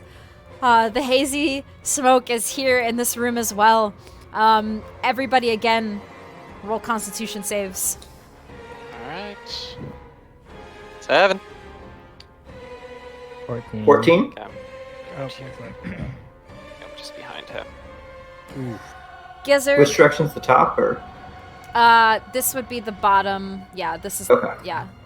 So So I'm- Gizzard and Tira, the two of you, okay, that's not too bad. Ooh, can I use my inspiration? Yeah. Nice. Ooh. Whoo! And you're very lucky, Gizzard. I rolled a 1. So you take just a short breath and inhale just a little bit of the smoke, and Lucky I gave you 2. I still have that reincarnate thing for like yeah. 3 or 4 more or Yes, not. I know. So like 6 if or you 7 die- around it. yeah. Is that if you're downed or if you straight up die? He has to die. Yeah. Yeah, that's true if I die. Yeah. So So you take 1 poison damage. And the 4 of you, you remember that these were the exit, but there's 2 doors here. And the same thing. Literally every single one of these doors in this room all have these scythes coming down. Can Awis check to see if the pattern is the same? Roll an intelligence check. No disadvantage, right? At disadvantage because you're still... Oh. Well, 5's pretty low. So I'm gonna roll disadvantage. Yeah. I think I'm not gonna get it anyway. You are trying to study it, and you do not. You cannot gauge the same algorithm that you had earlier for how this thing works. All right. Well, not much of a choice. So I'm gonna say, well, hold up. We might be. We can fight. I'd rather fight rats. Awis is like bleeding everywhere. He's coughing and hacking. He's 1 HP. I He have kinda a looks at- question. He kind of just sits up Yes. against the wall. How do the walls look The walls. on the outside? The outer wall, not the inner walls. Yeah, Like, the structural wall. Like this thing. those do not look. They look a little more. Roll an investigation. I was saying disadvantage. Ooh, nothing. All right. They look more firm than the inner walls of the inner walls of all these rooms. They look a lot more structured. I have an idea then. This one. That one looks brittle. All right, let's juggernaut it. Whenever it's my turn, I want to break that wall. whose turn is it? So Gizzard took us to, we can, go back to the top, Gizzard. Okay, so my turn. Yes, your turn. Do I have to make another Constitution saving throw from the smoke, or do I just need to do No, that I once? made everybody for this main room, so you're good. Okay, so it's just once. Just the once, yeah. Okay. So that's 5, 10, 15, 20. Should I just try to make the jump? Awis kind of just Yeah, looks one at hit him, point. just kind of like shakes his head, bloodshot eyes. It's not. How worth long? it. Yeah, how long? It's just one around to check to see how long it takes. Yep. Okay. I mean, I'm really dumb, so. I don't really have any spells to like help out with this either. Nope. Um.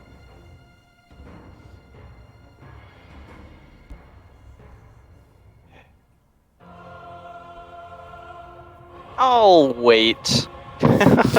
I'll end my turn here. Okay. Tira, you'd be up next.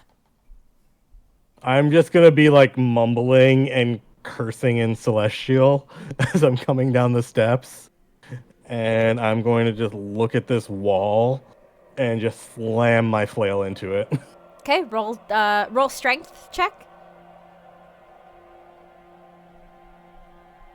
Oh, sorry. Actually, athletics works as well.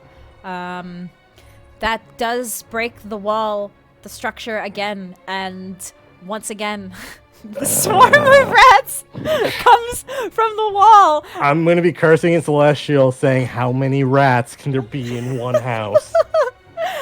And Karel, it's your turn as these rats come out again as Tira is smashing through the wall.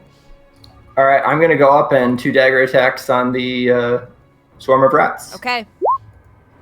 Oh, that shouldn't have been at disadvantage. 20 to hit. 20 to hit. That does hit.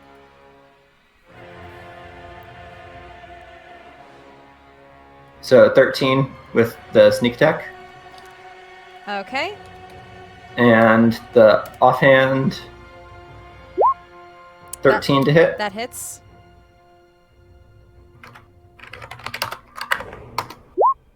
One. Okay.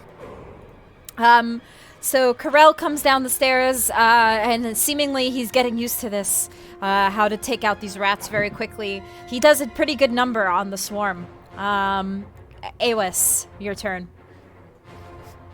So he kind of sees the rat swarm genocide and kind of starts scooting over, just to be like in range to leave when ready. That's it. Okay. Are you gonna take a swing, buddy? He's got no strength in him. Alright. Gizzard. Okay. You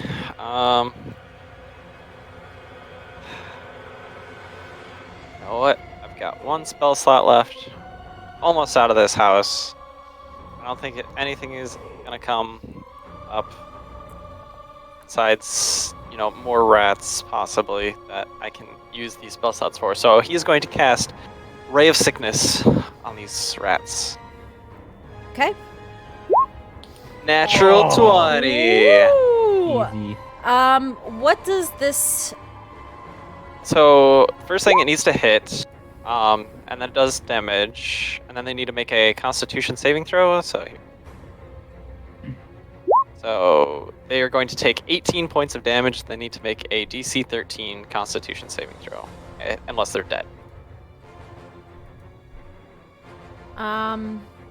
They are dead. Okay. I just realized that they have resistances to slashing, and this whole time, I've been taking the full damage. Oh well. Well, daggers are piercing, and I'm bludgeoning. They're resistant to bludgeoning, piercing, and slashing. Oh! So Oh. I should have been rolling half damage for all of these attacks, but oh well, DM mistake. You remembered it. You were just making it easier for us. 'cause you're Dang it! a nice DM. I don't want to be the nice DM, but I kind of am. Okay. So this ray of sickness completely obliterating the remainder of the rats. And they are all dissipated now with this hole in the wall that Tira has made. So that would make it Tira's turn next. I am going to place a hand on Awis and lay on hands for 2 HP. Hey. And then I am going to walk through 1, 2, 3. And I'm just going to get ready. 2 HP? Yeah, 2 HP. So I'd be like, I'm just gonna point my flail at the corner over here and be like, can I break this? Can one of you break this? Just like start spinning my flail. So, as you enter into this new room, there's another fireplace that is emanating this hazy smoke.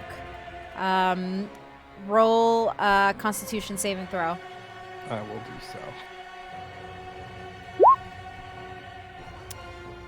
You just make it. You do not get any poison. Okay. I'm gonna just warn my allies that there's poison in here. So who's next? Next up would be Corel.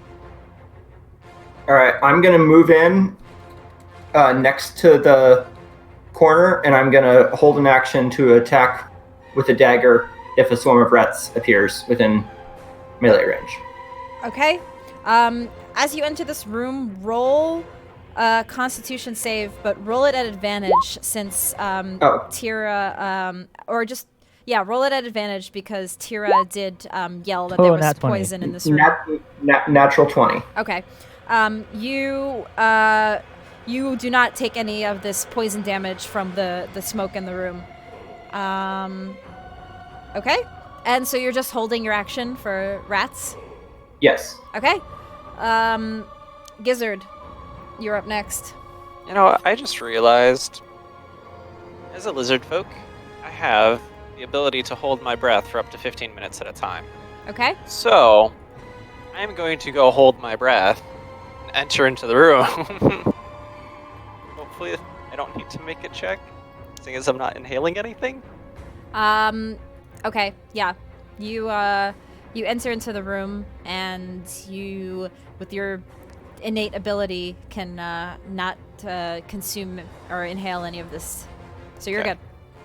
Alright, alright, so 5 feet, 5, 10, 15, 20, 25. I'm going to kind of line up here, and I'm going to try to cast Ray of Frost at the wall right there to see if that is able to... Which... Oh, okay, right This there. one. Yeah, right there, to see if that will break the wall.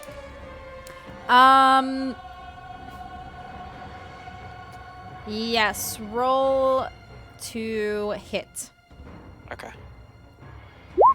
18. That does hit, and roll damage. It does have hit points. Damage. Yep, that breaks the wall. The frost completely obliterates the wall, and again, more rats. Endless rats swarm. Can I use my reaction? Yes, you can use your reaction to attack. And that does hit.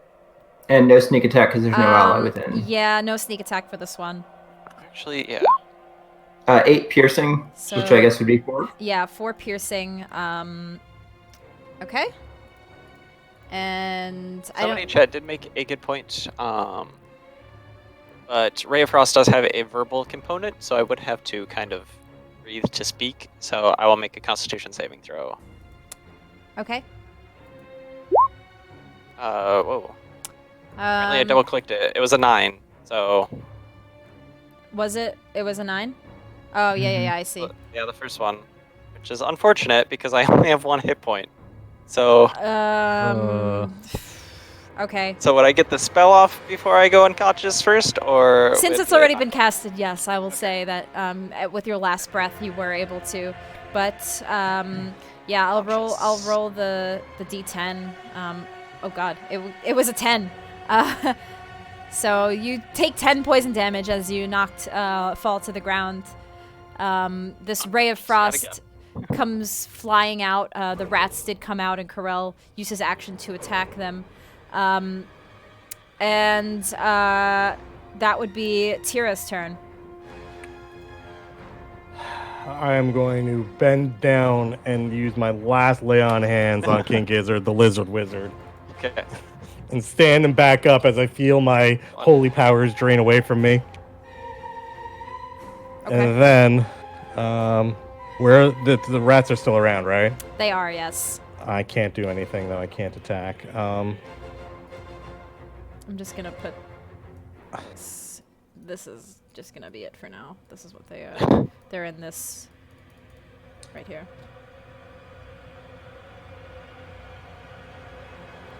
Okay, so that's all for you.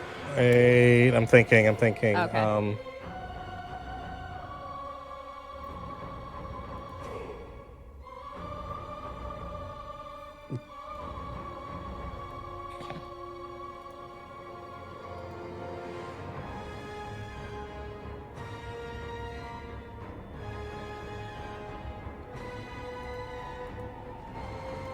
Yeah, I don't think you really have any bonus actions. No, I can't. My options are I can make a break for the front door, or I can just wait. But if I make a break for the front door, I'm going to take an attack of opportunity. I have to move through them. You know what? I'm going to stand with you guys. I'm gonna just have my flails spinning Okay. and move in front of King Gizzard, the Lizard Wizard. Okay. That would be. Oh, the rats. They do as they see you move in front of your friends who just went unconscious. They will attack you, Tira. And they rolled a nat 1, so they completely miss and start like kind of knocking the chairs down, and they fall to the ground, but they miss you completely. And then next up is Corel. Did Avis not get a turn? I don't think I've gotten one in a while. But he's You kind of used the just waiting reaction. for all this. So your reaction wasn't your turn. Oh, This okay, is your gotcha, actual okay. turn now. Yeah. Okay, I'm also so waiting, so I will do dagger attack. Okay. Roll the hit. That does, 19 That hits. with sneak attack since Tyra is now there. So 11 halved would be 5 piercing. Okay. And then the other hand, That also hits. for 4 damage. Okay. So. And can I stay within 5 feet, but just move just a little bit closer to the exit? Kind of like that. Yes. Yep. You should be good. Okay, Corel, sorry, Awis, you're up next. I guess he has to step through the broken wall, so Constitution. Yep. And you can roll at advantage Saving. because again, Yeah. Tira warned you, so you're prepared. 19. You do hold your breath and you don't suck in this this air immediately, and you're okay. So anything I else? guess I could try to strike the Okay. rats with my disadvantage, right, for this, or no? You can roll normally to hit. Regular Normal. attack. 11 to hit. That does hit. And then 4. Have Yeah, so 2. Yep. That's it. You can't really do anything else. Okay. The rats are still up. Gizzard, you go. Alright. Use half my movement to stand up. Yeah, I'm just kind of gonna stay there. And I'm gonna cast Ray of Frost. 12 to hit. That does hit. Okay, cool. For 2 points of cold damage. Okay.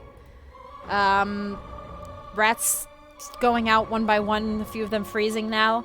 And it is their turn. They will attack Tira, who's immediately in front of them still. Roll to hit. Damn, they rolled another nat 1. Okay. Damn. They miss again. Okay. Tira, you're up. I am going to swing my goddamn flail at these things again. Cursing in Celestial the whole time. That does hit. Does 15 hit? Sweet. 6. That's 3 bludgeoning. Yep. Okay, they are still there, swarming One the rat room. left. Yeah, it would be Corell's turn next. All right, dagger. Okay. Dagger hits. 18 Yep. with sneak attack damage so it'd be 5 piercing. Okay. There is one rat left as you go through these. Skewer With a really them. big buff arm. All right, So- and with the offhand attack, natural one. Oh, that misses. Again, you are like skewering these rats and you've gotten so used to it. You are almost a master now with your right hand. But then every time your offhand comes, you get flustered and stumble and you drop your dagger again into the whatever is left of this swarm. And you lose your left hand dagger and miss. And Awis, it is your turn. I guess I'll just keep rolling to hit with the mace. That hits. 17 to Roll. hit. Okay, yeah, 3 there was 1 damage. HP left. So how do you want to kill this last 1 or 2 rats? With all the strength he has left, because hopefully this is the last wall, he splats it into the ground and starts stomping on it with his boot, overkilling it like over and over and over. Just You guys watch the die. frustration in Awis's face as he smashes this last rat over and over again. Die! I'm just gonna put a hand on his shoulder and be like, it's over, friend. Let's go. We think. I hope it's over. And then he, Not out the house he yet. tries to get out.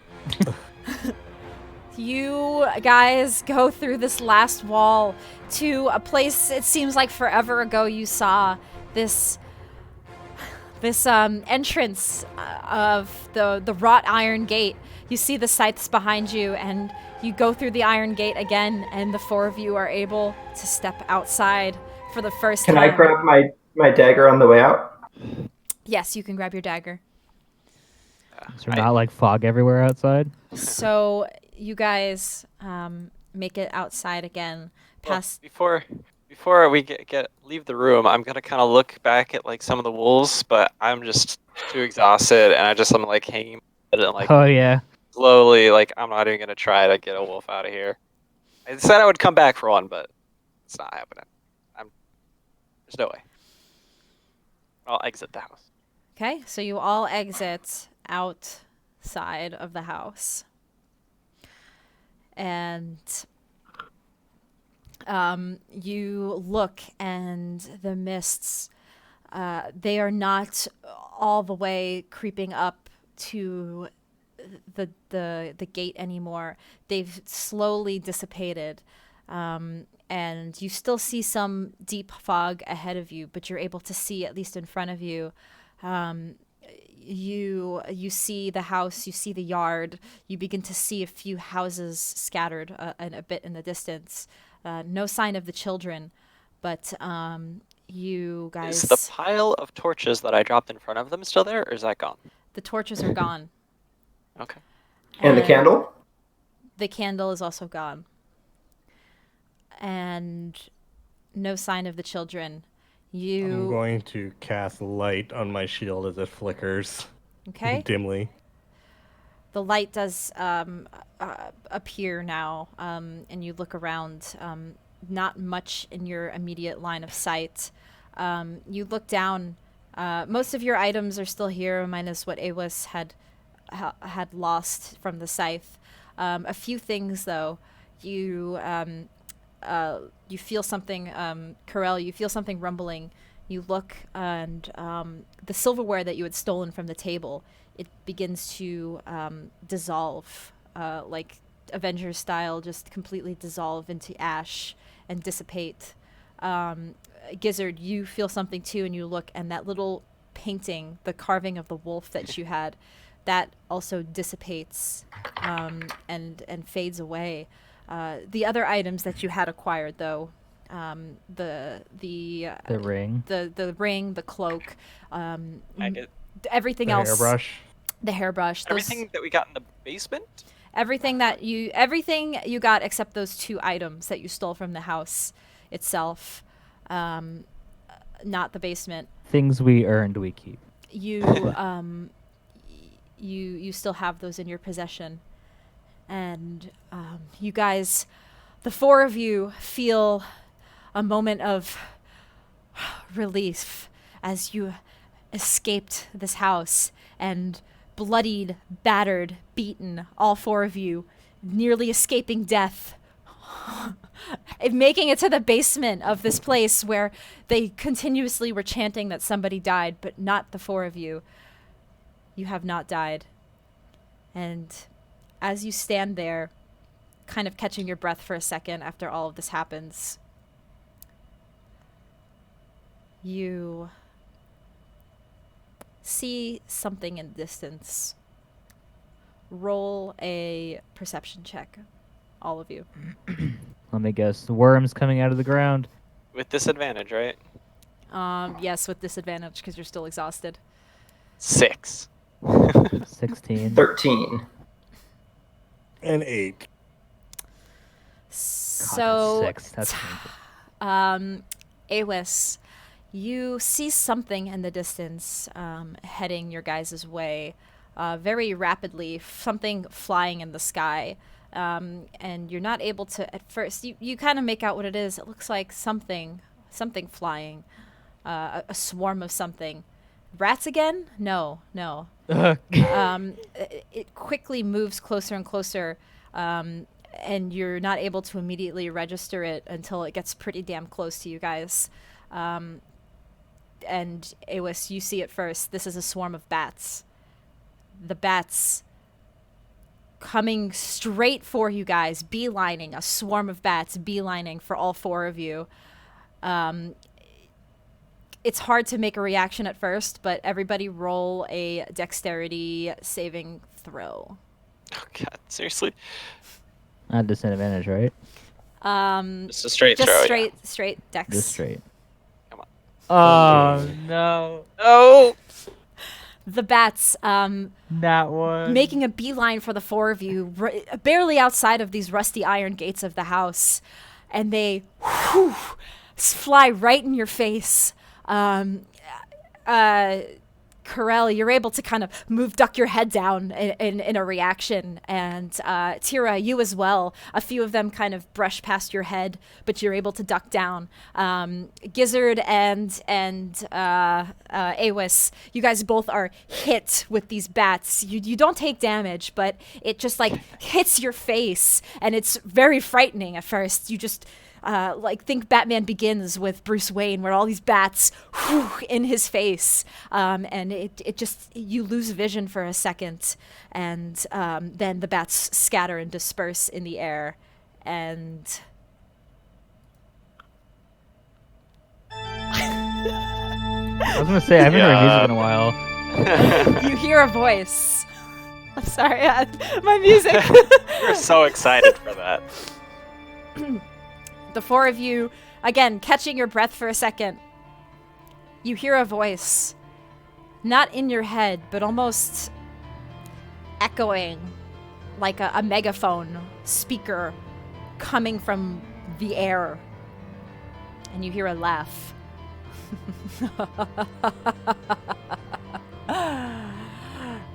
I see the 4 of you have passed my first test. I commemorate you.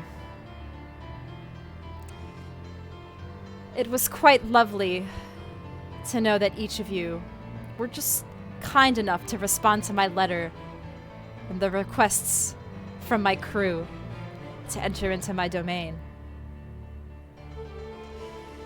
I welcome you to this land, the land of Barovia.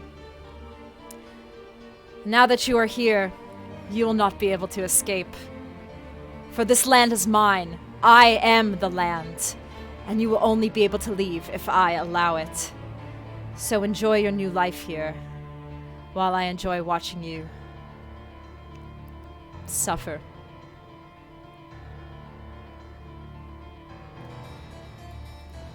Awas just kind of like slides on his.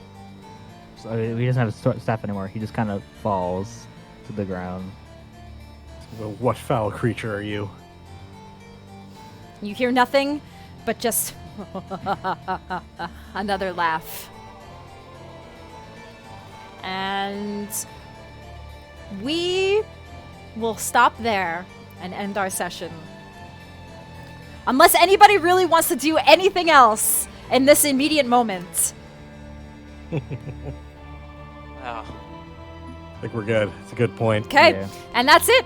You guys, you've all survived Death House and were greeted. Barely. Barely survived. Barely, I yeah. will say, this is actually kind of rare. Somebody should have died.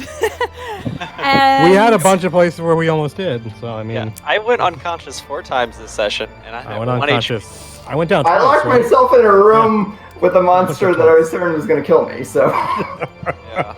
I went down twice. And you were greeted by Strahd von Zarevich himself, welcoming you to his land. He is the ancient. He is the land. Welcome. So, same time next week, right? Well, I'm at BlizzCon next week. Yeah, next Yeah. week I'm on a plane coming Uh, back from BlizzCon. Well, same time in 2 weeks? I'm down. I Tracy.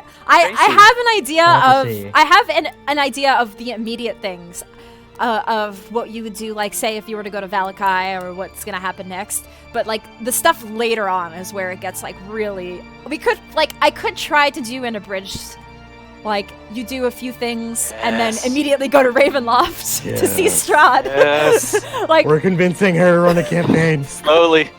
Slowly. I don't know if I could do a full-fledged Curse of Strahd, but I can do, like, a few sections of it and then just, let's go to Ravenloft or something like that. Well, I mean, you can always just run it every other week instead if you don't want Yeah. to do like a weekly thing. Yeah. Maybe once a month if you wanted to. That like- too.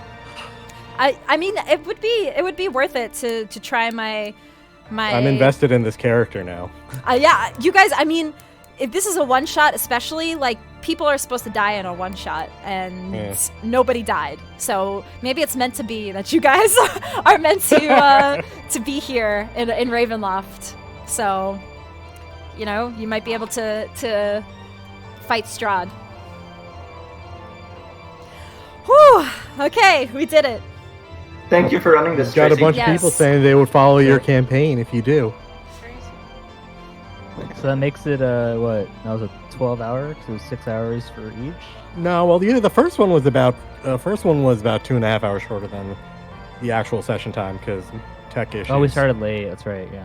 and then this one we 10 started about an hours. hour later than we usually did, so probably Yeah. closer to about 8.5, 9 hours. Domains of Dread, yeah. Yeah, this is a great... I've played it as a player. This is a great campaign. I absolutely love it. Like, so I would love to do it. It's one of my favorite campaigns ever. So, it's just some of the parts are very intimidating. Castle Ravenloft is very intimidating. But we'll see. I will talk with you guys offline about it, and we can, you know, figure out if we want to do this again. But you guys would all have leveled up to level 3. So if you want to level up your characters to level 3, they are level 3 and ready to take on Barovia. Awesome. At least. Well, we probably need a long rest before that. Yes. And the last thing you guys would see is a man running up to on his horse up to you guys, and this man does not look hostile. Does not look like like an evil villain or anything. This looks like a man, and he will be the person to greet you guys in the start of the next session, and probably help you get a place to rest and everything like that. So you will have a long rest. Okay. A real one. Yes, a real one. Not one that makes us worse by exhausting us. Yeah, so the freaking... Yeah, I was like sitting there. Everyone's like, no. Not gonna work, guys. I don't know how you guys Sleeping in a haunted house? Are So- you kidding me? Yeah, so from what I read, there was no real rule about having a long rest in the house. So I looked up something on the Curse of Strahd subreddit that gave me a good idea for how to handle the players having a long rest in the house. So realistically, if we didn't have the long rest, we still should have eventually become exhausted, right? It doesn't say like at what point you guys would have had like exhaustion. Because technically, like we had to go through our entire thing that got us to Barovia. Then we had like time where we were just sitting in that inn where we were talking to people. We Yeah. didn't ever actually sleep. And Yeah. then we came to like go to the place so we could sleep, but then we got into the house. Yeah. So Well, right we've now been it's probably going- like we've 3 been or 4 going in the for morning or something, probably, we've been- right? we've been going for a couple of days, like or about 36, 40 hours almost before like we I tried don't to even think sit down so. for the rest. Right? Like or wait, I'd because say we a did day at rest. most, Like right? if we hadn't Oh, taken yeah. the rest, it would probably only be like 3 or 4 in the morning, I would assume. Yeah. Right? Like but with the rest, it is probably actually kind of And it's just early morning-ish. yeah, you guys it's debatable depending on what you did. If you would have been exhausted, but definitely the fact that you tried to rest and just couldn't. You spent all those Yeah. hours trying to sleep. That is what Yeah, it just made it worse. Yeah. yeah, made it worse. So it's debatable. I think it was definitely fair. So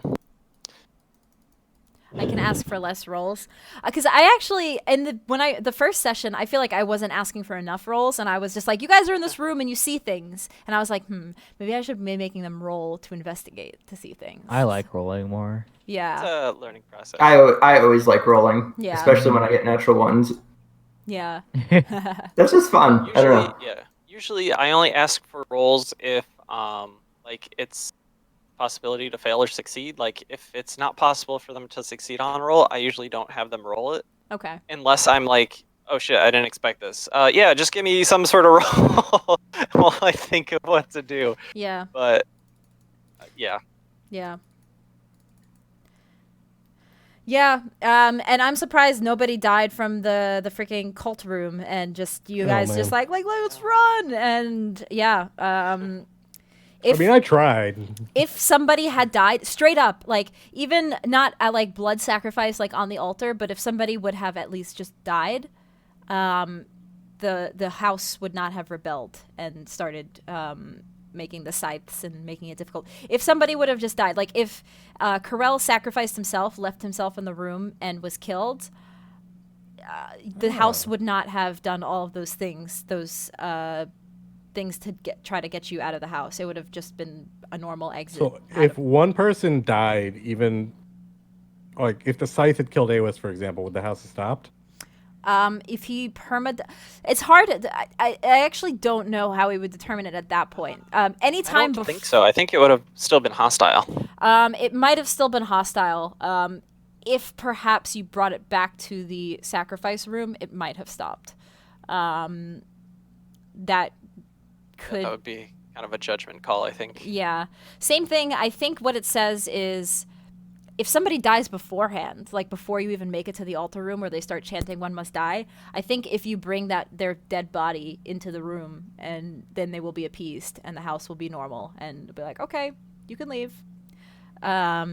But because you guys were like, hell no, we're not sacrificing anybody, then the house rebels. And Keep that in mind. Derkarel, King Gizzard doesn't let any of his followers die. All hail the king. So the hook, I varied the hooks to get them into Barovia. I kind of took a little bit of all the different adventure hooks and brought them here. One of them got the letter from Kolian Indrovich. One of them got the message of bandits. One of them got the message of the wolf, or two of them got the message of the wolves. So those are all actual like story hooks to get players like into the woods and stuck in Barovia. So I did a mix of them and brought them all to Barovia that way. Now I have to go and figure all this stuff out because I'm running it on Saturday. Yeah, it varies. Like for a one shot, you could just have them all know each other and bring them all through the Kind of same what I thing. was probably gonna do because I have way less time to run it. So Yeah. I need to try to fit it down to 4 hours. So I'll probably just basically because I think I like went back and watched and we spent like an hour and a half or something like that in the tavern. Yeah. So I'm like, Yeah. all that's cut. We don't have time for that. We're just gonna show up at the Yeah, house. I did treat this as if I was to run this Yeah. as a campaign, that's how I would like have doing started half, it. Yeah, half. I want to run a campaign. Half, I just want to do a one shot. Yeah. So you're like doing a little bit of both. Yeah. Well, I mean, it was mainly that you wanted to practice. So. And I did want to practice kind of like more of the role play, like if you're in a tavern, just chilling type thing, rather than just straight dungeon I had a lot crawl. of trouble with that when I was trying to do the train with you guys for the Eberron campaign. Like, I had a lot of trouble just trying to figure out how to like fill the time with the NPCs you guys were talking to. So like that was super helpful for when I got you guys into Sharn to like actually go over stuff. Yeah. Yeah, so I did kind of want to experiment with that. But yeah, if you were just purely 100% knew you're doing this as a one shot, I would say the players just kind of end up Show up to the at the house. house. Yeah. Yep. Yep. Cool. Yeah. So was the rats like part of the campaign? Yes. So they planned for someone to just decide they were going to bust the doors? Yes, The they're walls? if you deny the cult, which you guys did, the house rebels against you, and there are like 4 key things that the house starts doing to try to kill you. And one of them is because I'm sure a lot of people probably look at it and are like, well, I'm not going through that scythe and try to break the door. So they do have a point for if you try to break the walls, rats will try to kill you. What about people who try to go out like the balcony? All of the windows are boarded, so I would like they All make of that the outside exits, basically Okay. besides the main entrance, are blocked up. Yeah, everything but the main entrance. Yeah. So are there some parties where they just like chain somebody up and sacrifice them? That's. I Probably. mean, you guys are all playing pretty good characters. If you These are have just like the epitome of neutral, though. Like I Excuse tried me, to point. pretty good. pretty good, I minus the obviously tried to paladin. pawn off, Yeah. somebody else to die, but I mean, I might steal actual things, but sacrifice. I still feel like I'm good. Yeah, I and don't that's definitely a lot of players probably have that same issue. Like they might be like chaotic in nature, but they're ultimately like, I'm not gonna just sacrifice a person. yeah. I think it's also the reluctance to be like the edgy character too. Yeah, They don't want to be that guy who's like, yeah, kill everybody. yeah, but there is That's not, the at least in my experience, that's not If fun somebody for them, else but- if somebody else had been like, we should sacrifice somebody, Gizzard would have totally gone along with it, just because he's the epitome of neutral. Like he doesn't care, right? It's like, yeah, we'll kill somebody for benefit, like, but if nobody else is gonna be like, Oh. yeah, well, let's kill someone. He's not gonna be the one to suggest it. Oh man, DMF Saint in chat. Yes, I read that. I was reading a lot on the Curse of Strahd subreddit, and there is an evil plot that somebody came up with that the players, because you don't really so for my campaign when I played through this, we had one of my players had a servant, and she brought the servant with us into the house, and the servant had actually died. Oh my god. We didn't sacrifice the servant, but she had died, and so she was appeased or whatever. But there's also an option where if your players don't have anybody besides themselves to sacrifice, Strahd would essentially put a small dog into the house, and you would find the dog, and most people become attached. People become attached to the dog, like, oh, we have a new dog. If I do that, I'm gonna be evil, and it's gonna be a little puppy too. It's not just gonna be a dog. It's yeah. gonna be a puppy. I think the person Really young puppy. Yeah. If I was playing the character that I was playing in Doom's campaign, I probably would have just offed my familiar. I don't think. Yes. I think there's like specific things that it says that does not. That was another thing that was in the subreddit that was up for debate. Like, can you sacrifice your familiar? And some people were saying yes, some people were saying Well, no. the familiar is alive and it dies. I would have to resummon it, but I would have to kill it. So Yeah. it would die. So that It doesn't really like die though. Whenever it quote unquote dies. Well, right? when I Like, summon familiar, I'm actually creating a new familiar. It just happens to be the same thing. So in the actual Death House, what it says for the dying, it says to count as a sacrifice, a creature must die on the altar. The apparitions don't care what kind of creature is sacrificed, and they aren't fooled by illusions. So, where the illusion part, I wonder if they see the familiar die and Well, Well, respawn. the familiar is like an actual thing, though. Yeah, my understanding though of a familiar is basically like it is a magical creature, kind of from another plane, right? Mhm. Yeah. And like find familiar is basically you summoning it to the material plane, and if it actually dies, then it gets sent back to its home plane. Like it's not really dying, so you have to like cast your spell to like kind of resummon it. That's kind of my take. That's on always how. Find Yeah, Familiar. that's always how I did it. Because like even other RPGs that revolve around that, it's always like you're summoning. really it. You're not dying like whenever it you're not dies. conjuring. Well, a I mean, the other familiar. part of it is a lizard folk really a person? Yes. That actually did occur to Jesus. me when it said one must die, and Gizzard pointed at me. I was just like, if I wasn't a paladin, I probably would have offed you. Like if I was Tell, I probably would have just cast Fireball. I mean, Fireball? That's AoE. Lizard folk. Yeah. It's a joke from our campaign. Tell has definitely fireballed a small group of lizard folk that pose no threat to Multiple him times. whatsoever. Multiple times.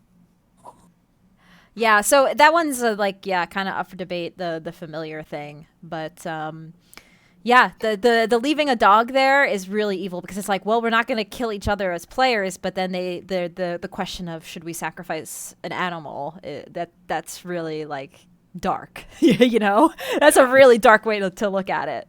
So, and another good thing you guys did, you put the children to Chat, rest. This is what if I do the puppy, that's what the puppy's gonna look like. By the way, put it in chat. Oh my I gosh, don't know Yeah. what oath to take. Oh. Also, why is Oath of Heroism available in my materials but not in my character builder? That is Unearthed? Unearthed Arcana. It just came Yeah. out a few weeks ago. That's why. Did we miss anything significant on the second floor? Because I feel like that Didn't floor explore it all there. we barely. The second floor, you guys, Suits of armor that didn't attack us. yeah, those were not animated or anything. There wasn't really too much, no. You I guys, fully expected those to come and kill us when we came. Yeah. down. I really, I did like that. I was How like, like oh, God. first few like they don't attack you, and then third floor and that one attacks you. That's really good. yeah. Yeah, there was not too much. I think there was a little bit extra treasure. You guys hit basically all of the enemies.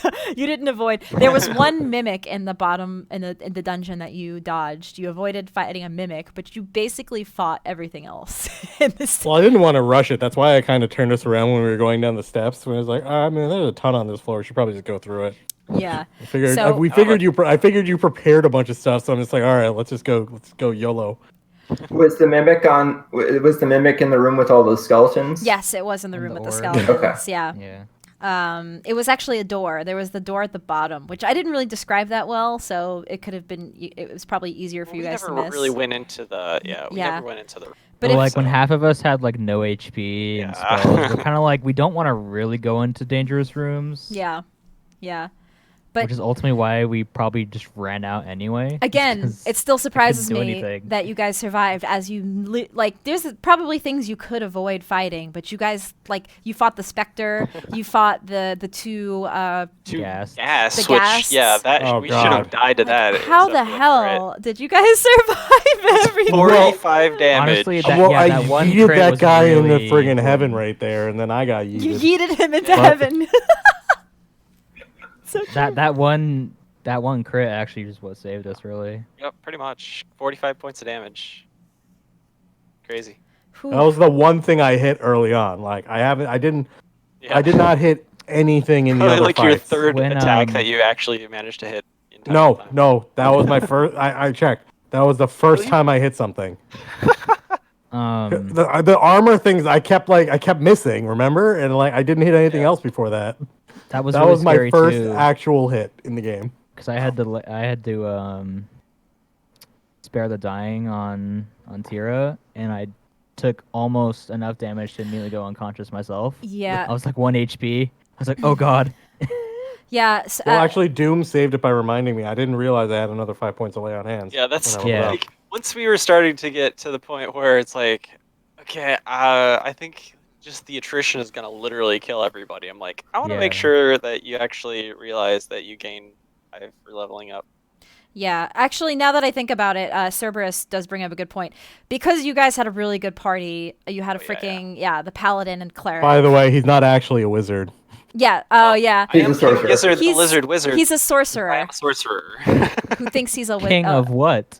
Gizzard has a -1 to his intelligence. He thinks he's a wizard just because he can cast spell.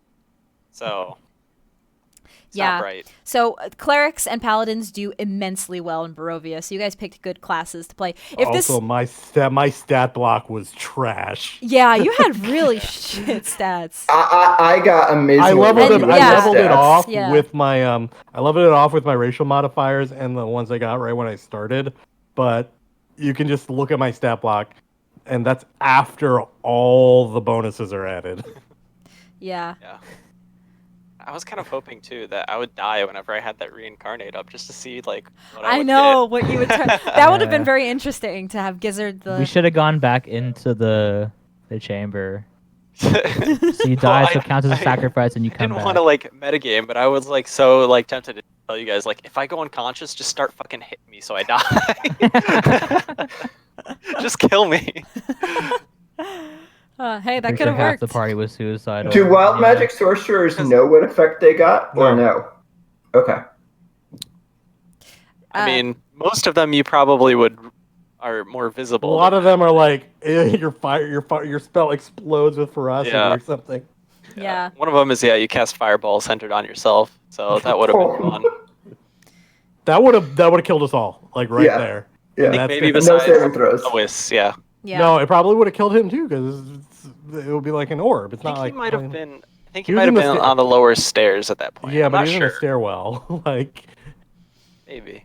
It would Yeah. depend on how nice Tracy felt, I suppose.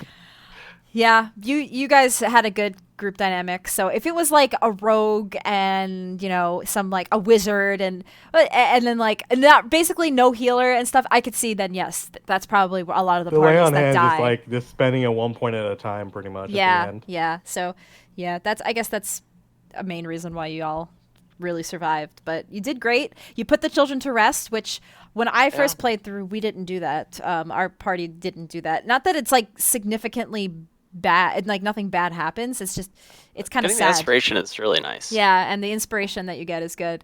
I was You tempted. almost missed it.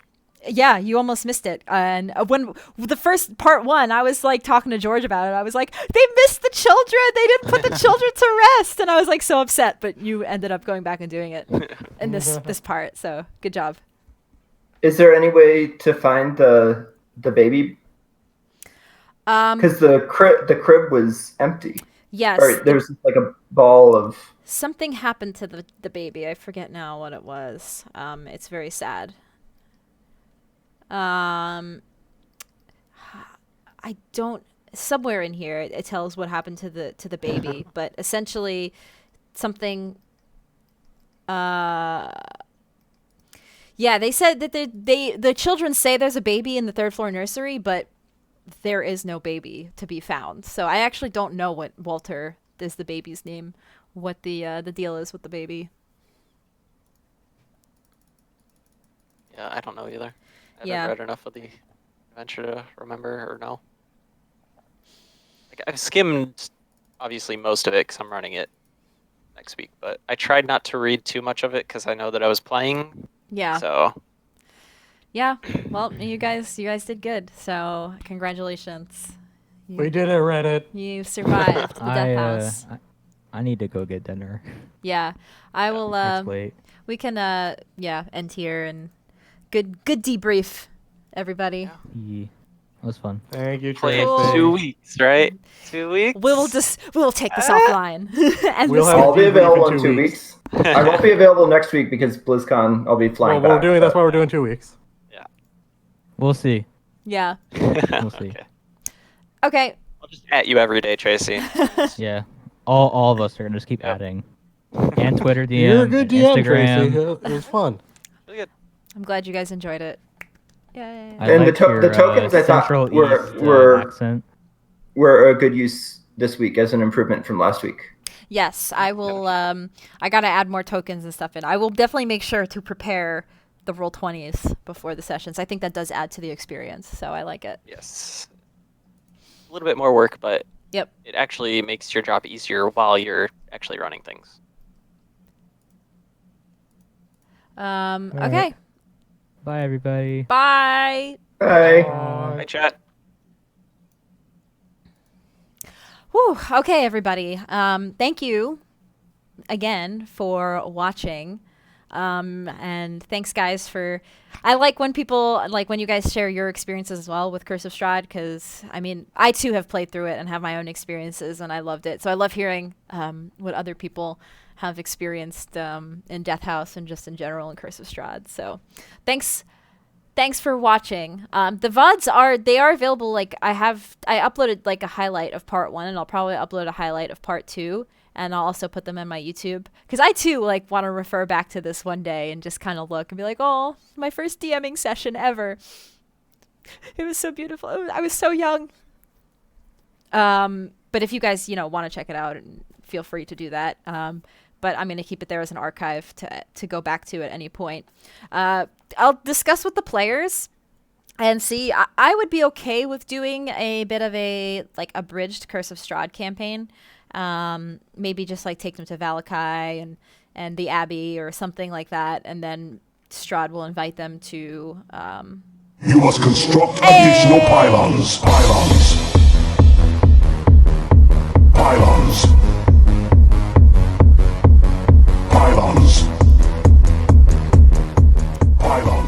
Thank you, Doom, for the resub. 29 months. Damn. Thank you. I can't believe we're almost at 30 months of subscribing to my channel. It's crazy. But yeah, so maybe I can come up with craft a little abridged version of. Yeah, check the original Domains of Dread. I'll look into it. I'm quite interested. Anything you weren't ready for the DMing for the first time? There were a few moments where they did things that I wasn't sure. So what I wasn't sure of doing was where I wasn't sure how to handle it was Tabine panic switched.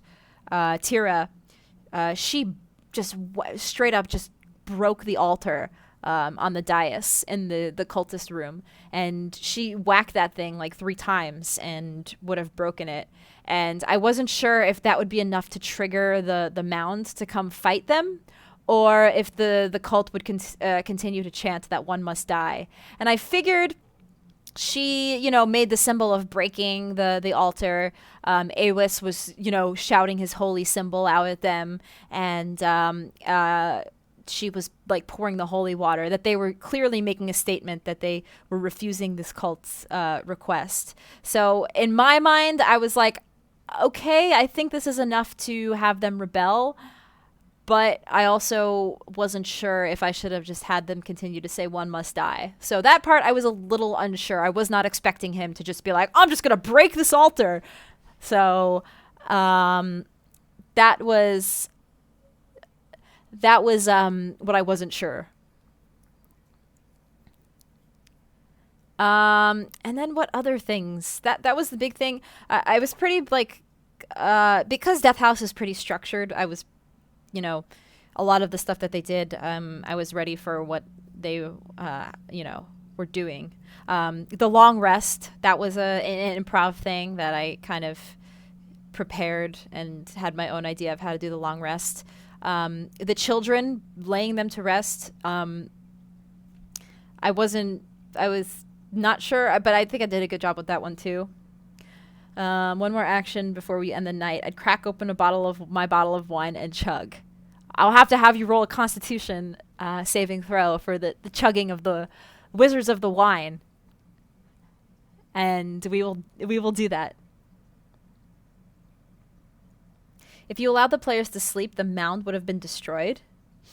So what is that?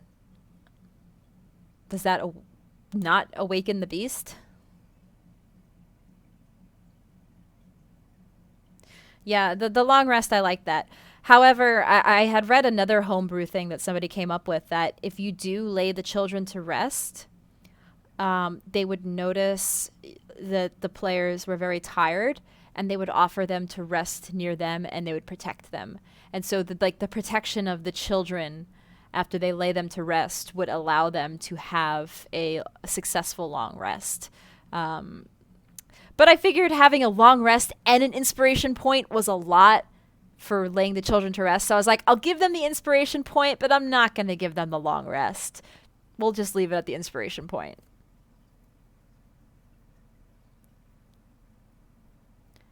Oh, you would be able to kill it. Okay, gotcha. Oh, okay, I see.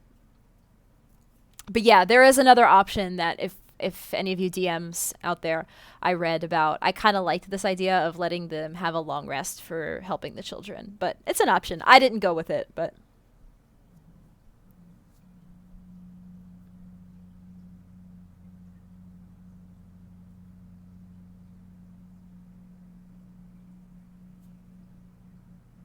Thanks, Void. So, yeah, I think that's it. When I run this on Saturday, I'm going to be so mean. Again, it is a one-shot, so it's...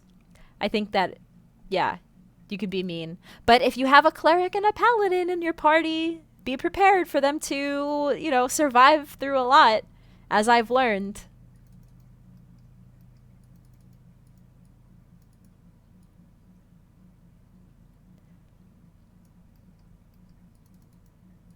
GTFO. I will look into it. 4-player co-op game. I'll look into it. Yeah. Yeah, I did kind of sit there for a second as they were deciding to take the long rest, and I was like, in my mind, I was like, okay, are we going to do this? Are we going to let them have the long rest, or are we going to be mean? And I was like, no. We will not let them have a long rest. They will have a restless night of vivid, lucid dreams and will feel unrested. So, yes, I agree with you guys. I'm happy with that choice that I made. Some of the mechanics I was still really bad with. Like, the monsters, I don't know if I have to, like, study freaking the sheets. Oh, I don't even have it up here. Like, some of the monster sheets, because I missed a few things. I was like, oh shit, they have resistance to bludgeoning and piercing and slashing, and I totally missed that. So some of these things I kind of forget.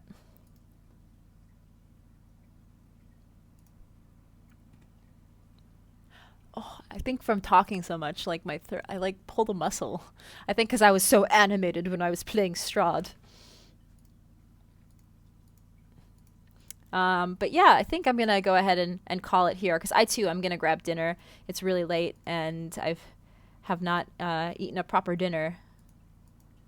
So I'm just going to grab a quick something to eat. But yeah, thank you, everybody.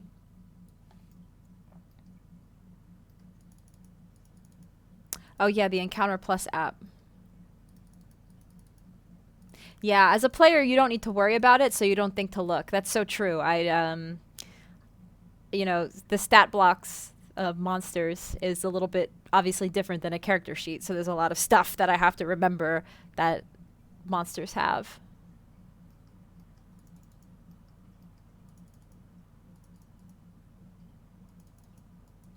So, okay.